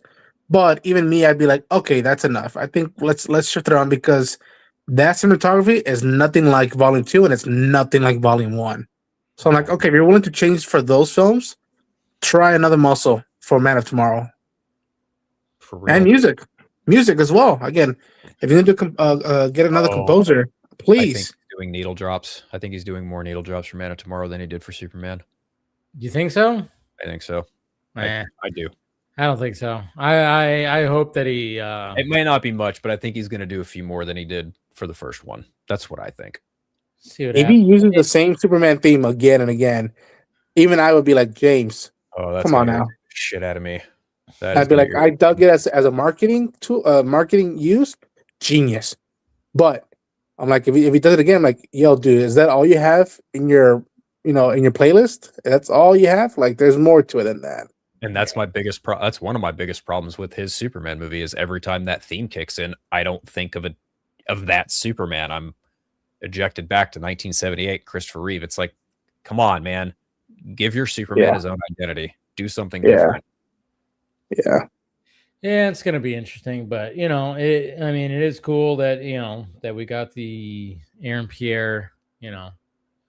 We already kind of knew that it was probably gonna happen, but it was like, it's nice to get it confirmed and everything, So and then of course the discourse is like, oh, they only did this because Zach posted his Green Lantern. I'm like, okay, maybe, I don't know, but at the same time, I'm like, it's just so funny how like the back and forth when it comes to this, because Zach is he's building up to celebrating 5 years of the Snyder Cut.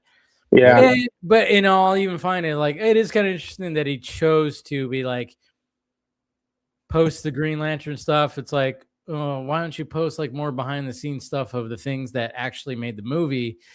But he decided to do that. And I just kind of go like, Zach, are you actually trying to stir the pot now? I mean, I'm trying to sell that you're not.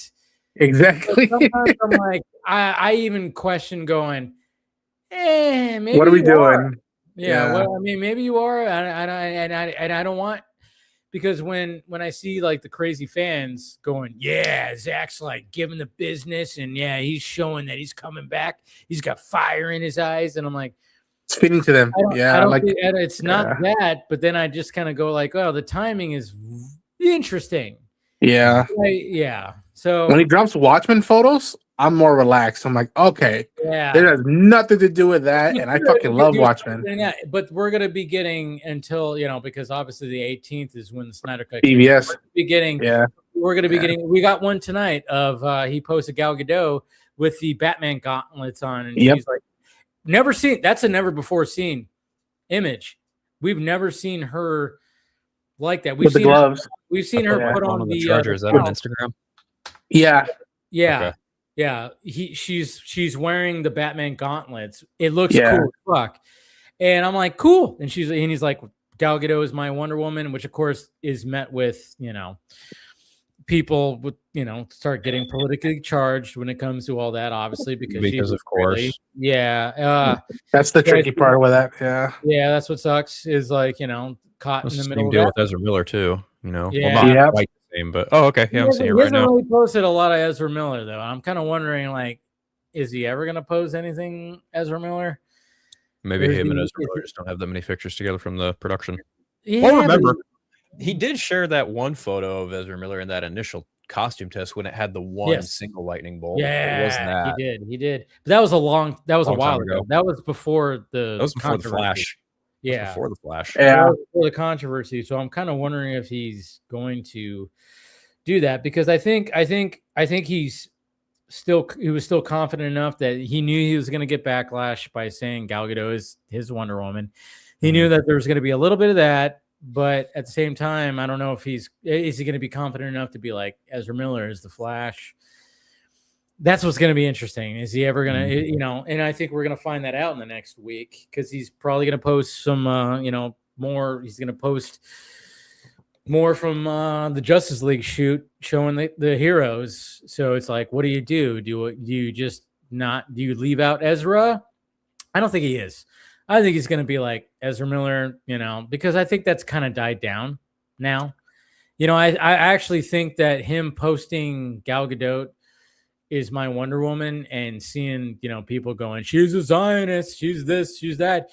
I think that's going to be the biggest backlash, because of tensions in the world is high when it comes to that. I think with the whole Ezra Miller stuff, it's not, the tensions aren't as high. And yeah, even though he's also Jewish, right? But I'm not 100% sure. I don't know. But at the same time, I think his controversy is like, nobody's talking about it. Ezra Miller? So maybe he'll be confident. Yeah. I do believe they are Jewish. He's Jewish, right? Or they. Sorry. They, yeah. I forgot. I think that's why the UFC thing, like it. I'm assuming that happened. I'm assuming because of rights, but also because we're also UFC's at right now. Okay, so there you go. They're Jewish. Somebody said Miller's dad is Jewish, so there you go. So partially Jewish. I don't know. It's just going to be interesting to see, because he's probably going to post something every day leading up to the 18th. And I'm just kind of curious of like what he's going to post. I mean, you can 100%, he's going to post another Cavill, another Affleck. He already posted a fucking Cavill. The before he ripped his shirt. Yeah. Probably gonna. Which I've always said, it's funny because, I said that on Film Junkie Live. I'm like, I've said this before, I'll say it again. It's like the fact that he initially didn't want to do that. Yeah. He that was a studio thing. Like, we have to have Clark Kent do the glasses off shirt rip thing. That wasn't initially in his, in the script and stuff like that. But he was game for it because, again, Zack is a collaborator. And I know when people are like, no compromise, but, he'll compromise when he goes, well, at least it's the lore. Superman has always been known to be like, take off the glasses, rip the shirt. Yeah. He knows where to play ball. Initially, that was not something from, when I was talking to, my contact to Zack during the whole Snyder Cut thing. That person was like, oh yeah, that was a studio thing. That wasn't originally in the script, but he said Zack was game to do it when that idea came about. It was like, oh yeah, that makes That And does see, make sense. You know? people think he's super rigid and he doesn't take any kind of like collaborative questions into question at all. And it's like, you couldn't be any further from the truth. Yeah. No, he's very collaborative. I mean, look at his backstory for Wonder Woman, and then look at what Wonder Woman ended up being. Right. Completely not what he wanted, but he was Right. like, okay, we're gonna do it like this, and then to the point where he produced it, and he even had a cameo in it. He was a soldier in the background. Right. You know, he was all about it. He was all about working with Patty and all this kind of stuff. So he's still a very collaborative person. That's the thing, you know. But yeah, that whole thing. So, but it was a cool shot to see that. So I'm sure we're gonna get some more images in the next week. And I think, you know, next week's Vodka stream we'll celebrate 5 years of Zack Snyder's Justice League. Well, we're gonna do a fucking watch. No, we won't do a. That would be fun. It could be fun, but if you did that, you would have to start it at 7 and then go all the way to now. Yeah, Yep. I know. Pretty much. I mean, it would be a normal Vodka stream. It would be a normal Vodka stream. I don't know. We already kind of did. I've already done it before. Right. So, you know, it's like, why do it again? You know, I think one of the funnest live watches we did was watching Justice League. Yeah. It was watching Justice when we were finally retiring that. And, you know, it was me, Scott, Garza, I think Ben and Tim. And Tim was there. Huh? Tim was there. And we were taking shots on all the bullshit. And oh man, I got so fucking drunk. Oof, that was a fun one. So we had fun with that one for sure to retire that. I never want to watch that fucking piece of shit of a Frankenstein movie ever again. Never want to watch that movie again. But sometimes I get curious of like, oh yeah, maybe I'll revisit it years down the line and be like, I'm still like I guess I'm not really shocked, but you know, there are people out there who genuinely feel and think that the Whedon cut is the superior movie, and I'm like, that's so crazy. Okay, that's so whatever. When people think that, yeah, whatever.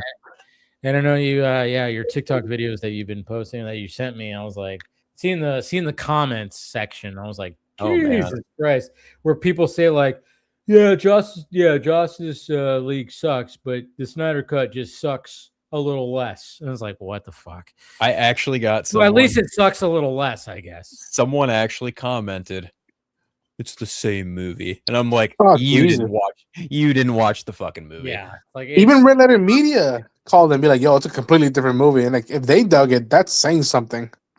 It is not this. Oh God, no. I mean, I guess you could say it's got the similar beats of like, there's no Superman, then there's the Superman, and then Superman saves the day. Sure, if you want to look at it like that, fine. But fuck and do they not take the same path at all to get to those moments? Jesus Christ! I've told Phil in the past that Justice League, his Justice League is his most hopeful movie out of all DC stuff. Totally is. People get mad.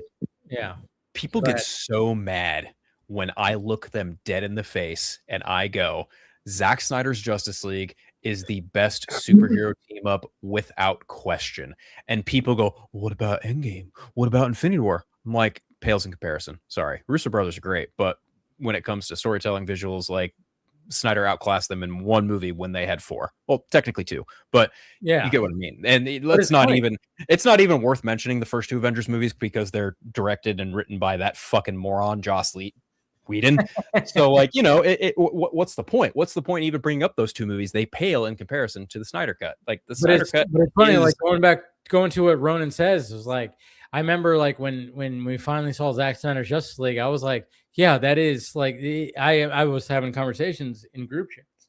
I'm like, it is his most hopeful movie. It reminded me of the initial Star Wars trilogy. It was like Man of Steel was New Hope, BVS is Empire, being that fucking downer kind of like, oh wow, but it bridged the gap to Return of the Jedi, which I would say Return of the Jedi is the most hopeful, of the initial trilogy. And I was like, oh yeah, Zack Snyder Justice League is totally that, and I felt like that kind of tone because, and it's so funny too, because going to again, what we were talking about when it came to James Gunn and hopefully changing tones, you watch that whole trilogy, the Snyderverse trilogy, it feels like it is 3 different directors almost. And it's the same director. It's a director that is trying to do something different each time.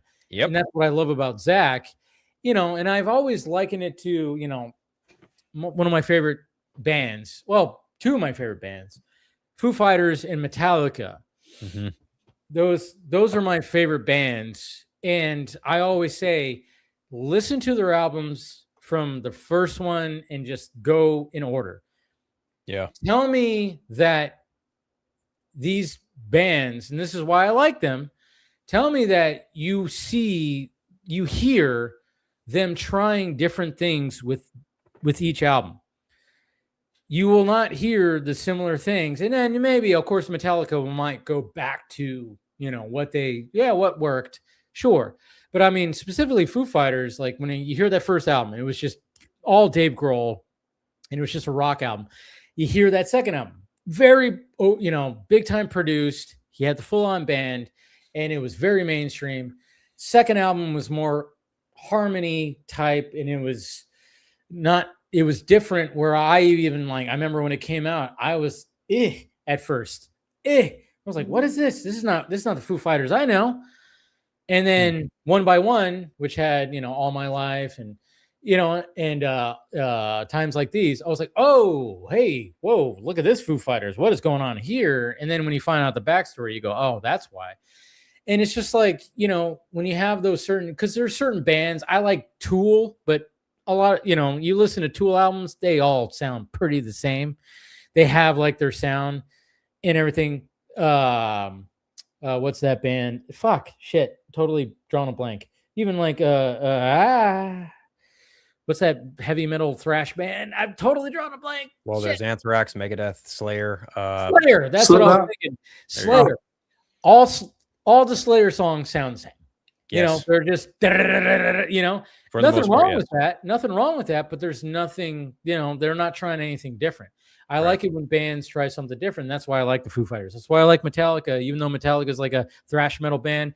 If you listen, I mean, Jesus Christ. I mean, you go from like their first album, Kill 'Em All, to the Black Album, you wouldn't even think it's the same fucking band. And that's that is 9 years apart. 9 years apart. And it is 2 completely different bands. And then because like the first album, Kill 'Em All, is just thrashy, just raw fucking thrashy. We barely know how to play our shit and know what we're doing. And then you get to the Black Album, and that thing was mainstream, and everything is so polished and so fucking, it's so crazy. And that's what I love about that. And so when I see filmmakers do that kind of stuff, like what Zack has done, when you look at where is he, when you look at 300, it's like, yeah, he established himself by doing the slow-mo shit. But then he gets into this Superman movie. There's no slow-mo in Man of Steel. No slow-mo. It is, he shot it. He was like, you know what? I'm going to take this approach. And then BVS, he goes back to the slow-mo, darker kind of level. And then you watch that, you watch Justice League. And yeah, it's got slow-mo stuff 100%. But there's this tone that just makes it more hopeful, because BVS was so just, but Justice League is just so, there's like this uplifting tone to it. There's something different about this. And he used 3 different cinematographers for all 3 of those. And you could see it. You could see it with all 3 of them, which is great. And I love that. And I love that, so. Hot take. I like Saint Anger, the album. Oh boy. Yeah, I like that album a lot. Actually. You know what? There are some really good songs on there. Not every song, but there are some really good songs on there. I like Frantic, the first song. I think it has more good than bad. Yeah, really? Okay.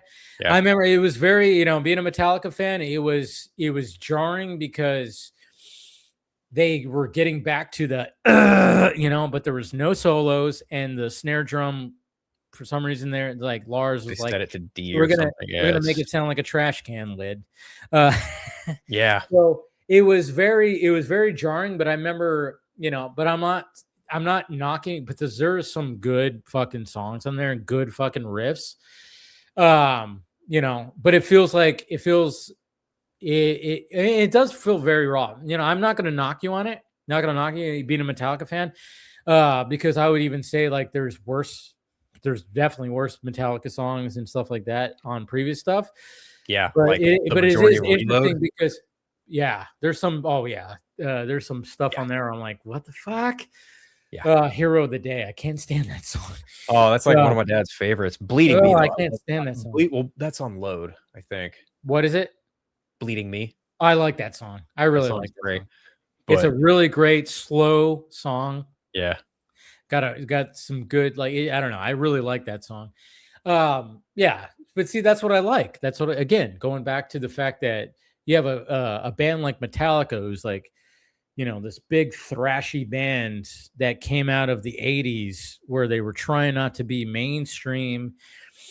They're wearing leather and denim and fucking, they're just head banging and just, and then all of a sudden they come into the 90s and they're like, well, let's try this. Let's try that. Let's try this. Did it all work? No, but there's good fucking songs that came out of, I'm not the biggest Load or Reload fan when they were trying different things, but there are some good fucking songs that came out of those albums. And then even like when they were getting back into the with Saint Anger, when they were going through a very rough patch, when they were, when James was going through his rehab, that was when Some Kind of Monster, the documentary, was being, when they were clashing with each other and Jason Newsted quit. I can still appreciate, there are some songs in there that I go, oh fuck, you were on look at this song right here is, the first song is great. Frantic, it's such a good fucking metal song. It just doesn't have a solo because they were like no solos in this one because they were trying something different. But when they play the documentary on that? Oh yeah. Okay, so you know. Oh, of course. Yeah. Being a Metallica fan, of course. I watched that documentary a couple of times. And I mean, it's just, that's the thing, is like, I love it when artists don't try to just stay in their lane. They want to, let me try something different. Is it going to work? No. But, and the same goes for filmmakers. It's like, you got to try something different every time. And James Gunn, I think he's been, ever since Guardians, because before that, he was doing, some crazy different things that, that I like. Slither. I like Slither, I like those movies because I was like, oh wow, these were like crazy. He's produced some fun stuff too, like the Belko experiment. Like the Belko experiment was fun.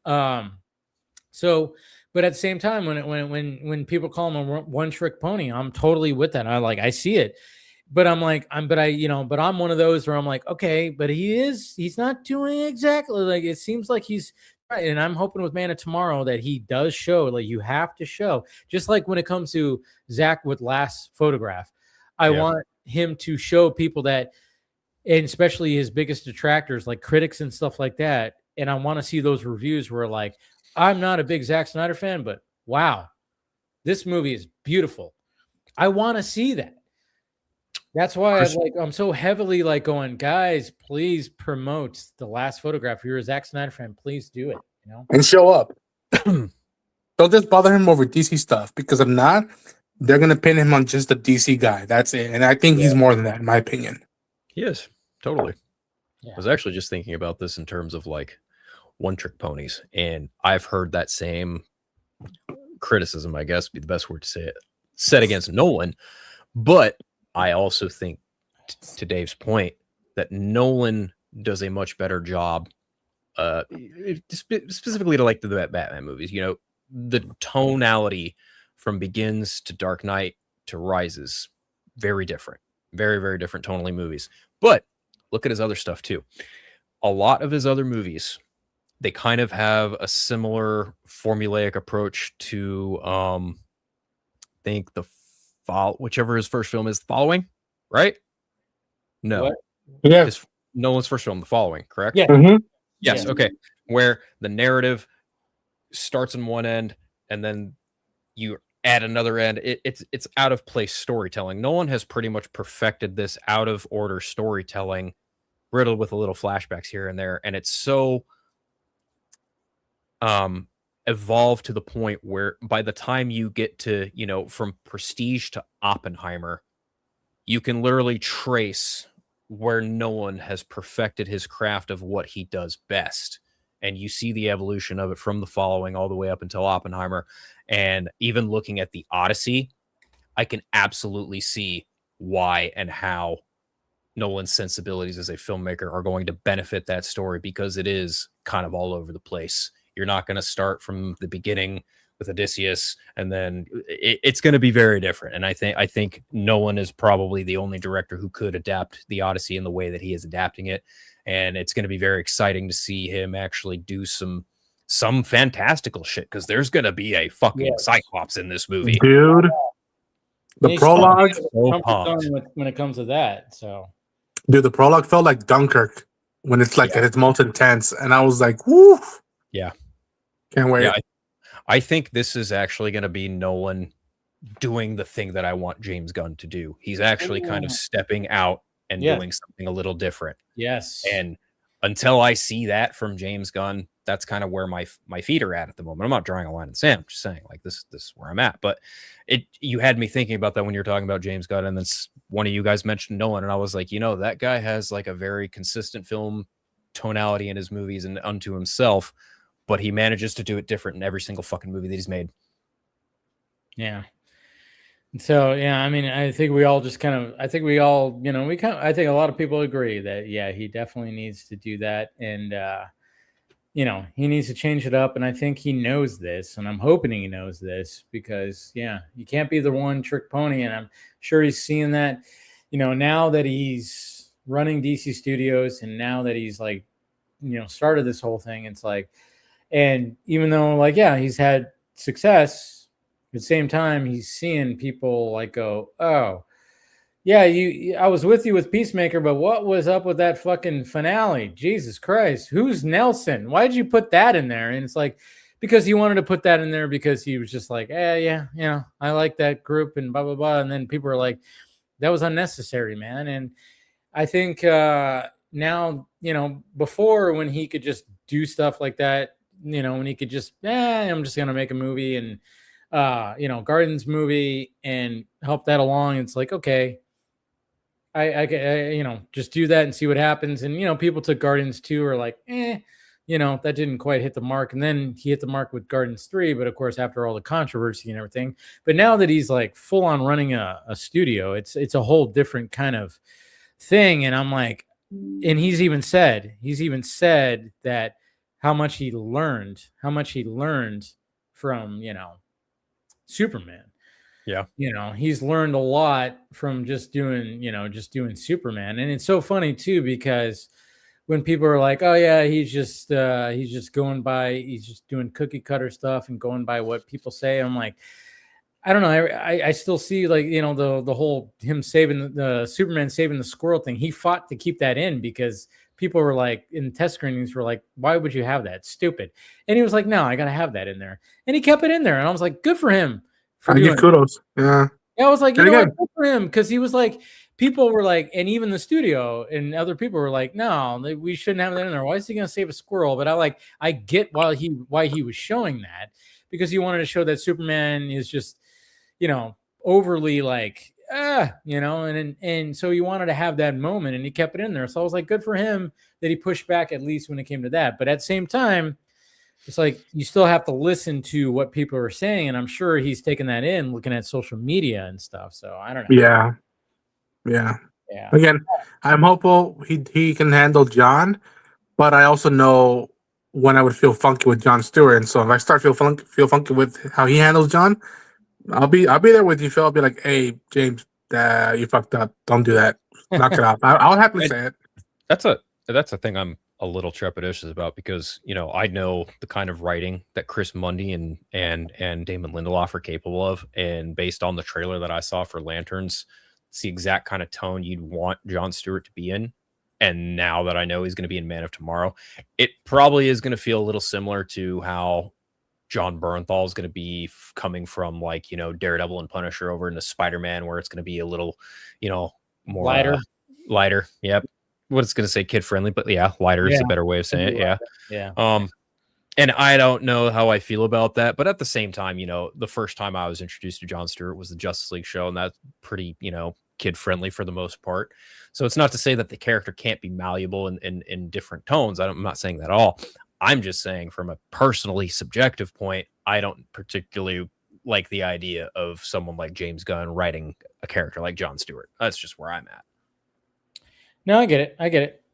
But that's what's going to be interesting to see next year when things come out, and when it comes out, you know, I'm curious. You know, it's always going to be, and that's why I like, you know, having these discussions with you, is the fact that it's like, being the fact that, you know, you're not the biggest James Gunn fan, you didn't like the Superman at all. So what is Man in Tomorrow? Is it going to do anything, especially when it has Brainiac, a character you really adore, right? You know, a villain. So that's what's going to be interesting, and can't wait for that. It's going to be interesting. But of course, we got Lanterns, we got Supergirl, and of course we got Clayface, which apparently we're supposed to be getting Clayface trailer soon too. So that's what I'm very curious. I am so curious to see what the fuck Clayface is, the tone and everything, and what that's going to be looking like. And that first teaser is, I don't even know what the fuck that thing is going to be. I mean, we could all collectively like agree as Batman fans, it's not a hard sell to get us in the theater for this. Yeah.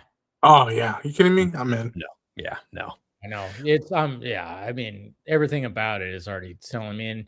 But again, smart thing is like, budget's low. It's a horror movie, and you know that's what's doing great. So, and if you're taking inspiration from a movie like The Fly for Clayface, that's a pretty smart move.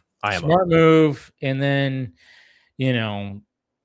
Gunn's really good at selling like the fact that it's like, okay, if you want to watch Clayface, watch Batman the Animated Series, watch Feet of Clay, watch the part 1 and part 2.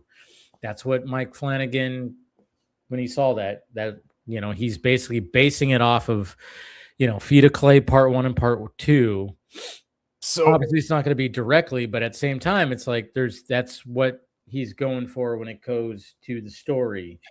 Fun fact, did you guys know, I believe it's during the rebirth era of DC Comics, that Clayface was actually a part of a small team that Batman put together in Detective I think Comics. I remember that. I believe it was James Tynion IV was writing Detective, and he had Batman kind of forge a new team to kind of look over Gotham City in the event that he wasn't around all the time. And the team consisted of, I believe, Batman, Tim Drake, Batwoman, I think Spoiler or Huntress, I don't remember which one of them, and Clayface. So Clayface has gone through some interesting for the most part, don't get me wrong, like Clayface has been a prominent villain in a lot of comics, but that is the one instance I remember very recently where he was not in fact a villain. And it's going to be interesting to see how a whole movie catered around that character is going to paint him, because when you really think about Clayface, he's in a way a lot like Mr. Freeze in that he doesn't necessarily want to be a criminal. He doesn't necessarily have a desire to be a criminal. It's just something that he unfortunately has to do because of his situation. And, even the Feet of Clay episodes, Batman doesn't even really want to fight the guy. He just wants to try and help him. And when I think about this movie and how I believe they said is it Basil Karlo? Yeah. Okay. Yeah. So it is Karlo. Okay. It's going to be interesting to see how but at the same time, it's still going to be written as Matt Hagen kind of level of like story. It is Baslo, but it's kind of written like how Matt Hagen was. Right. They're probably doing a series. blending. Yes. That's what it is. Yeah. And I think, we're going to get a little bit of, maybe not quite like Joker, but we're going to get a bit of a angle there where we're kind of maybe meant to connect with Clayface on a personal level. Yes. Because obviously, when you're down and out on your luck, and you desperate times call for desperate measures. What is going to turn him into the clay monster is going to be the real interesting fun of it all. And I'm very curious to see how that all pans out. And also just the Gotham City references that are probably going to get. Yes. It'll be interesting to see what Gotham looks like for the first time. Yeah, we're going to get some Gotham, some DCU Gotham. And I don't know. I'm just like, man, what does he look like? Even Gunn has said like they use a lot of practical stuff too. And I'm like, well, what kind of practical? It's just so many things, so many questions when it comes to Clayface and everything. So it's going to be interesting. But I think this is a good spot to end the stream right here. Good times always, of course. And, fun times. Hey, we're getting a lot of Green Lantern, which is good. Yes. And enjoy, certain things and enjoy everything. And, good times. Let's just have fun with this stuff, guys. Let's have fun. But let's of course thank you to Chris who was on here, and I think that was it, huh? We had a little small panel tonight, so it's good. But let's go around the horn. Phil, what do you got? Well, you guys can follow me on TikTok for some interesting videos that I've been doing. It's like Phil's got a new little bit that he was doing. Yeah. I like it. I mean, it's working. It's working. I like it. I think I'm going to do it for the Supergirl movie, but closer to when that movie comes out. Of course, yeah. But you got some other options to do things. You can figure something out to do those kind of bits. I really like what that was. Yeah. Yeah. And a friend of mine, Chris Evans, and I are probably going to reconvene here very soon for the next episode of the Eternal Night, talking about Absolute Batman 18. And you guys can catch me on the Party Nation stream, the Ranger Nation stream for over at Lance Geek Drum stuff. And you can catch me and Ronan on the Council Creator Show mostly every Wednesdays. You can catch me here every Fridays, and on socials just at Unfiltered, Vero, Threads, Instagram, Blue Sky, no Twitter. There you go. Ronan, what you got? You can follow me at Ronan Unchained on YouTube and all the socials. Until the Mandalorian Grogu film comes out, every week I'm going to be dropping something Star Wars related. I'm rewatching the series with friends who have never seen it before, and those who we haven't seen in a while. And don't be surprised if you see Phil in there once in a while. And let's see, there's something coming out soon that I'm going to be covering, and I can't talk about it yet. But don't be surprised if you see something on Monday morning from me. And then Maul Shadowlord in April. And then, these next few months are going to be very Star Wars heavy theme. And also Daredevil Born Again coming soon. So be on the lookout for that. Like it. All right. Well, of course, thank you guys. Thank you to Chris. And thank you everybody who has been spending some time with us. Hit that like, thumbs up, do all the things, follow and everything. And, of course, we'll be posting videos this weekend. And see you guys on Film Junkie Live on Monday. And thank you, Phil. Thank you, Ronan. And, of course, thank you, Chris. We will talk to you later.